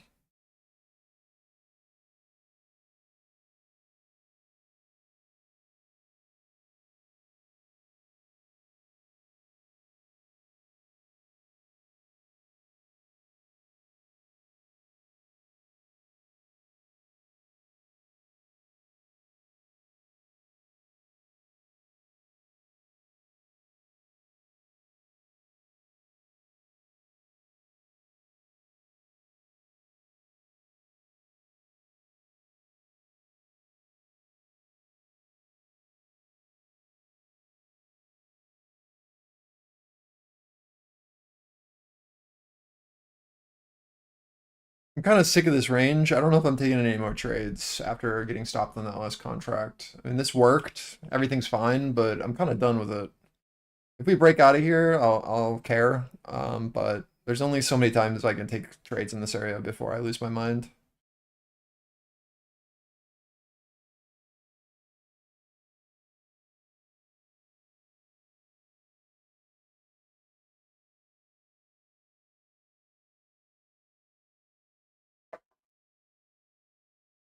How do you determine your stops? Usually they're based off of invalidations of my idea and not a set level. But my stops are usually about 10 points from entry on average. But usually my stops are just like, where was liquidity last? Where would I not want to see bids step in? And then it's just playing around that. So like, for example, you'll notice that most of my zones are around 10 points. That's because I'm basically always setting my stops just a bit higher. And I'm looking for this to be, right, like this would have been my stop if I was playing this area. Into every attempt so far, I've been playing off of 91 as my stop. And then I've just been playing that down. That was for the last 3 rotations. So, but again, like they're not some like arbitrary number. It's usually based off of what I'm looking at on action. I don't like fixed stop size. But I try not to put more. I try to enter trades with 10 points of risk. If I feel like we're gonna chop and there's a high likelihood that I'm gonna get stopped out in my entry, then I just don't enter. The whole reason we can have tighter stops and we can kind of play around these is because we have a catalyst beforehand, right? That's what I keep preaching today. It's like we're waiting for someone to go off sides, and then we are looking for our levels to be very reactionary.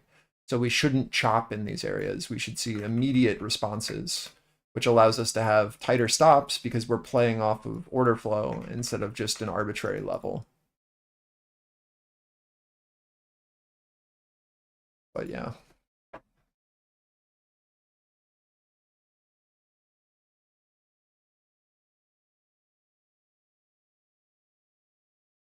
So like that trade that I just, or that's what I just posted. Here, let me Control Z. You see what I mean? How this is, how reactionary these are. Just 10 points. Like the level holds or it doesn't. Like the idea is that we're trading through balance and that we're maintaining a lower highs. So you can have very tight stops here because we are expecting it to reoffer and go down off of the failure because this guy is trapped. So as soon as we have that as our logic and we have a trade idea with that in mind, right? Expecting these rotations makes a lot of sense.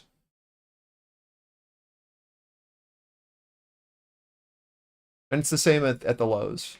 When we see this, where this guy is failing at our lows, I'm now putting my stop here, and I'm playing off of this bid here at 60s. The same, where I'm looking for the look back in, and then I'm playing this up for continuation, because we have this guy's who's offsides. So I'm playing with the understanding that what I'm looking for is for a bid to maintain here for this rotation up off of this failure at our lows. But again, it's not arbitrary. It's usually, my zones are usually around 10 points. But here, like this, you're not in the Discord, so you can't see this, but this is the last trade I was in. Right, and this is just based off of what I just said, which is seeing this failure and then playing the bid with my stop below, and then playing it up to our zone. Right, which is just our top zone. So playing it from auction low to auction high.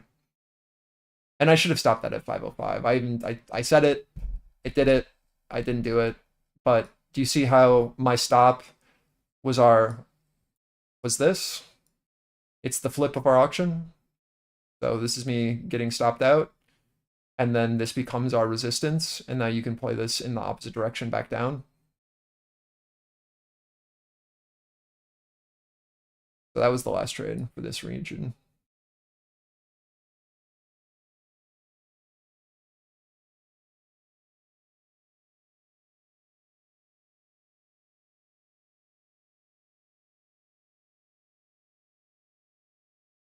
And here's an example of what I was talking about for the flip, right? So this was me trying a short into our 80 to 90. That's what this box is. Me getting stopped out at 91, like I just said, where I usually put my stop. So getting stopped out and then immediately going long for the rotation up to 515, 514, right? So playing that long because my short idea invalidated and then the bid stepped in. So I'll play with the bid and play into our next area of supply. So usually, again, 10 points. I'm just posting all of the things that I've put into Discord today.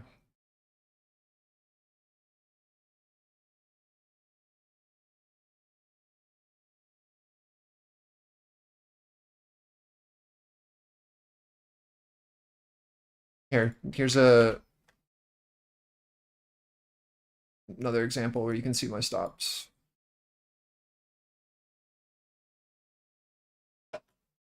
So like my runner stop was here into our pivot, right? But most of it, it's after I've taken profit, that just goes to a break-even stop usually. After we've taken off risk. And then I just let the trade play level to level. Or value to value is a better way to put it than level to level.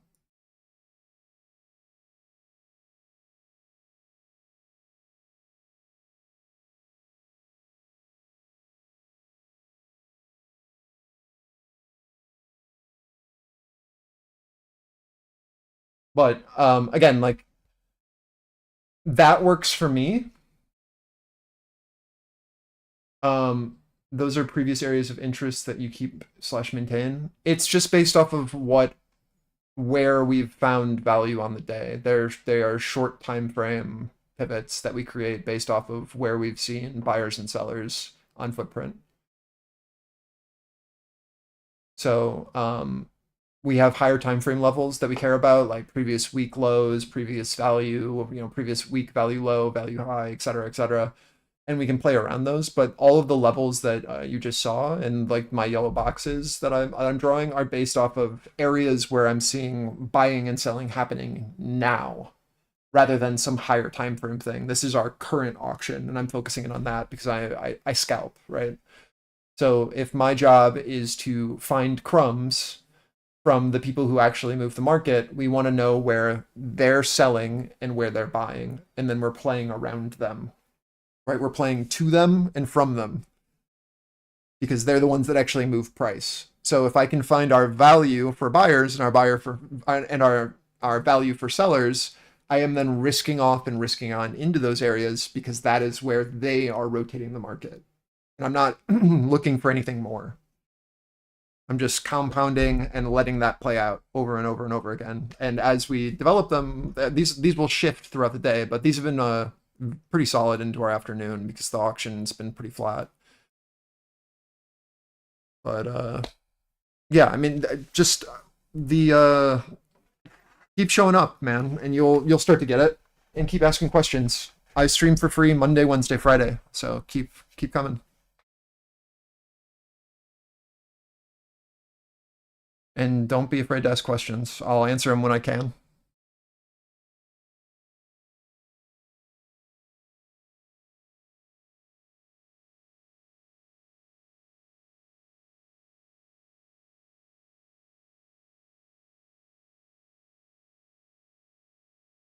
Yes, exactly, Kyles.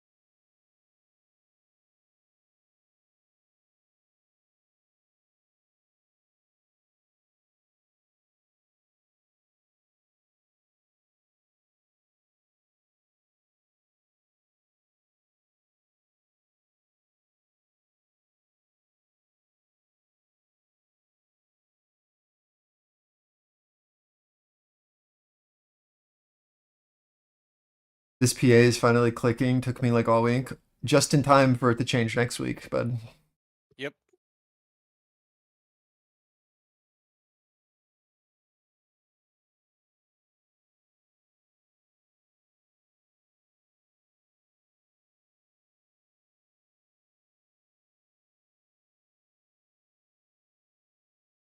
$50 till new 15s.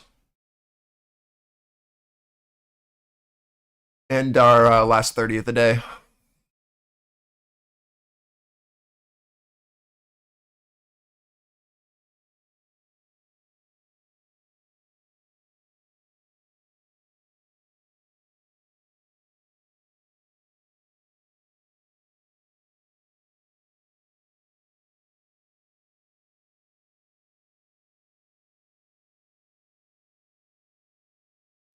Yeah, I think a lot of people were.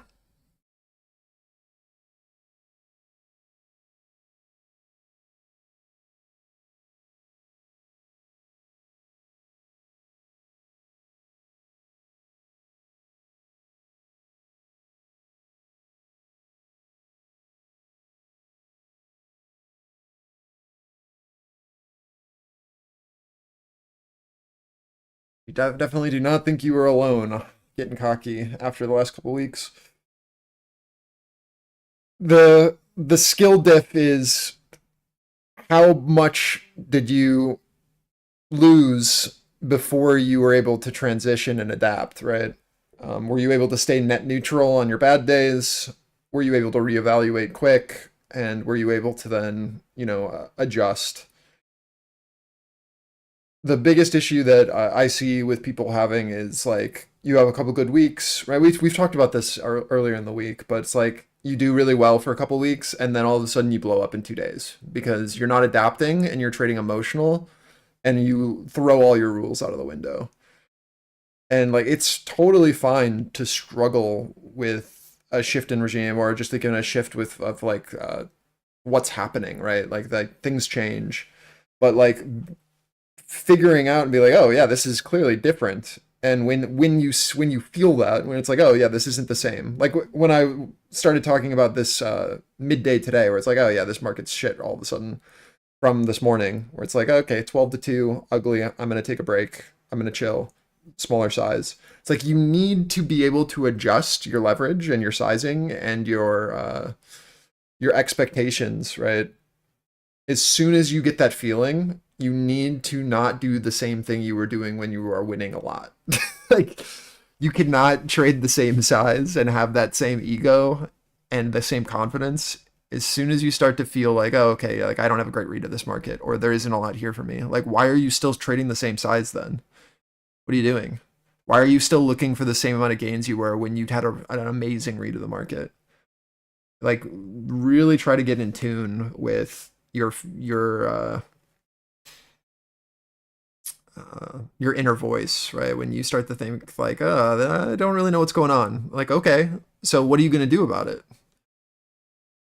A lot of people feel that way, and then they're like, you know what I'm going to do? I'm going to force trades until it works, instead of like, I'm going to take a step back until I'm more comfortable, right? Like, it's a weird thing that we try to do where it's like we try to force our ego into the trade and add more size instead of less size because we are so adamant that we want to be right, that we are right, and the market's wrong. And it's like, this is how you blow up in 2 days after having a month of profits, right? Because you're forcing shit, trying to make your thesis play out. And it's just like, dude, just take a step back if it doesn't feel right. Your goal is to be net neutral on those days or slightly positive, right? Until you have a better read. And then once you have a better read, then you can start adding size again.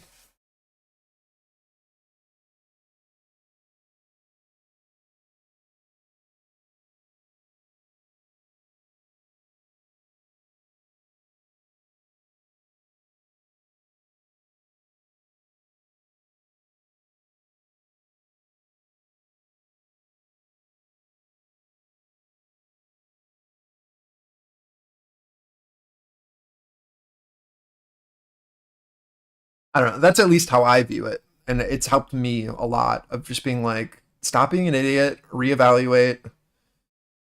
Like, just, like, what are we doing here?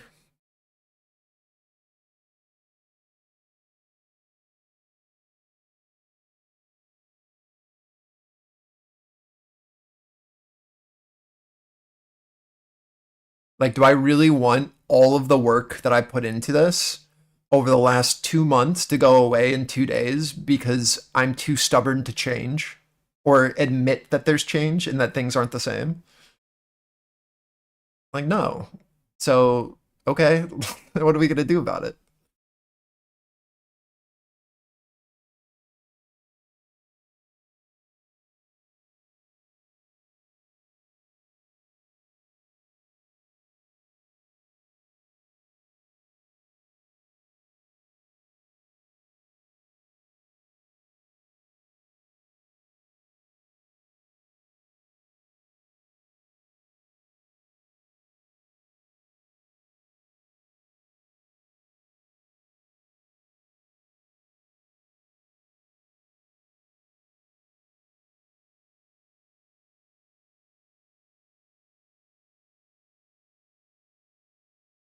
This is our full Russell rotation.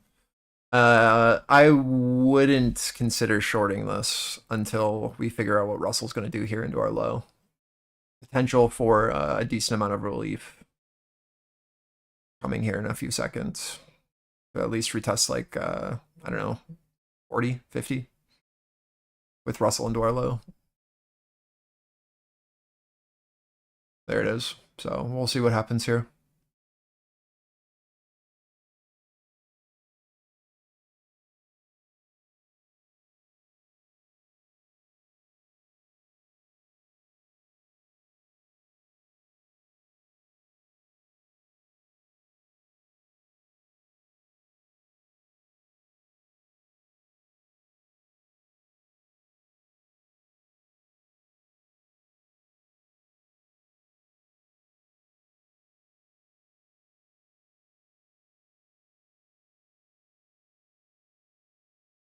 As Sig was talking there, that secondary look under 20 on ES was a lot of volume again on both sides.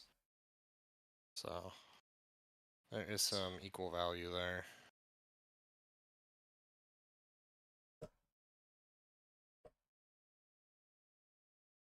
Offer at 40, no change, just that relief we were talking about. Keeping an eye on Russell. Got that buy signal unstacked on RTY into the low, which gave me a little idea that we might pop for a second. Watching to see if we make a higher low here for one more leg up, or if offer can actually accelerate down. Need to see below 25 for anything more.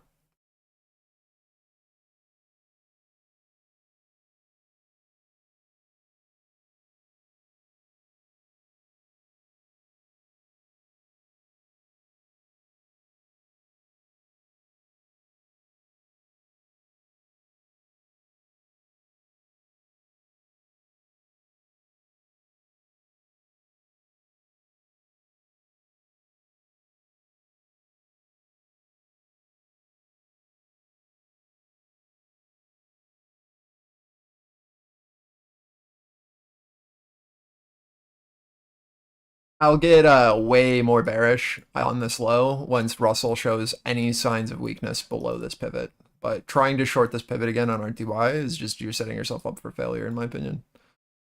Where we reversed last time, right? So just watch our offer here into this 40 to 50, see if we can do anything with it, and if sell side can step us down with RTY following.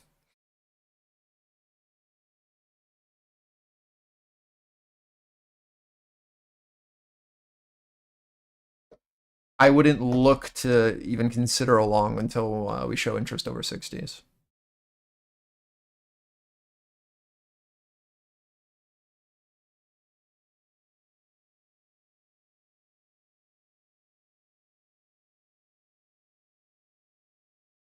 All that you're looking to see here right now is the offer able to absorb the bid into this retest of our bottom of balance, right? If they are, right, then we'll look for a breach of these lower highs and then acceleration below and then continuation. If we can pop above, we'll look for this to be our bid, and then we can do our rotation back through our range, just like we did on this last failure.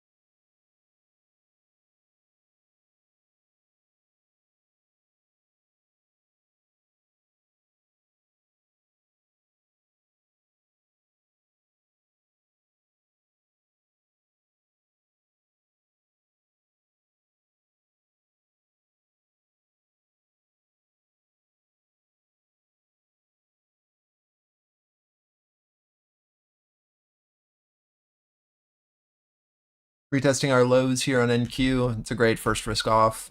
You need to see that step below 25s for anything more.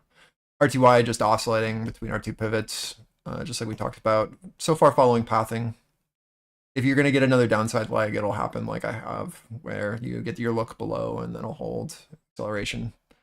Until then, again, there's just no great long trade until you show interest back over our, and recovery of our balance over 60s. Gotta risk off at deer low until then.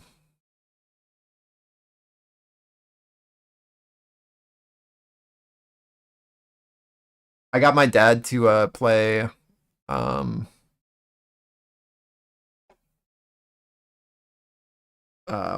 what's that game called that you guys were playing? The medieval one? Oh, Kingdom Come? Yeah, I got him to Does finally. he like it? Yeah, he said it's the hardest game he's ever played. And he's played like That's every Dark probably Souls. accurate. He said it's way harder than any Dark Souls game he's ever played. For a different reason. Yeah. I would say the learning curve is steeper, but I don't think it's harder. He's like, I tried to be good and it was impossible, and the only way that I could get a leg up is by killing someone and being evil. It's like I couldn't. Like, Kind of. Well, yeah. people are just so used in, well, you're so used in games that the idea is that like you're like the hero and like the greatest thing ever. When in that game you have to like realistically like be a peasant. Yeah, you're just like a guy. So you know what I mean? So like people are like, why can't I just one hit everything? And it's like, well, because you're a peasant. But he loves it. He said it's the best game he's played in a very long time.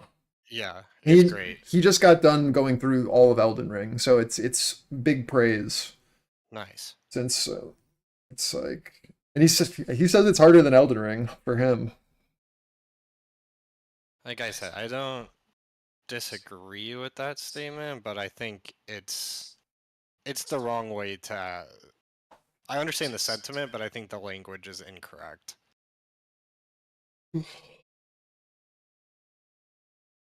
Even the first Kingdom Come is way harder than the second one. That's crazy. Is it harder like Dark Souls 2 is harder because it's janky? Or is it harder because like the mechanics are actually difficult? The mechanics. Okay. Because in the second one, you have all of the skills that you gained in the first one. Because it's a continuation, right? Like of your life. So like learning, you can't even like actually pick up a sword in the first one. Because you don't know how to use a sword. Yeah, got Until it. like a third of the way through the story.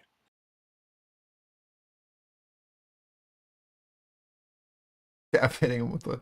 I mean, it's like it's anecdotal. Like if it's harder for him, it's harder for him. But I get where he's coming from. But my dad's got like boomer brain, right? So like all of like the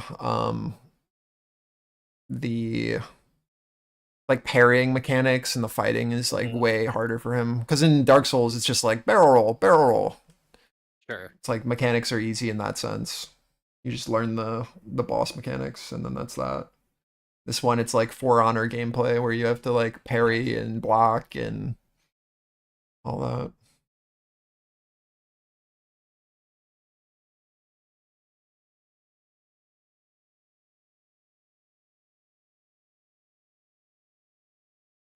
I don't have a setup for ES for footprint. On preview, I just use like the 15-minute. Or you want like the ticks per row and stuff? I'm guessing I can look. But I just use Tradeovate really for it's just a trading type Sparrow. So if you go up, it's instead of like regular candles, it's just a chart type. If you look on my stream right now, you can see. It's just called volume footprint.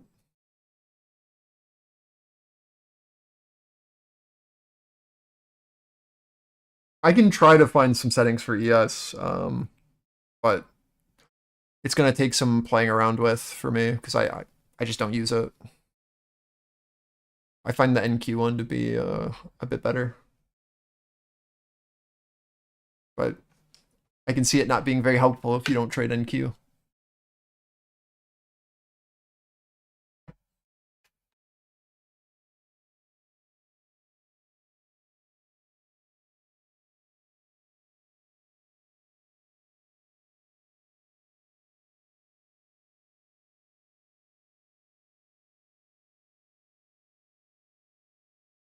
Maybe next week I'll only trade ES. And then we'll try to figure it out together.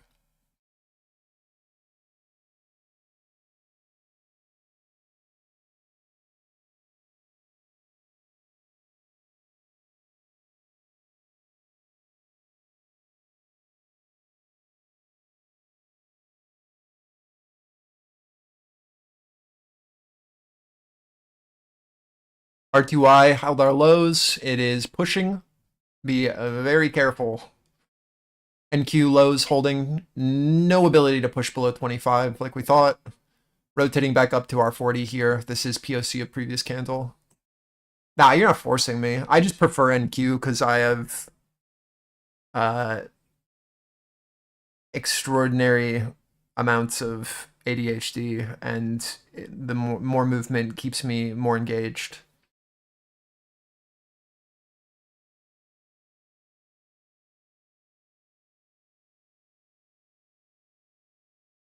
What? It's a chart type in the setting. Yeah. So in the top, Here, let me- next to your time frames, do you see where you can like change your candle type? It's up here. Next to your time frames.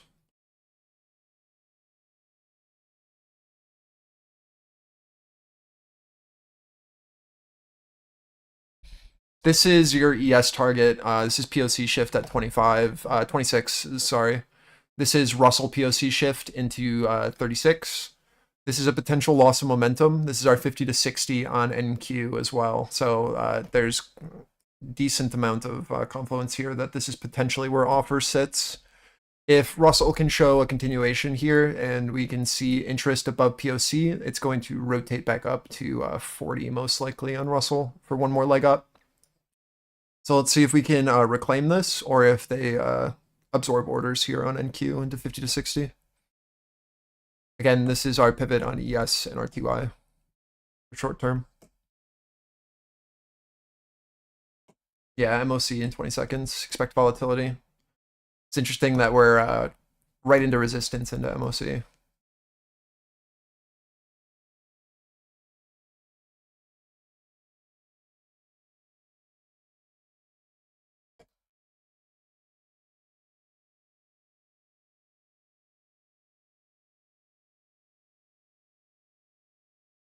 Is the bot down? What's going on?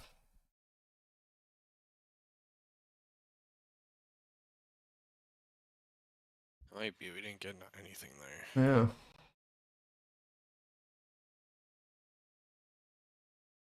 Unlucky.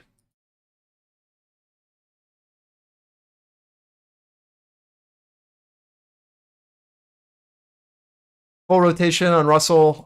Found resistance into our highs again. Watching to see how we interact here into our mid pivot. See if we get a higher low.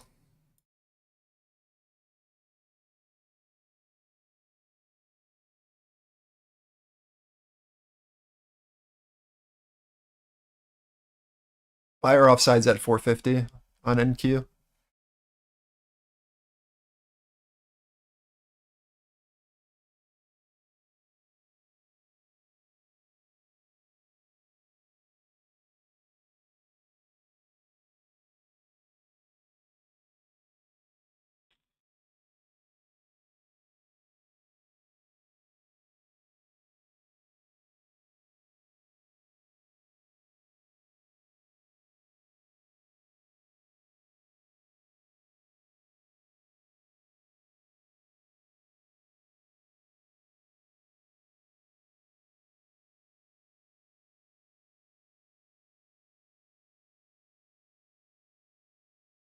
Retesting our 450.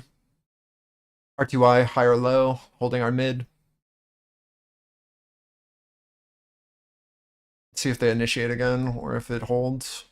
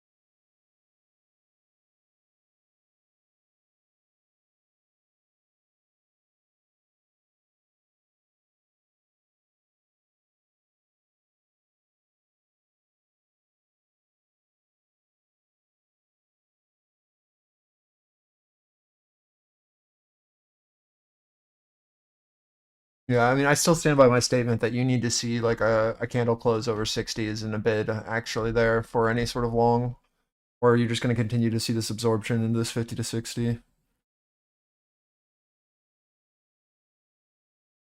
But you got to show interest back into our balance.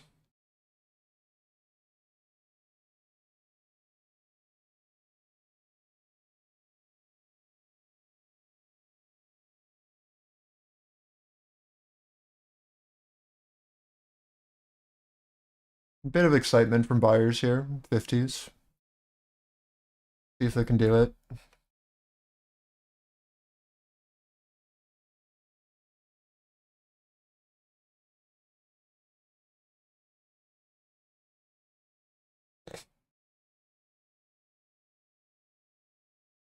Huge.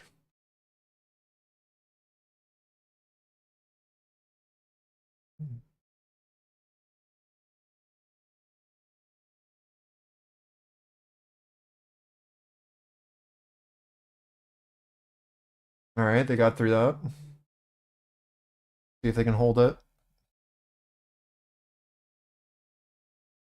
Russell retesting highs again.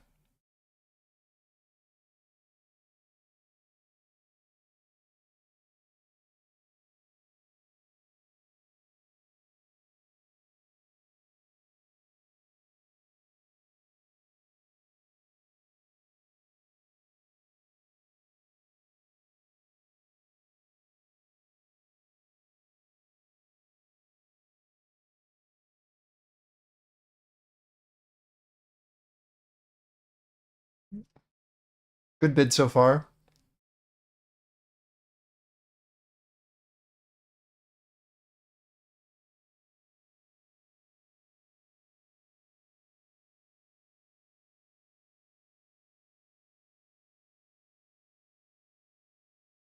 Should be our first risk off if you're playing off the retest at 60 into 80, 20 points. See if we can go higher.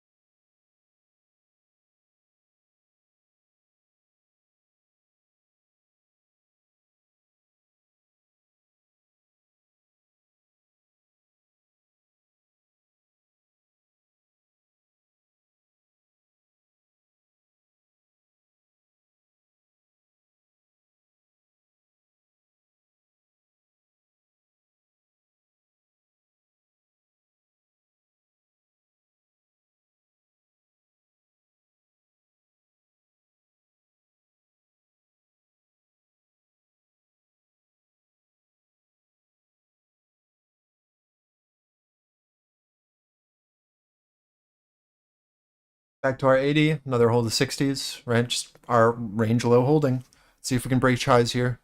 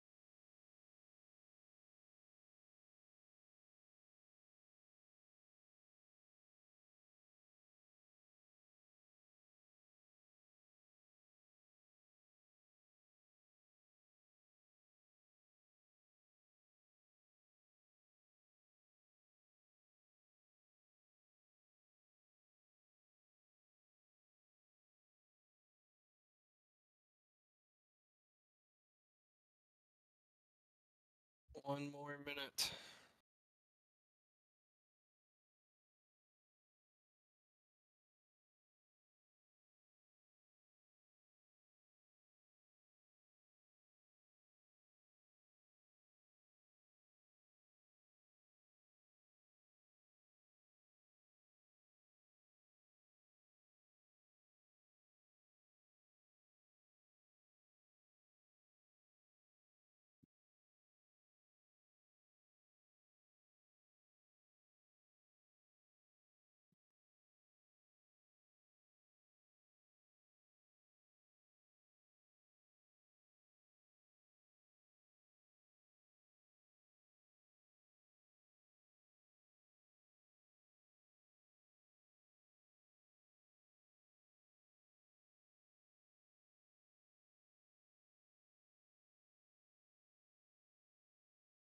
Let's close.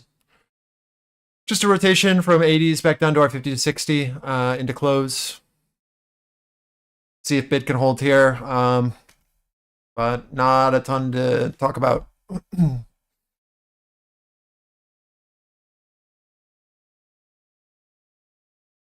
Hopefully it's clear that on this idea of the look and hold of this level instead of a look into for the actual idea of a long, right? This is sell side until proven otherwise. Once we show interest above and we can retest, then it's just a range trade.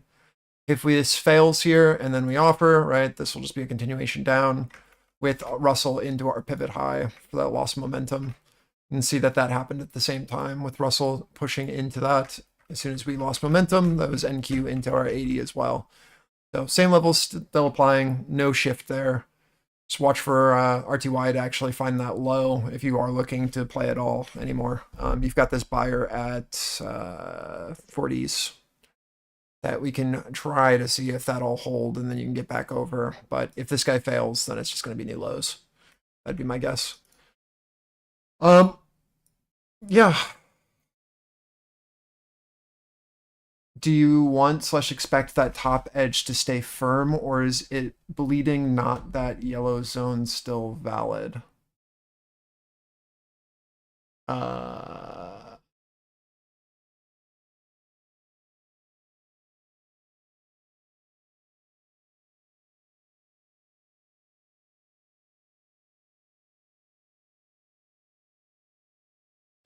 think it's do you remember yesterday, or maybe it was 2 days ago, where we talked about how 50s is fine, but you need to see the recovery, or it's going to be that lower high where we trap and then continue downward? Do you remember that when we had that discussion where it's like, it's fine to look for a buyer here, but then we got to see that look above, or it's just going to be the lower high for, yeah, that's that 50 level, right? Because we know that a seller is initiated above, and we know that there's an idea, there's there's a buyer here in this 50 to 60, but initiative needs to then step over for continuation. So like I'd like to see them hold, but you have to expect that offer is going to try to be sitting there at that 60.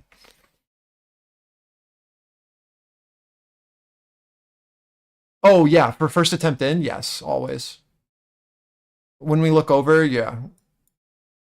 Yes.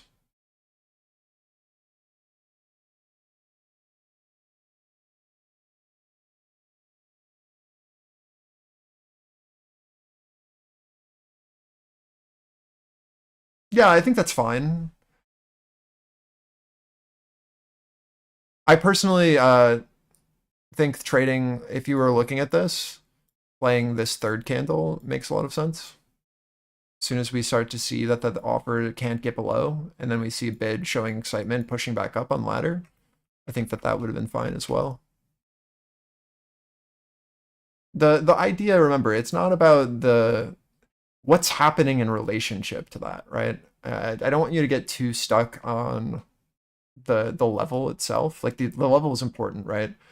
But what's happening as this, like what's happening with RTY here? Are we able to maintain once we start to see that bid step in, right? Like what actually happens for our sequence to play, right? So like if Russell is still holding our pivot and then we start to see that bid step in on RTY with NQ holding our level, it's like, okay, there's no reason to not have that risk of 10 points, right? Because we're still maintaining the areas that we need to for this trade to play.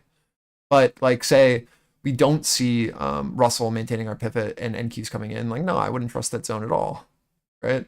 Like it just doesn't make sense.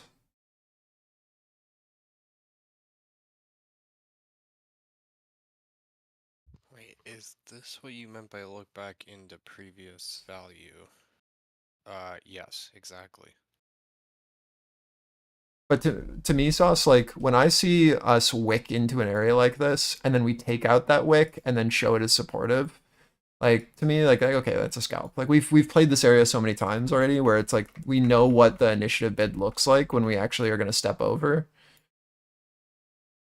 Just like here as well, right? Like this is we're watching for that to actually step over and then just play the rotation through. And let's see if we can find what Russell looked like at this time while we were down here. Flat, right? And then popping. So Russell actually is able to breach out of this tight range, and we see an active bid with NQ stepping up over 60s with a trap seller below. So it's like, oh, okay, there's something there.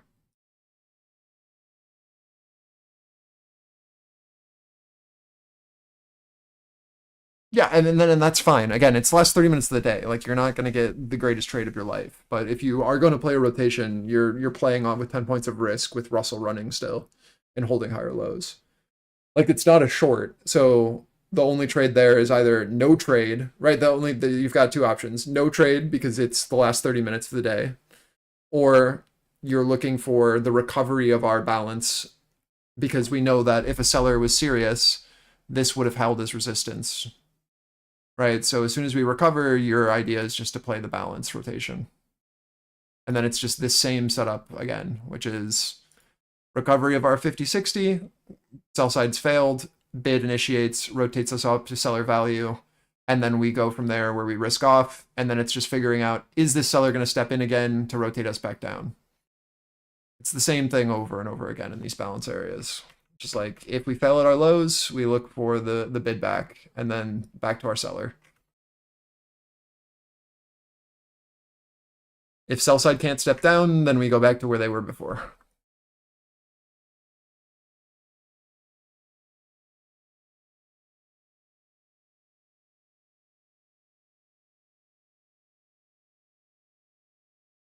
Later motivation. How do I say your name? Is it Satri? Satri? Satri? Regardless, later, man. Good to have you on the stream.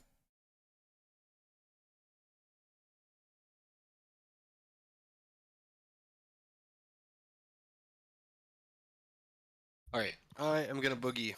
Enjoy your guys' weekend. Peace. Adios. You guys have any final questions, thoughts, concerns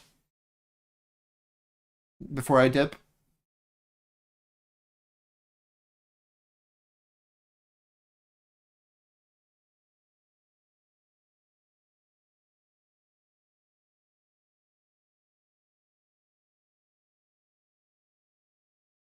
All right.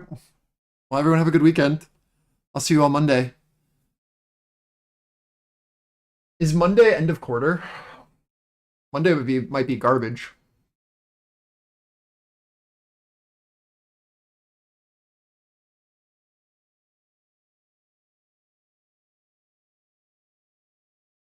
We'll see. I think it might be end of quarter.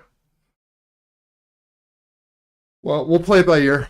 I'll be here regardless. If it's garbage, it's garbage. Yeah, Monday's end of quarter. Yikes. Yeah, I mean, a lot of it happened today, I'm assuming, but yeah, you'll have more into Monday for sure. All right. Goodbye, everyone. If you have any more questions or want to talk about anything, just DM me. You know the drill.